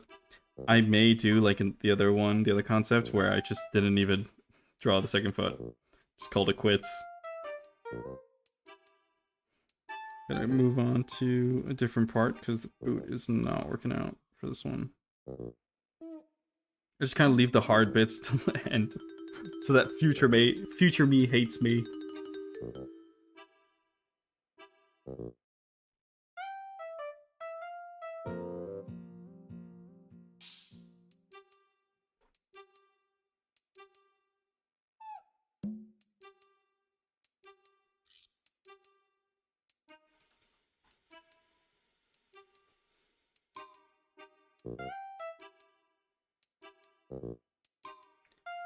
Trying to do that type of trousers that have like the elastic band. I don't know if it's gonna work. I haven't done it before, so here's time to try it.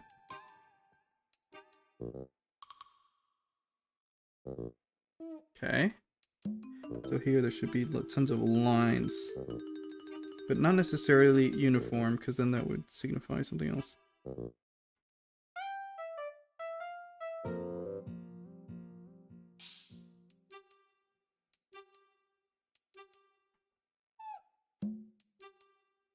Okay. I don't know if it works, but it's something. I feel like maybe this should be more defined. Just show a better separation.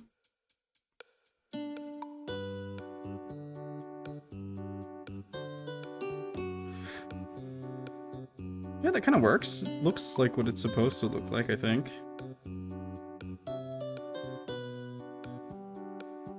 Okay, what details can I add here?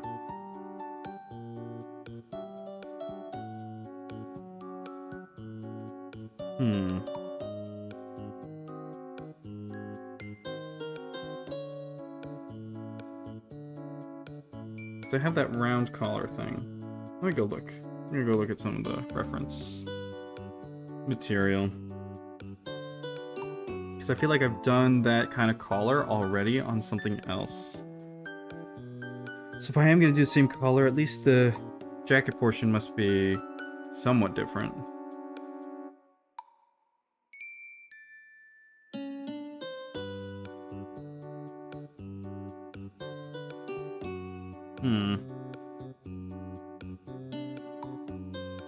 What if I make it not so round?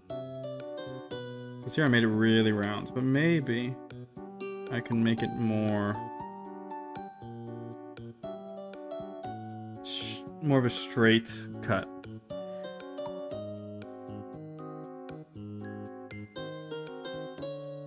And because I did not use multiple layers, now I have to suffer the consequences. Way to go.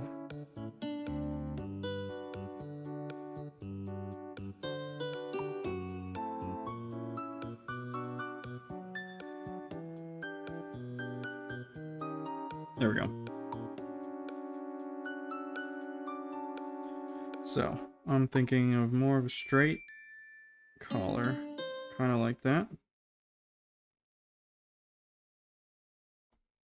So that reminds me of that one, but that one flares out a little.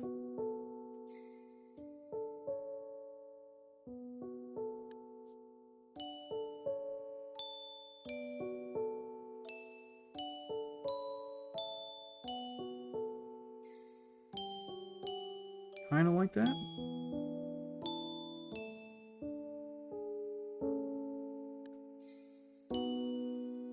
Sure, that's different enough from other stuff I've done. The zipper down the middle.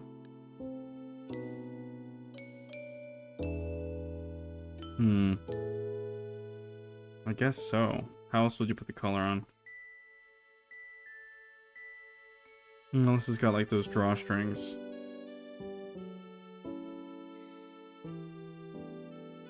Or buttons.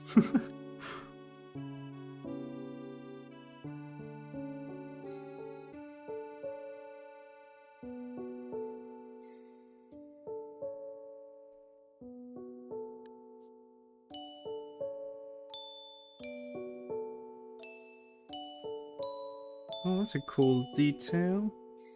I didn't mean to do it, but it kind of works.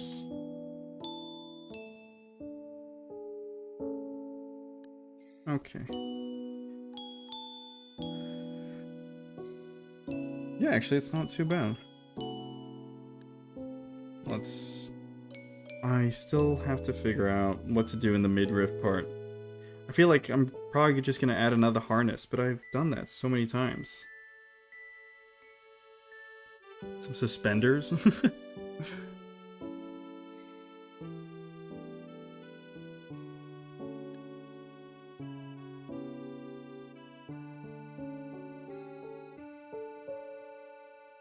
What I haven't done is put a harness that goes down the middle.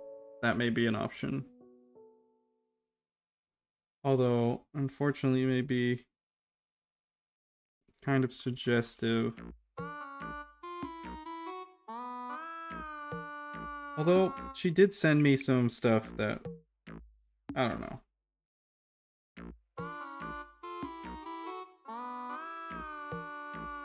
Like, if she sent me this, I feel like I'm in the clear. To do... yeah. I feel like I'm in the clear. Let's just put a buckle in the middle.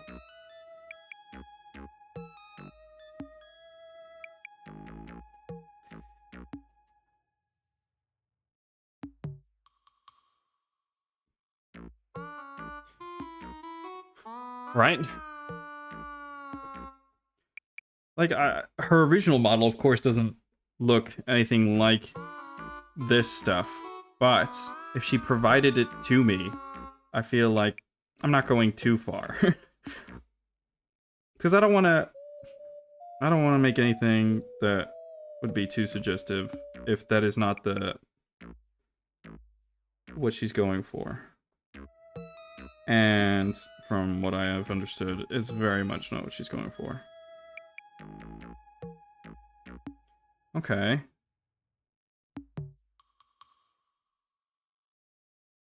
I feel it's fine. It's not too bad.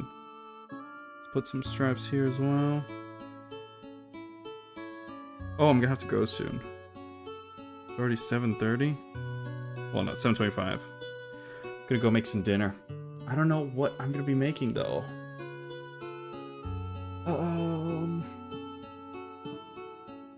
Probably a quiche. That's one of the things when I was in the UK. The pastry dough, like the ready-made pastry dough, is a lot. I think it contains a lot more butter than the ones they have in France. So I found myself with like doughs, like the ready-made doughs, that would brown more and would also be a lot greasier. It was more, I guess it's because it's made for pies, because in the UK you make pies. Not only like sweet kind of pies, like just in general, the meat pie, stuff like that.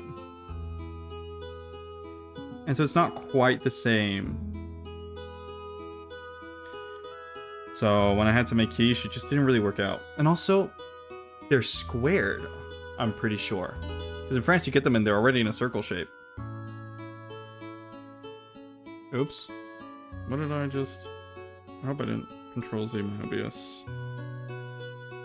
What if I go down this way?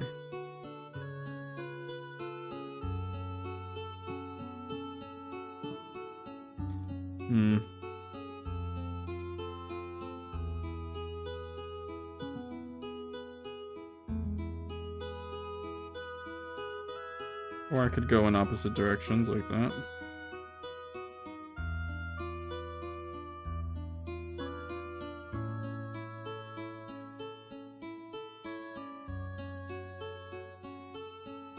Sure, we'll just leave it like that. I'm gonna try the boot again. I kind of feel like I have to. There's nothing else to really do. Although, you know what? I am gonna do the bite marks. Kind of like those. Shepherd's pie. Shepherd's pie is with lamb.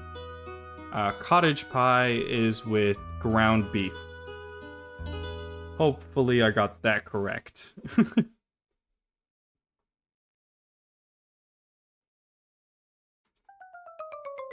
The little Irish blood that does exist in my veins would be very disappointed if I got that wrong.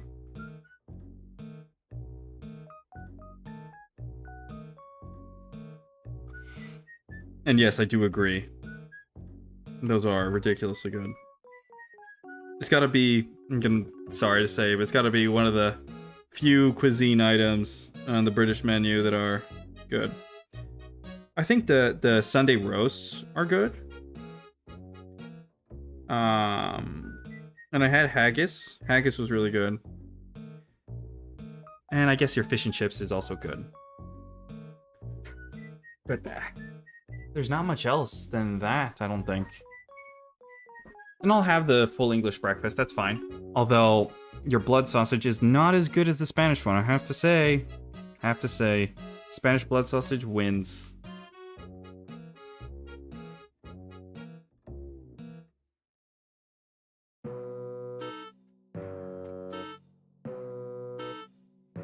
At some point, I'm gonna have to start making a head model to be able to put on every single concept. I think I've advanced enough. I'm gonna try the boot one last time. And that's probably where I'm gonna have to call it, though. After I'm done with this boot.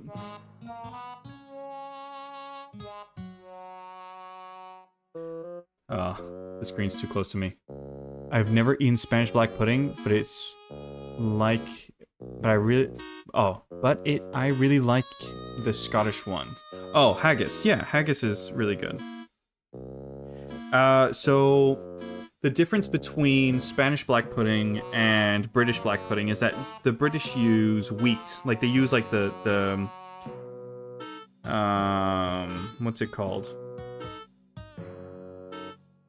L'avoine. I know the name in French. Oatmeal, like the oats. They actually use the oats in their blood sausage, while the Spanish use rice instead. And I feel like the rice just gives it a better taste. It's not that it's not necessarily bad, the British black pudding. It's just the rice makes it oh so better.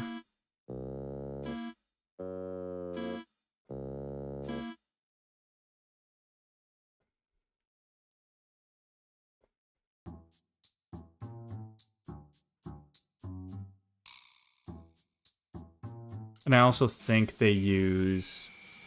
Well, I guess it depends on the quality of the blood sausage. Either they're using intestine or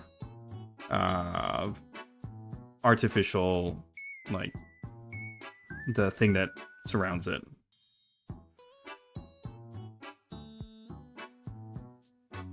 But when I go to Wetherspoons, I get the haggis burger. And I'm not afraid to say it. I don't get the halloumi fries. The halloumi-like fries, those are not good. At Wetherspoons, they are... I'm sorry if you like them, but they're not it, Chief. Because they're imitation halloumi. They're not real ones. And they squeak when you bite into them. Oh.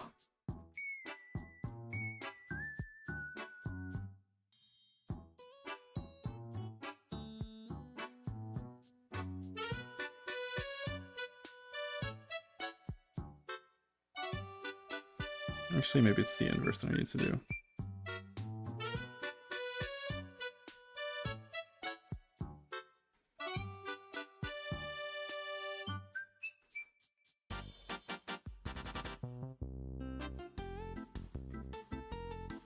Halloumi. Do you not know what? It's halloumi. I think that's how it's spelled. Really? It was pretty common where I was in the UK. Let me... Maybe if I get a picture on screen, it'll ring a bell.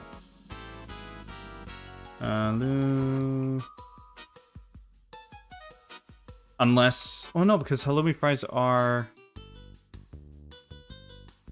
The whole point was that they're not...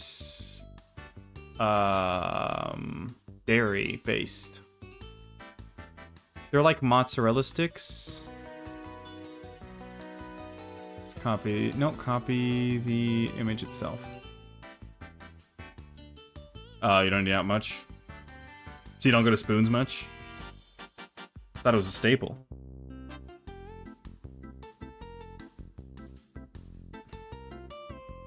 So they look like that. So they kind of look like mozzarella sticks, basically.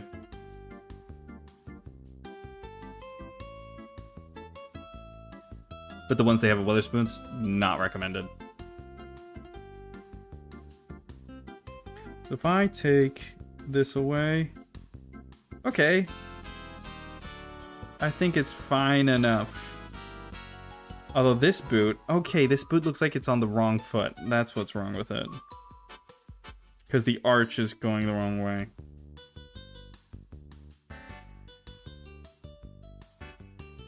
Here we go. Let's try to fix it, and I'll call it after I try to fix this.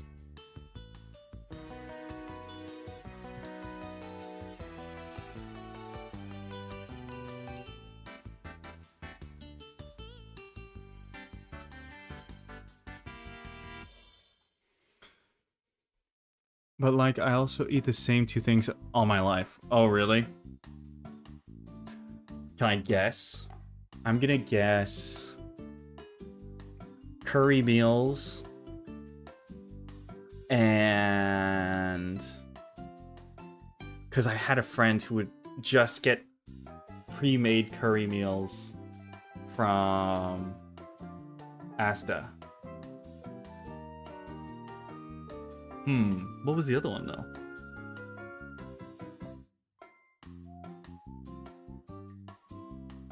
Well, I guess you said shepherd's pie.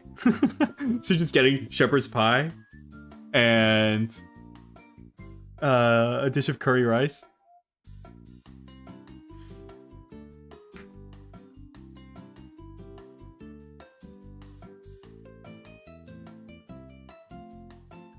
If it works, it works.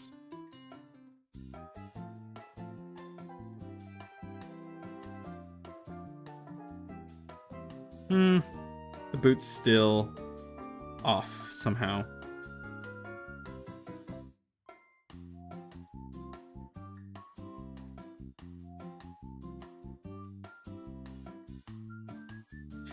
Also, this is supposed to be the ankle right here. So if this is the ankle, I'm trying to think, maybe it's supposed to go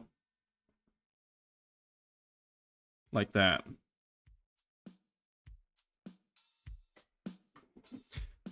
I do not like curry. I spent 3 weeks in Sri Lanka. I cannot eat curry since. Really? You went to Sri Lanka? That's so cool.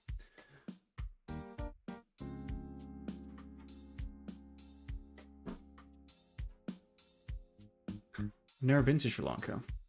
That'd be cool.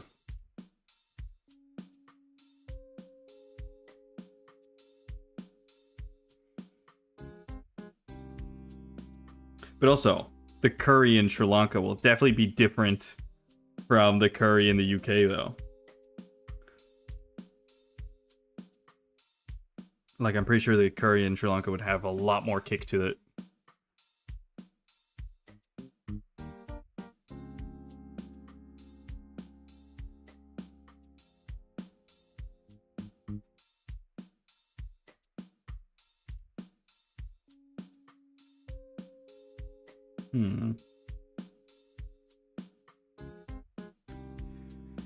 Something's wrong with that boot, but I think I'm done.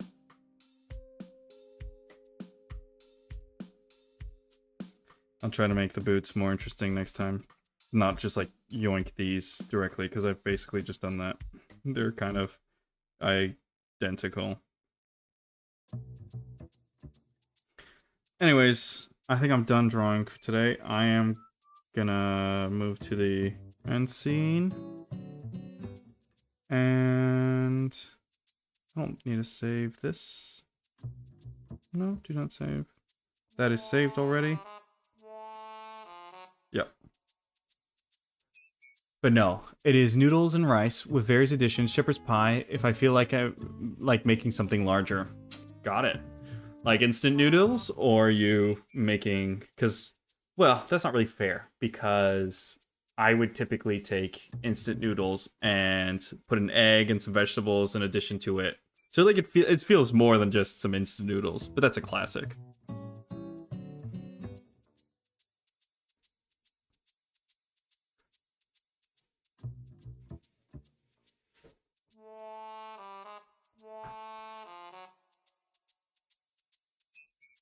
I think I don't know, there's still some time to that.